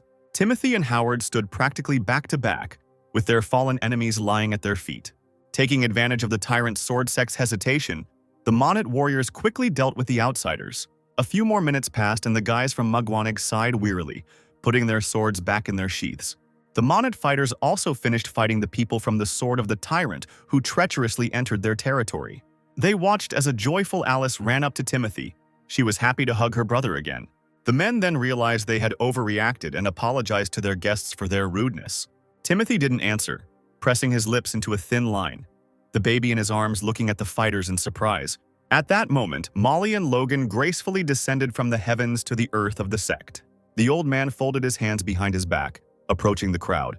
He glanced at several bodies of strangers. The teacher's mouth fell open in surprise, not expecting that their departure would lead to a real massacre. The dead faces of the strangers from the tyrant sword sect were frozen in true horror. Stopping right in front of Timothy and the girl, Logan declared that the Monats were greatly indebted to the guests from the desert fortress. The guy picked Alice up in his arms, and when she hugged him around the neck, he replied that he was only protecting his sister. Logan understood without further ado what the guest was really thinking, so he simply nodded to him. The old man nodded towards the girl who was the hope of the Monats, and would follow Molly's path in the future. Logan repeated that Timothy had shown great favor to the sect, and the boy considered it an honor to receive praise if the elder really thought so. The student put his confused sister down on the ground. He wanted to talk to the old man about something. Raising his sword with one hand, he seriously asked if it would be possible to practice a little on the sect's territory. Molly gave the guest a piercing look, probably still uneasy about his strength.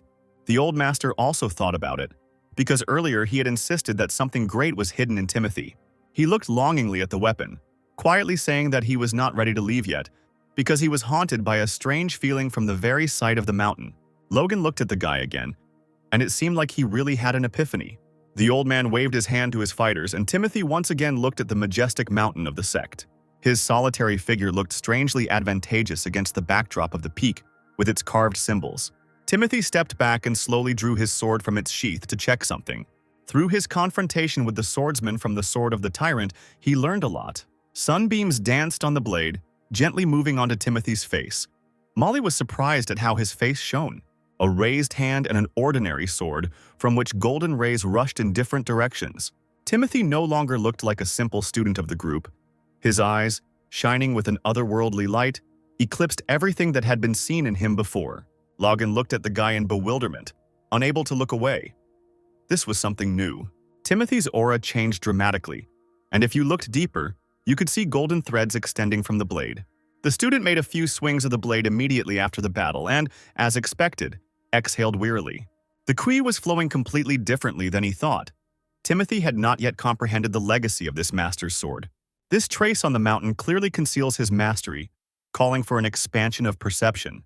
The trace of a martial artist who founded his sect is imbued with his own special spiritual energy, which is beyond the boundaries of conventional martial arts.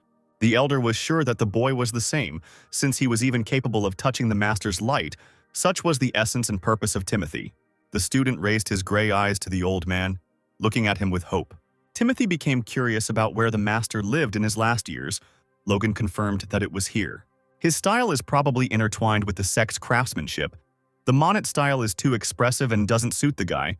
Mastering it probably won't be useful. Molly approached the guy, calling him master and asking him to explain what he meant. Timothy meant that restoring the Barnes clan's technique was entirely the Cloud Dragon sword's burden. He added that he could help a little, and the girl could not believe that there was a ghost of a hope of mastering the lost sword technique. Molly was silent for a few seconds, collecting her thoughts, and when she wanted to ask Timothy something, he turned away. As if he was enchanted by something, the student walked to the side, asking him to wait.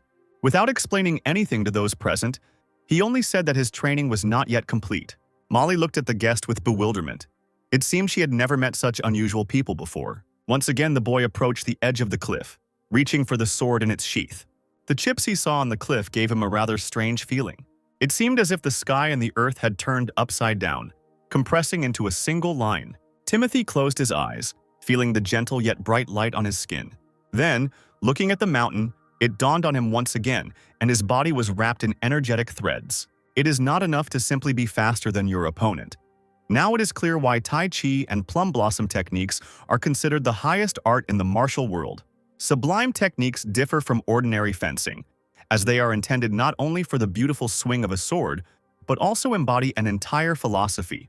Timothy stood in the center of the circle of fiery gold he had created, merging with the flow of chi, the techniques creating a harmony never seen before. Molly stared wide-eyed at what the boy had created, the sunlight giving way to the bright flashes of the fighter.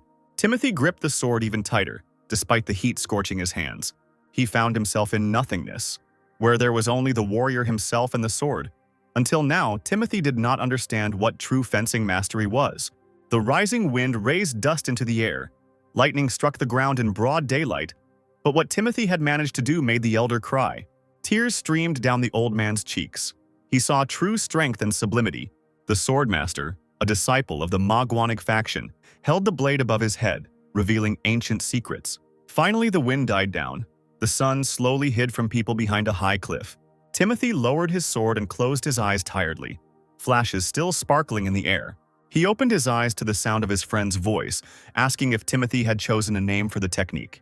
The guy's face showed admiration for what he saw. He was genuinely interested. The heir of the Walker clan looked at the glowing blade in his hands, replying that he would call the technique the flickering of the suns. Howard nodded, lowering his head slightly and smiling, thinking that sounded great. The flickering of the luminaries is like the luminaries that fill this world and will never go out. Timothy looked at the purple sky and bright stars. May his life be just as unfading. When it was time to rest, the guests were accommodated in a small guest house. Timothy thought about how much he had gained from this place, saving his niece and creating his own sword technique. Howard's cheerful voice pulled him out of his thoughts. He was enjoying the golden tea he had brought, saying that he would like to take it with him. He was clearly enjoying his rest immensely and was at the same time mimicking one of the Monet warriors. Through his thick bangs, Timothy looked closely at his friend, who was only pretending to be a local idiot. His Magwanic brethren should have seen him when the guy attacked his opponent with the sword of the tyrant. A few minutes later, a figure appeared behind the transparent door of the room. Howard immediately calmed down and froze, blushing when he heard the lady's voice calling Walker. Timothy didn't answer but stood up and went out into the hallway to meet Molly. The girl shifted from foot to foot and waited for the guest, looking impatiently at the door. When he approached, Molly quietly said that she wanted to hear what was left unsaid last time. The student, languid from the evening warmth, asked whether the teacher meant the marks of the great master's sword. Molly admitted that she didn't want to talk about it in front of the sect's disciples. But the reality was that she dreamed of getting rid of the swordmaster's shadow. Her spirit tells her to follow her own path, absorbing all available techniques. The girl lowered her head, gazing at the leaves of the tree. She would like to become a great master one day. Only now Timothy looked differently at this courageous and warlike warrior who was actually very vulnerable. A fog rose above the land, the tree branches rustled softly, and the guest agreed to help Molly. He looked at the girl with a piercing gaze, smiling only slightly. Molly turned sharply to the guy, her cheeks flushing at the answer she heard. Timothy waited calmly for the master to answer, and they could finally rest. Molly became even more embarrassed because she remembered that the guest had had an epiphany. Coughing into her fist, the girl decided that she hadn't asked him to share her knowledge politely enough.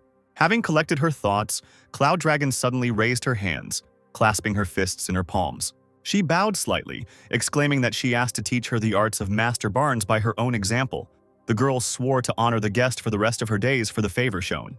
Timothy was completely confused, blinking in confusion. He did not fully understand what was required of him. Molly was silent, and so was he. The air was filled with awkwardness, interrupted by the chirping of cicadas. The teacher looked up and seemed ready to burst into tears, taking silence as a refusal. Timothy allowed himself a barely noticeable smile and invited the girl to follow him, assuring her that it would not take long. Molly thought she must have misheard at first, but then her spirits finally lifted. An elder, enjoying the coolness of the night, who was walking in the garden, heard the rustling of leaves in the distance. Taking a closer look, he saw familiar figures. The guest and the Cloud Dragon were heading towards the forest clearing towards the mountain. If Logan was surprised, he didn't show it and didn't distract the warriors. They both approached the Monet Mountain, and Timothy announced that he would show Molly the concept, which surprised her greatly, because she thought that he simply understood everything in general terms. The guest continued to say that if the mentor succeeds in recreating this, the technique will not be absolutely identical, and then everything will depend only on the skills and talent of the Cloud Sword Dragon. But the thing was, Molly couldn't get over the shock of the realization, and Timothy thought he should put it more simply. The guy decided to show the conceptual component, and how the girl completes the technique is her business. He pulled out his sword from its sheath, thinking that this shouldn't be too difficult. After all, rather than following in the sword's footsteps, rethinking every step, it's easier to follow the beaten path. With these thoughts, Timothy announced that the training had begun. The next day, Timothy met with the elder, who told him that as soon as Molly heard about the guy's mastery of the technique's secret, she was simply enveloped in Sima. Timothy looked at the old man in bewilderment as he spoke of a condition in which the mind and body become confused, preventing the attainment of insight. Until the very morning, the warrior pored over books. She was, to put it simply, amazed by the abilities of the young warrior. Still, she was considered the best among her peers. Without equal, everyone around her called her the master of martial arts of the Celestial Empire. Timothy only now began to think about what all this meant for the girl. Apparently yesterday she understood perfectly well what he was telling her. Molly just felt uneasy. Looking at the golden fire coming from the sword of the guest, who had not even been in the sect for several days, Molly felt her insignificance for the first time. After all, the guest turned out to be no ordinary boy, but a real master. At that moment, the warrior seemed to rethink her entire life, looking at Timothy. The boy scratched his chin in embarrassment, muttering that it was pointless since the great Cloud Sword Dragon was far superior to him. Logan smiled, replying that heaven had made a mistake. Instead of being proud of his outstanding talent, he was modestly making excuses for his shortcomings. The boy said that the old man was exaggerating, and at that moment someone approached the elder, calling him. It was Molly. She urgently needed Logan, but seeing Timothy nearby, she immediately fell silent. The elder greeted the girl warmly, knowing that she would recover quickly. Timothy also greeted the great Cloud Dragon. A slight blush covered Molly's cheeks, and she looked at Timothy from under her lowered eyelashes. Then she turned to him, asking him to demonstrate his skills, since he had mastered the secret techniques. She placed her hand on her chest, asking permission to study the art of Gu together, because by training in this way, they would be able to fill in each other's gaps, and then Timothy would achieve success faster. The guy looked at Molly thoughtfully, thinking what to answer her. It took him longer than he expected.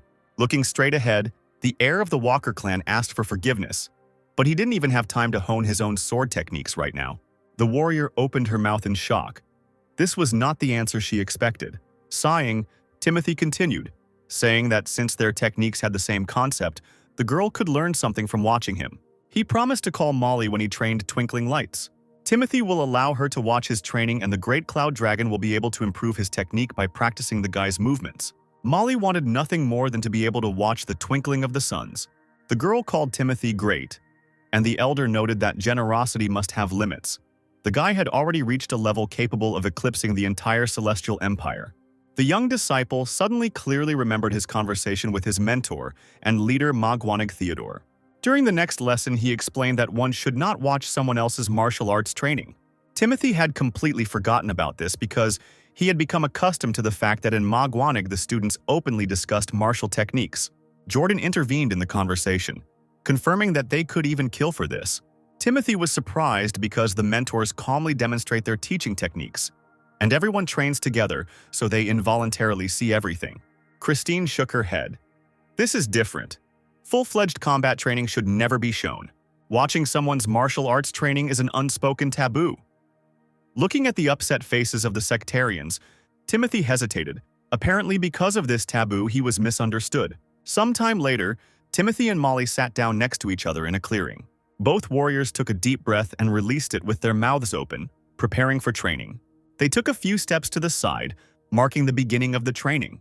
Having prepared themselves, they ran forward in unison, holding their blades in outstretched arms. Timothy used the palm bud technique. The flows of internal energy and the flickering of the luminaries were completely different from the technique of the unfading radiance, the palm bud. Unlike the last one, where each blow had to be clearly separated from the other. In the flickering of the luminaries, there is a continuous flow. The sword is drawn without the slightest hitch. The blade feels like an extension of the body. Rising higher and higher, with each movement it draws intricate patterns in the air. This unity is only possible because Timothy created this technique personally. With his experience, perseverance, and skill, the guy created the twinkling of the stars. Molly didn't miss a single swing of the sword that the guest wielded next to her. The girl had been trying for quite some time to recreate the Gu Clan technique that was destined for her, so Mr. Walker's attempts initially seemed rude to her. However, in terms of skill, the boy instantly surpassed her, the one who had much more experience. Both began to study the technique at the same time, and their progress seemed completely different. Molly's face showed a mixture of bewilderment and admiration. The difference in speed was simply colossal. Timothy was extremely focused and seemed to be oblivious to everything. Within seconds, he had broken the speed of light itself with a swing of his blade. The hot steel raised golden whips into the air, which spread in different directions. The air current swayed Molly's long hair as she watched the young master in fascination. Judging by his intense gaze and technique, Timothy was absorbing everything at lightning speed. The girl's eyes widened in shock for a moment. She realized that she no longer belonged to herself. The picture was clear as day. The dragon's huge clawed paws held the pearl. Lotus flowers bloomed right in the air. It became clear that the dragon here was not Molly at all. A few days later, Timothy was introduced to the court of the sect's deity, Elder Ave Brooks. The woman stood, and in the chair next to her sat the same pointy-eared Superman, her son, looking at the guest with interest. Ava's big eyes looked at Timothy carefully, and by the will of fate they met again. The boy she noticed on the day of the massacre at Walker Manor has grown into a true warrior, Heavenly Sword Master. Victor Brooks was the head of the Monet sect and was the first to speak. The man smiled, saying that he had heard some rather interesting rumors. Warrior Magwanig learned the legacy of his late father and shared secret techniques with Molly, and also saved the young disciples of the Monet sect. Timothy showed a great favor to the entire sect. Victor waved his hand, asking what the guy wanted as a reward. Timothy lowered his eyes for a moment and asked with all his heart for permission to help fight the tyrant's sword sect. Outside, Elder Logan watched the warrior Molly train. The girl watched Timothy closely and was determined to repeat his success.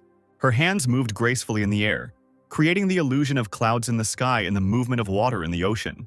She seemed to have managed to recreate that same continuous flow of energy. Spinning around its axis, energy beams flowed through the air following the blade. But something prevented the girl from opening up to her full potential. She froze, sighing heavily. Then she shook her head and lowered her sword, looking down in disappointment. The elder chewed his lips, noticing that the warrior's concentration had been broken. The girl became embarrassed and apologized to Logan, saying that she was only distracting him unnecessarily. He thought it was Timothy's fault, but Molly shook her head, saying it was her fault. After all, everyone recognizes the guy's sword, but what she had honed her entire life turned out to be meaningless. Molly asked the elder if the glimmer of the suns was inferior to the original Barnes technique, and the old man confirmed it.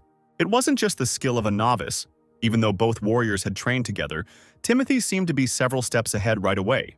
The fact that someone was able to recreate a new martial art was incredible, but the fact that he mastered it without learning the original technique and then simply surpassed it was simply shocking. The elder nodded, saying that the young man had immediately achieved what Molly had been striving for so long.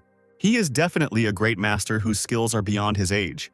However, it was obvious that he would quickly master the art that he himself had created. Because everything in this world is best suited to the creator, he has exceptional talent. The Cloud Sword Dragon sighed heavily once again, thinking that she would never be able to catch up with Timothy. It was hard to live in the same era with such a master. Logan advised the girl to try to find the positive side of the situation, as she had successfully mastered the basics of the Barnes technique. Molly looked away, agreeing that it was worth it. The old man straightened up, looking at the student, deciding whether to share the secret with her. Looking back, he decided to open up, starting with the fact that at first he didn't want to talk about one of Timothy's peculiarities. The guy had an open Baihui point, receptive to nature itself. Through it, man receives the power of heaven and earth in deadly excess. As soon as she heard that even the greatest masters were unable to bear such a gift, Molly tensed up, asking what the elder wanted to say. Logan looked down and spoke the bitter truth. Timothy didn't have long to live, but despite this, he continues to fight, like a flame trying to leave a mark on this world. Molly was stunned by this, and her new knowledge allowed her to look at the boy in a new way. Logan turned away, staring at the sky where the clouds floated, and there was a brief silence between him and Molly. The girl pondered the words of the elder, who deeply respected Timothy's aspirations, regardless of skill level or age. As much as the sectarians didn't want it, the day of battle with the opposing sect on the Great Plains soon came. At the head of the Monat warriors stood Victor and Ava Brooks, with Timothy a little further behind them. The tyrant sword fighters gathered opposite, a truly dark energy hovering around them. A cold wind blew through Timothy's long hair as he looked closer, searching for that special person. The head's blade, with dark and gloomy waves flowing around it, was thrust into the ground. The dark lips of the tall, stately man standing in front stretched into a smile. It was the head of the Tyrant Sword Clan, whom Timothy had already met earlier in horrific circumstances. Howard put his hands on his hips, stating that here was the Monotov's sworn enemy. The boy leaned forward and narrowed his eyes, trying to make out his opponent. He heard a chuckle behind him and asked Timothy what was the matter. He shook his head. After all, the friend could have stayed on the sidelines and not participated in this massacre, but he came anyway. At that moment, a small figure moved with the speed of the wind, growing larger as it approached. Without warning, one of the Sword of the Tyrant fighters jumped out into the middle of the makeshift field, landing loudly on his feet. He grinned and raised the sword in its magnificent scabbard above him, holding it in one hand. The man frowned and looked stern. He gave his name, the leader's third disciple, Richard Kelt. He shook his short hair, exclaiming that he invited to come out whoever dared to take his sword. Victor listened to the boasts of his opponent, who shouted that he would respect the fighter here and now. The heavenly swordmaster turned a questioning gaze to Timothy, who did not turn away. He resolutely approached the head of the sect and the elder of the Monats, Ava, addressing them respectfully. The boy asked both of them for permission to fight on behalf of the sect. At first, Molly thought she had misheard, but when she saw Timothy standing next to the heads, she was amazed. She immediately remembered Logan's words, who said that the boy continues to fight, like a flame, trying to leave a mark on this world. Victor smiled and nodded, telling Timothy to go ahead, who bowed and thanked the chief. The guy left Molly and Howard behind without further ado and headed towards the enemy. He didn't doubt his decision for a second, moving smoothly and confidently. The heads of the sect and all the warriors watched the guest, following him with thoughtful glances. Logan looked at the boy with sympathy, while Howard was ready to help at any moment. A great master, living for the moment in defiance of fate, he has already become a legend. As Timothy approached Richard, he chuckled, saying that the days of the Monat sect seemed numbered. Timothy knew they would try to distract him with ridicule, so he didn't answer. The man raised an eyebrow, then bared his teeth, looking at the boy like an animal at its prey. He almost laughed as he asked dismissively if Timothy was the Walker boy.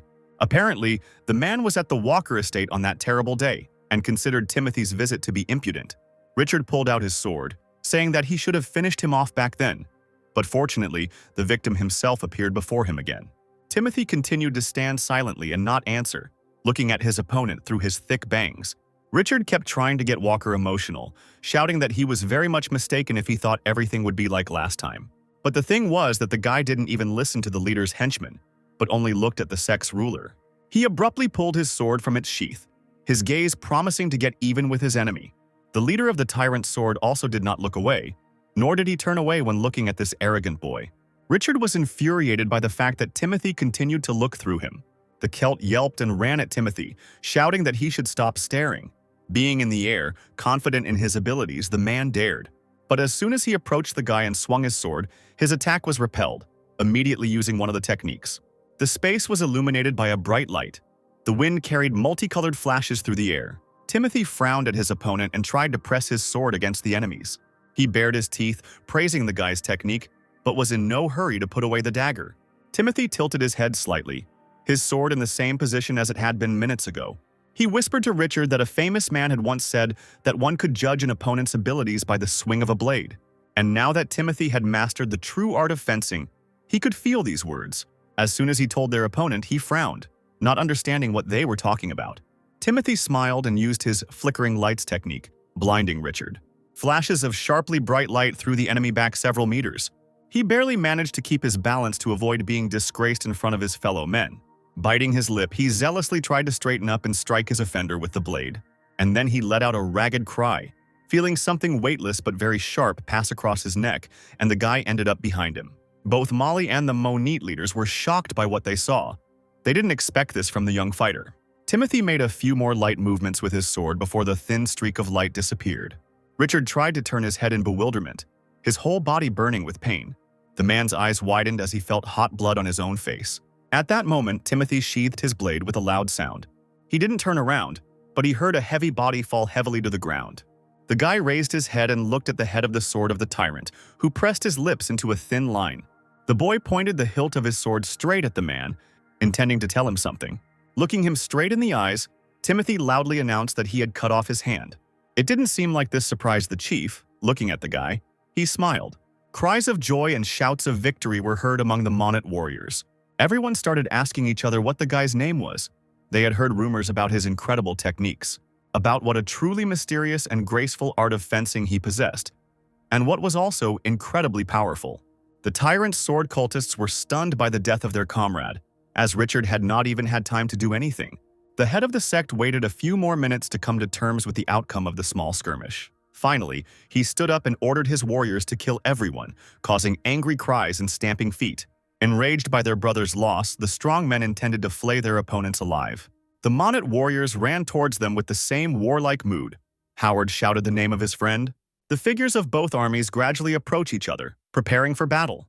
Timothy stood closest to all the sectarians of the sword of the tyrant. He did not leave, waiting for them. A huge man, several times larger than the guy, was rushing straight at him, calling him a scoundrel. Even though his opponent's eyes were burning with a devilish fire, Timothy concentrated, pulling his sword from its sheath. He understood that the sectarian was dangerous. Such an opponent was too tough for him. He shouted that he would kill the boy. Timothy assumed that Richard's relative wanted revenge on him and specifically shouted that he hoped the man would have greater endurance. He went mad with rage and pointed a sharp blade straight at the guy jumping on top. And how dare he be insolent? Timothy barely had time to do anything when Logan jumped out from behind him. The old man's eyes lit up with a righteous golden fire of power, and he immediately activated the energy. The elder, despite his advanced age, managed to throw the enemy into confusion, knocking them off their feet with his appearance.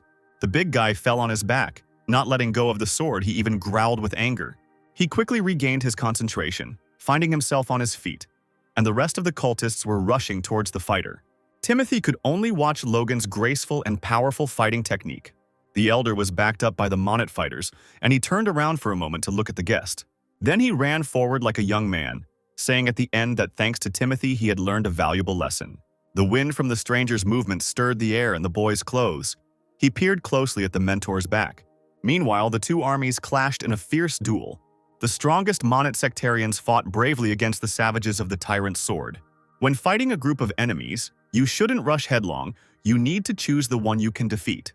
Timothy looked around when he suddenly heard shouts calling for destruction. Ordinary but no less strong warriors of the tyrant sword clan were running towards the guy, spears and swords in their hands. Timothy drew his sword from its sheath and prepared to defend himself first. The man who ran up first immediately pointed the sharp tip of a spear at the boy. Timothy made one deft move and found himself on the sidelines, parrying the attack with the sheath of his sword. Then the sword in his other hand began to glow as he used the flickering light technique. Once again, the enemy did not take into account the guy's strength, considering him an ordinary weak warrior. The first enemy was defeated by a lightning attack and Timothy ran forward. All he needed was a small wave of his hand for a thin strip of light to cut through someone else's flesh. The remaining warriors, for whom revenge was their first priority, only now began to notice something incredible. They didn't have time to make a single sound when a thin death ray cut their throats. Timothy ran forward, defeating opponents on the go, mentally counting the number of those who fell. Above his head, the Baihui acupuncture point blossomed like a blue flower. Golden light poured from the boy's sword as the cultists attacked him en masse. Timothy not only wielded a sword masterfully, but also deftly slipped under other people's blades. Then, without even turning around, he counterattacked, forcefully fighting off the fighter's attacks. A crowd of warriors attacked him, thinking that they would be able to defeat him by force, but they were unsuccessful. The boy froze for a moment as the fifth cultist appeared dead, lying on the ground. Enraged opponents ran at him, jumping out from different sides. One of them tried to attack from the side, but was immediately defeated. Timothy turned around sharply and saw his faithful Howard behind him, covering his friend's rear. The boys' glances met. Timothy nodded gratefully to his comrade. The next moment, Timothy gathered his strength. The guy's eyes were burning with a bright light. Standing back to back, Magwanig's disciples skillfully fought off the sectarians. A little later, when Timothy was walking through the forest with Elder Ava, she reported that the preliminary fight ended in victory for the young hero. She looked lovingly at the green branches, saying that Timothy was a good boy.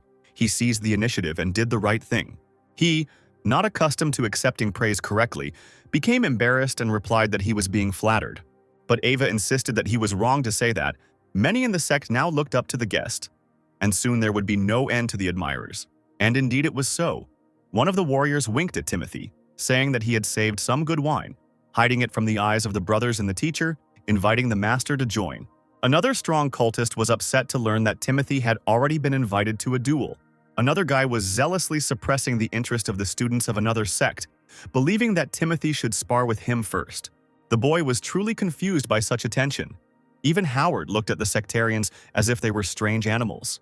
While Timothy was remembering all this, Ava softly called him, pulling him out of his own thoughts. She spoke carefully, raising the topic of the attack on the Walker house and why it had happened. The boy's second brother already knew about it, but the elder thought it would be better for Timothy to hear everything now. Looking at the impenetrable boy, the woman hoped that this would not shock him, but it was still worth asking just in case. He walked forward a little, then looked back and shrugged, saying that the decision was up to the elder. But they still had a big battle ahead of them a few hours later on the Great Plain. The sword of the tyrant cultists looked angrily at their opponents gathered opposite them. Elder Logan merely concluded, looking calmly at the enemies, that it would not be easy. The council elders have come out in full force, and although there are few of them, if they win here, it will all be over. The old man asked Molly, who was standing nearby, to take care of her students. The girl approached Timothy and sincerely wished him luck in the upcoming fight.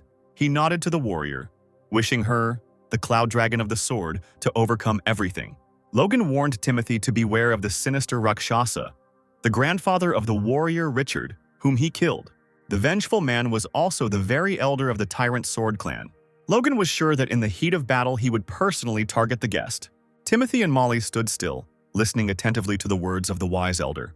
The opponent was considered to be even higher in rank than the leader of the sword of the tyrant. It is said that on the battlefield he acts as an extension of the leader's body, like his arms and legs. But still, on the battlefield, he remains only his right hand.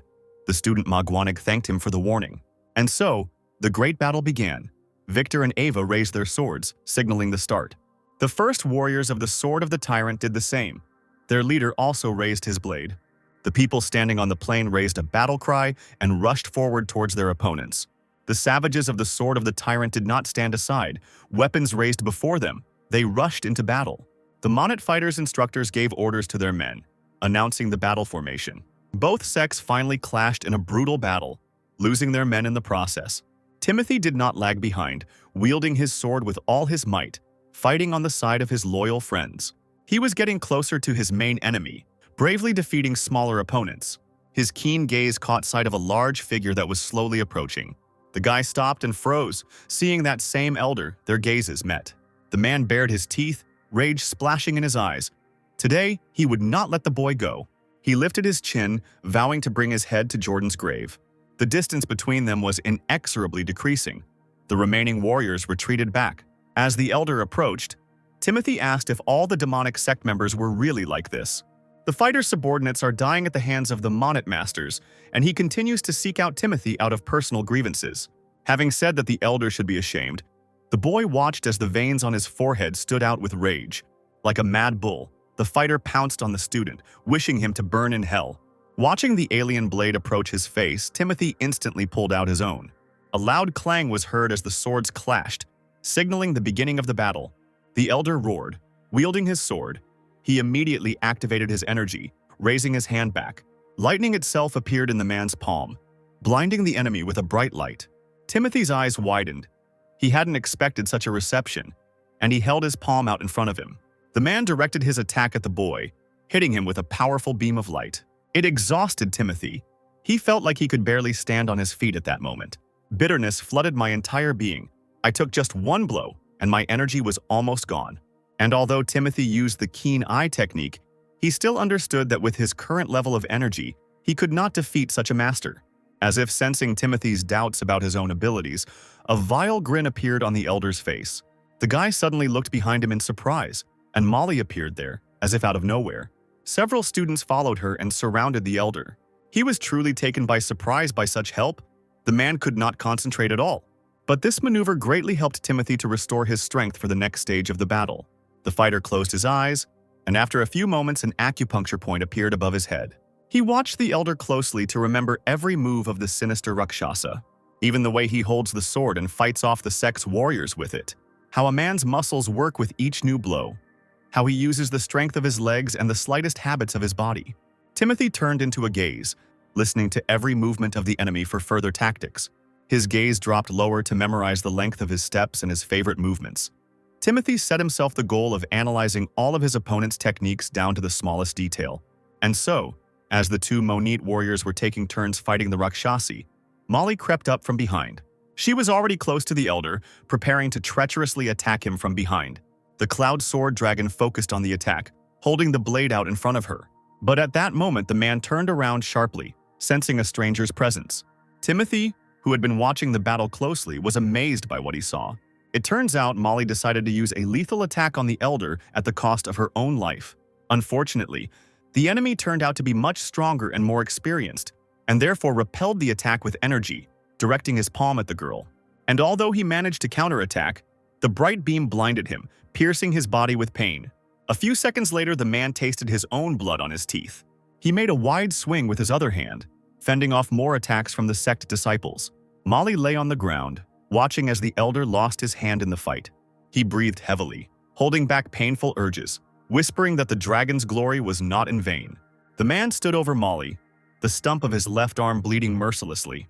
The warrior cowered, losing all her strength and energy, afraid to think what would happen next. But still, the girl watched the elder with anger, clutching the blade in her hands. He came closer and without further ado, swung the sword in his good hand at her. The cultist's eyes widened with indescribable anger. And at that moment, Timothy appeared behind him. The man turned around abruptly and bared his teeth, shouting that he had been waiting for the guy, anticipating his every move. He was not afraid and knew what he was doing. It was then that the young warrior felt everything. Watching the Rakshasi, he knew what would happen at that moment. He knew what the next blow would be. The wall of fire almost blocked the view, but the warrior was ready to attack. He accelerated and ran towards the man faster than light, using the destruction technique.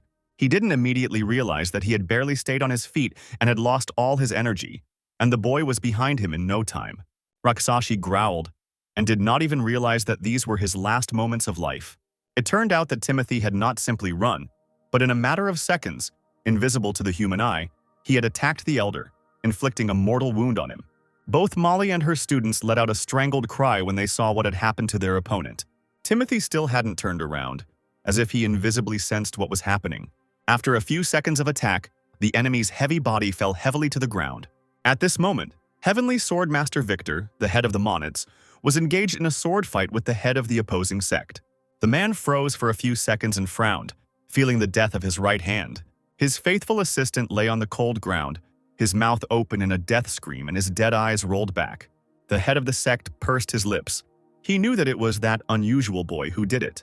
Time seemed to stand still, and the monet's disciples ran up to the body of the Rakshasi with its severed head.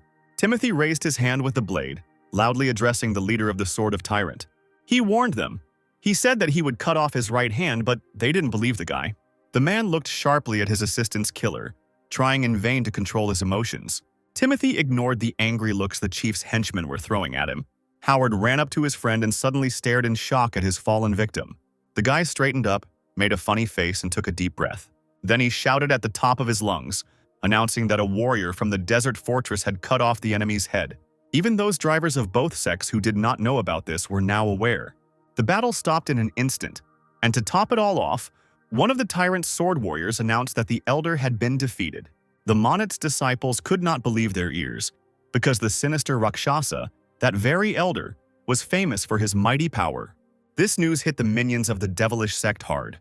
But what surprised the warriors most was that the strongest sectarian died at the hands of a boy who had not even received an order to fight. Ava, who had just dealt with another enemy, turned around abruptly upon hearing of the death of the enemy commander. One of her students raised his blade into the air, roaring that the ominous Rakshasa had truly been defeated. A loud cry rose over the plain, signaling the victory of the Monet sect. In a burst of joy, the warriors got a second wind, and with renewed vigor, they began to finish off the rest of the opposing sect. The tyrant's sword seemed to have completely lost its fighting spirit from the news, allowing itself to be destroyed. After the commotion that had broken out, Logan turned around looking closely at Timothy. This young boy, their guest, has now accomplished a truly remarkable feat. An avalanche of Monet warriors rushed forward, sweeping away their weakened opponents. Heavenly Swordmaster Victor was now confident of his sect's victory and continued to advance on the head of the Devil sect. The Monet chief pushed the leader further and further to the edge of the plain until he could not come to his senses. At that moment, one of the devilish sect's minions appeared between the two warriors. He tried to help his boss by counterattacking, but didn't even try to attack. The man addressed the leader, shouting that the enemy warriors had become too inflamed and that a decision about the future had to be made. The leader frowned but said nothing, simply watching his henchmen fight. Feeling his strength leaving him, the man backed away in fear, calling for the chief for help. He clenched his teeth in anger until they cracked, then turned to look at Timothy. The boy looked back at the strong opponent, whom he had previously been unable to look at, without a trace of fear. Even now his gaze causes awe, until the man turns away. But Timothy knew that 4 years of hard training had not been in vain for him. A few days earlier, the leaders of the Monet sect presented the boy with a skillfully crafted talisman. It was a mark of distinction for a Monete master. The sect's disciples would always give Timothy a warm welcome if he showed the talisman. Victor urged people not to hesitate to ask for help. Even if it goes against the policies of the desert fortress, he will help once. The boy hid the insignia in his inner pocket, accepting it with gratitude.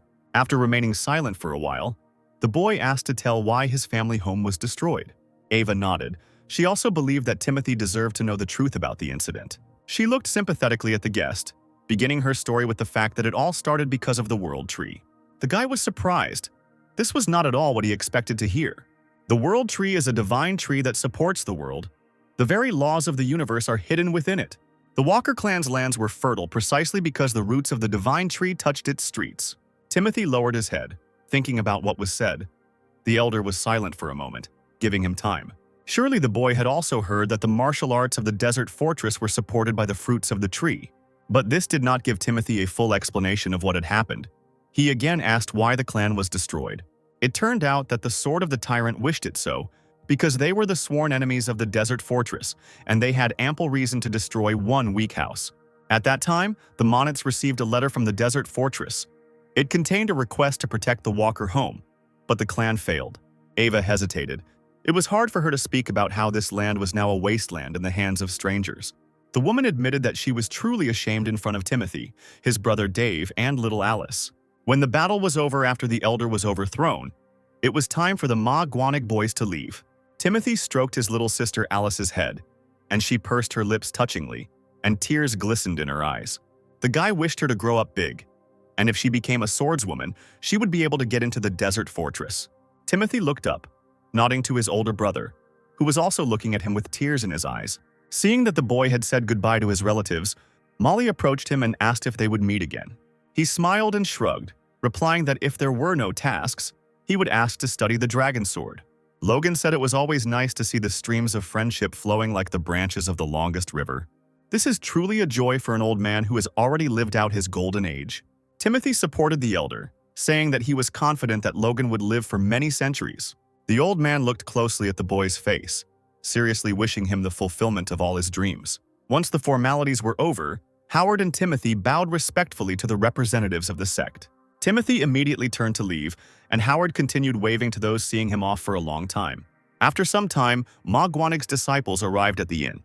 There, a slightly tipsy guest talked about the Synanon sect, which does not disdain helping the desert fortress. He generally believed that these old sects were already a thing of the past.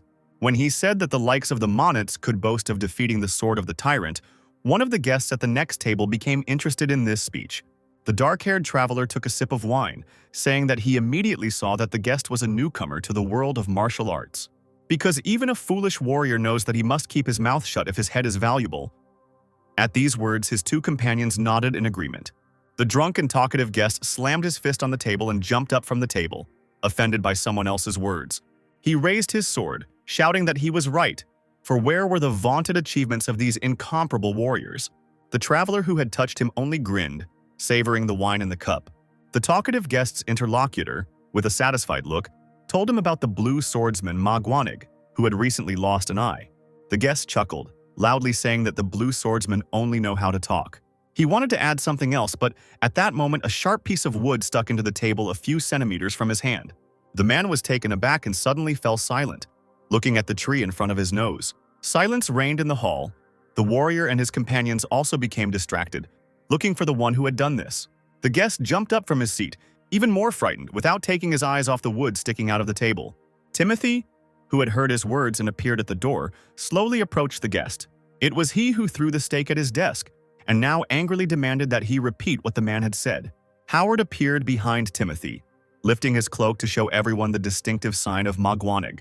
The man, who had not thought about what he was saying, saw him and began babbling something in horror. Now everyone in the hall froze, seeing the warriors of the desert fortress in the inn. The three people at the next table who had intervened in the conversation looked at Timothy with interest, and he fearlessly glanced around the room, patiently waiting for an answer from the impudent man. No one wanted to interfere in the brewing fight. There were broken dishes on the floor. Finally, a man who was taller and stronger than Timothy approached him timidly. Nervously, he looked away and mumbled that he didn't mean to insult the guy. He frowned, cutting off that he didn't care what the guest wanted to say. Straightening up, he reached for the blade and in an inhuman voice demanded to know who exactly had taken the blue swordsman's eye. He screamed, lamenting that it was the two-faced ghost from the Bloodflame clan who did this. One of the pillars of the Bloodflame clan and his minions clashed with the swordsman Magwanig, who suffered while defending the Simpson family. Timothy bitterly remembered the always smiling Jordan, his jokes and help. The news that his friend and mentor had lost an eye really angered the guy. Seeing his expression, the man became frightened and stepped back. He immediately fell to his knees and began to bow, begging for forgiveness. Then he fell silent, still not raising his head, frozen on the floor. Timothy walked around the guest, saying that he could return to the meal, but first he had to pay the owner for the broken table. Watching this picture, the dark-haired traveler savored the wine and grinned. The other guests looked at the boys with apprehension, because such strength at such a young age is a reason for pride. But, as expected, the masters of the great sects are holding back very nobly. The boys sat down at the table when suddenly Timothy heard someone calling him, asking if he was the lightning genius. The warrior and his two companions approached the next table. The man said that the future of the desert fortress did not only belong to the white Killen Evans Graham. It was an honor to meet him, and the stranger introduced himself.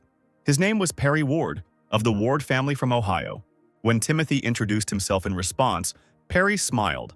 According to the latest rumors, a young but very powerful master had appeared in the desert fortress. He assumed that it was Timothy.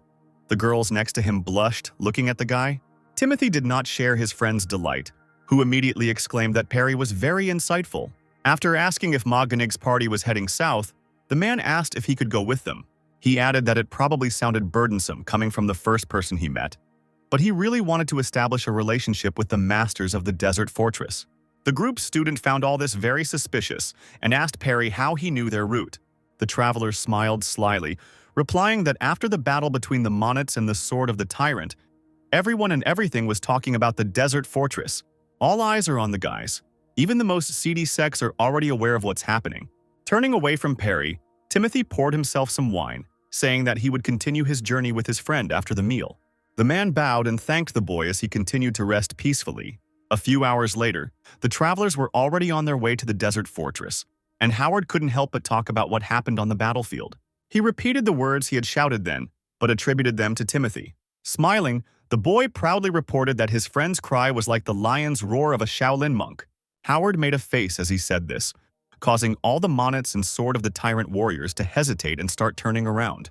He laughed and exclaimed that it was a sight to behold, and the girls behind him were smiling too. Perry looked at the guys like a fox, saying that if the master from the desert fortress said so, then it was not a lie. One of the girls asked again if Timothy really did kill that sinister Rakshasa. The guy didn't turn around and sighed, replying that he had just delivered the finishing blow. There were swordsmen like Dragonblade, Silent Fist, and Rocksword who initially wore down the elder. But Howard decided to clarify, noting that his friend was being modest, because his last blow had been blindingly accurate. Perry nodded and pointed towards the clear stream, suggesting they rest for a bit. Howard said he would go look for some kind of animal in the area so that he could have meat for dinner. The girls exchanged mysterious glances and looked at the guy. They smiled kindly at him, asking to go together.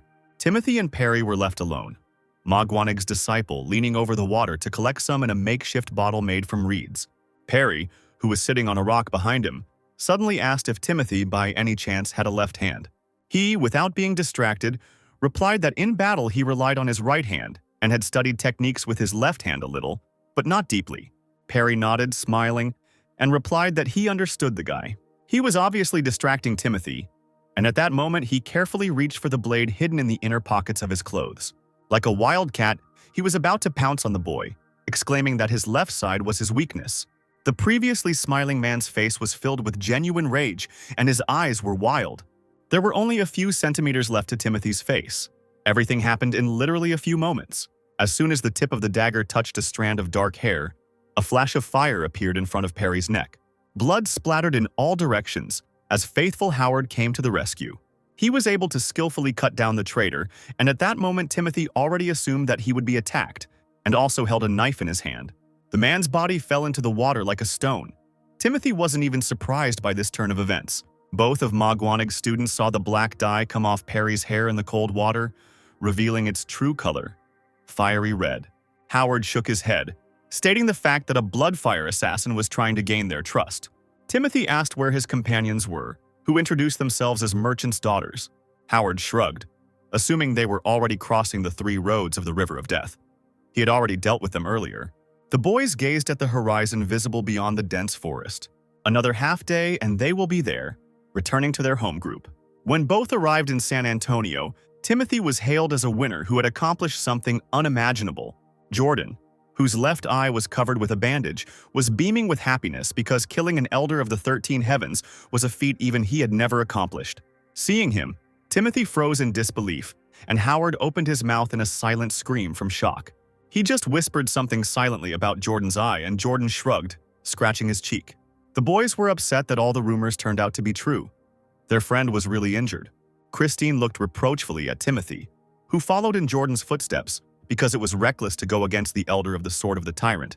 It was lucky that there were no injuries. Listening to the girl, Howard pointed his finger at himself in disappointment, wondering if they weren't noticing him at all. Timothy asked where Mentor Theodore had gone, and Christine replied that he had gone in pursuit along with the other masters of the desert fortress. Jordan looked at the boys with a smile. Christine explained that it was all about the Bloodfire clan. Magwanig wanted to understand what the enemy was planning, because the likelihood of reinforcements arriving was high.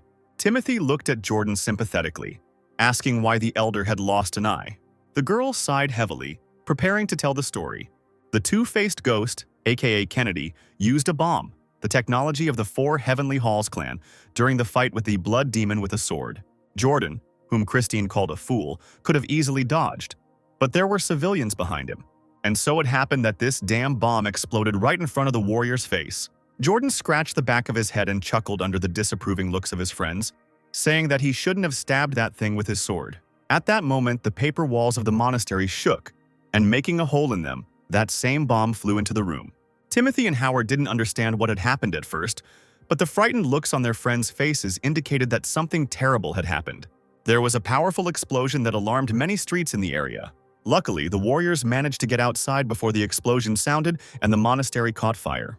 Jordan patted Howard on the back and laughed as he noticed the same thing had happened again. He turned to make sure Christine and Timothy were okay. The boy was beside himself with anger because now the enemy had gotten to him and to the mentors. As he had expected, Kennedy's henchmen followed the bomb to Ma Guanig's unit.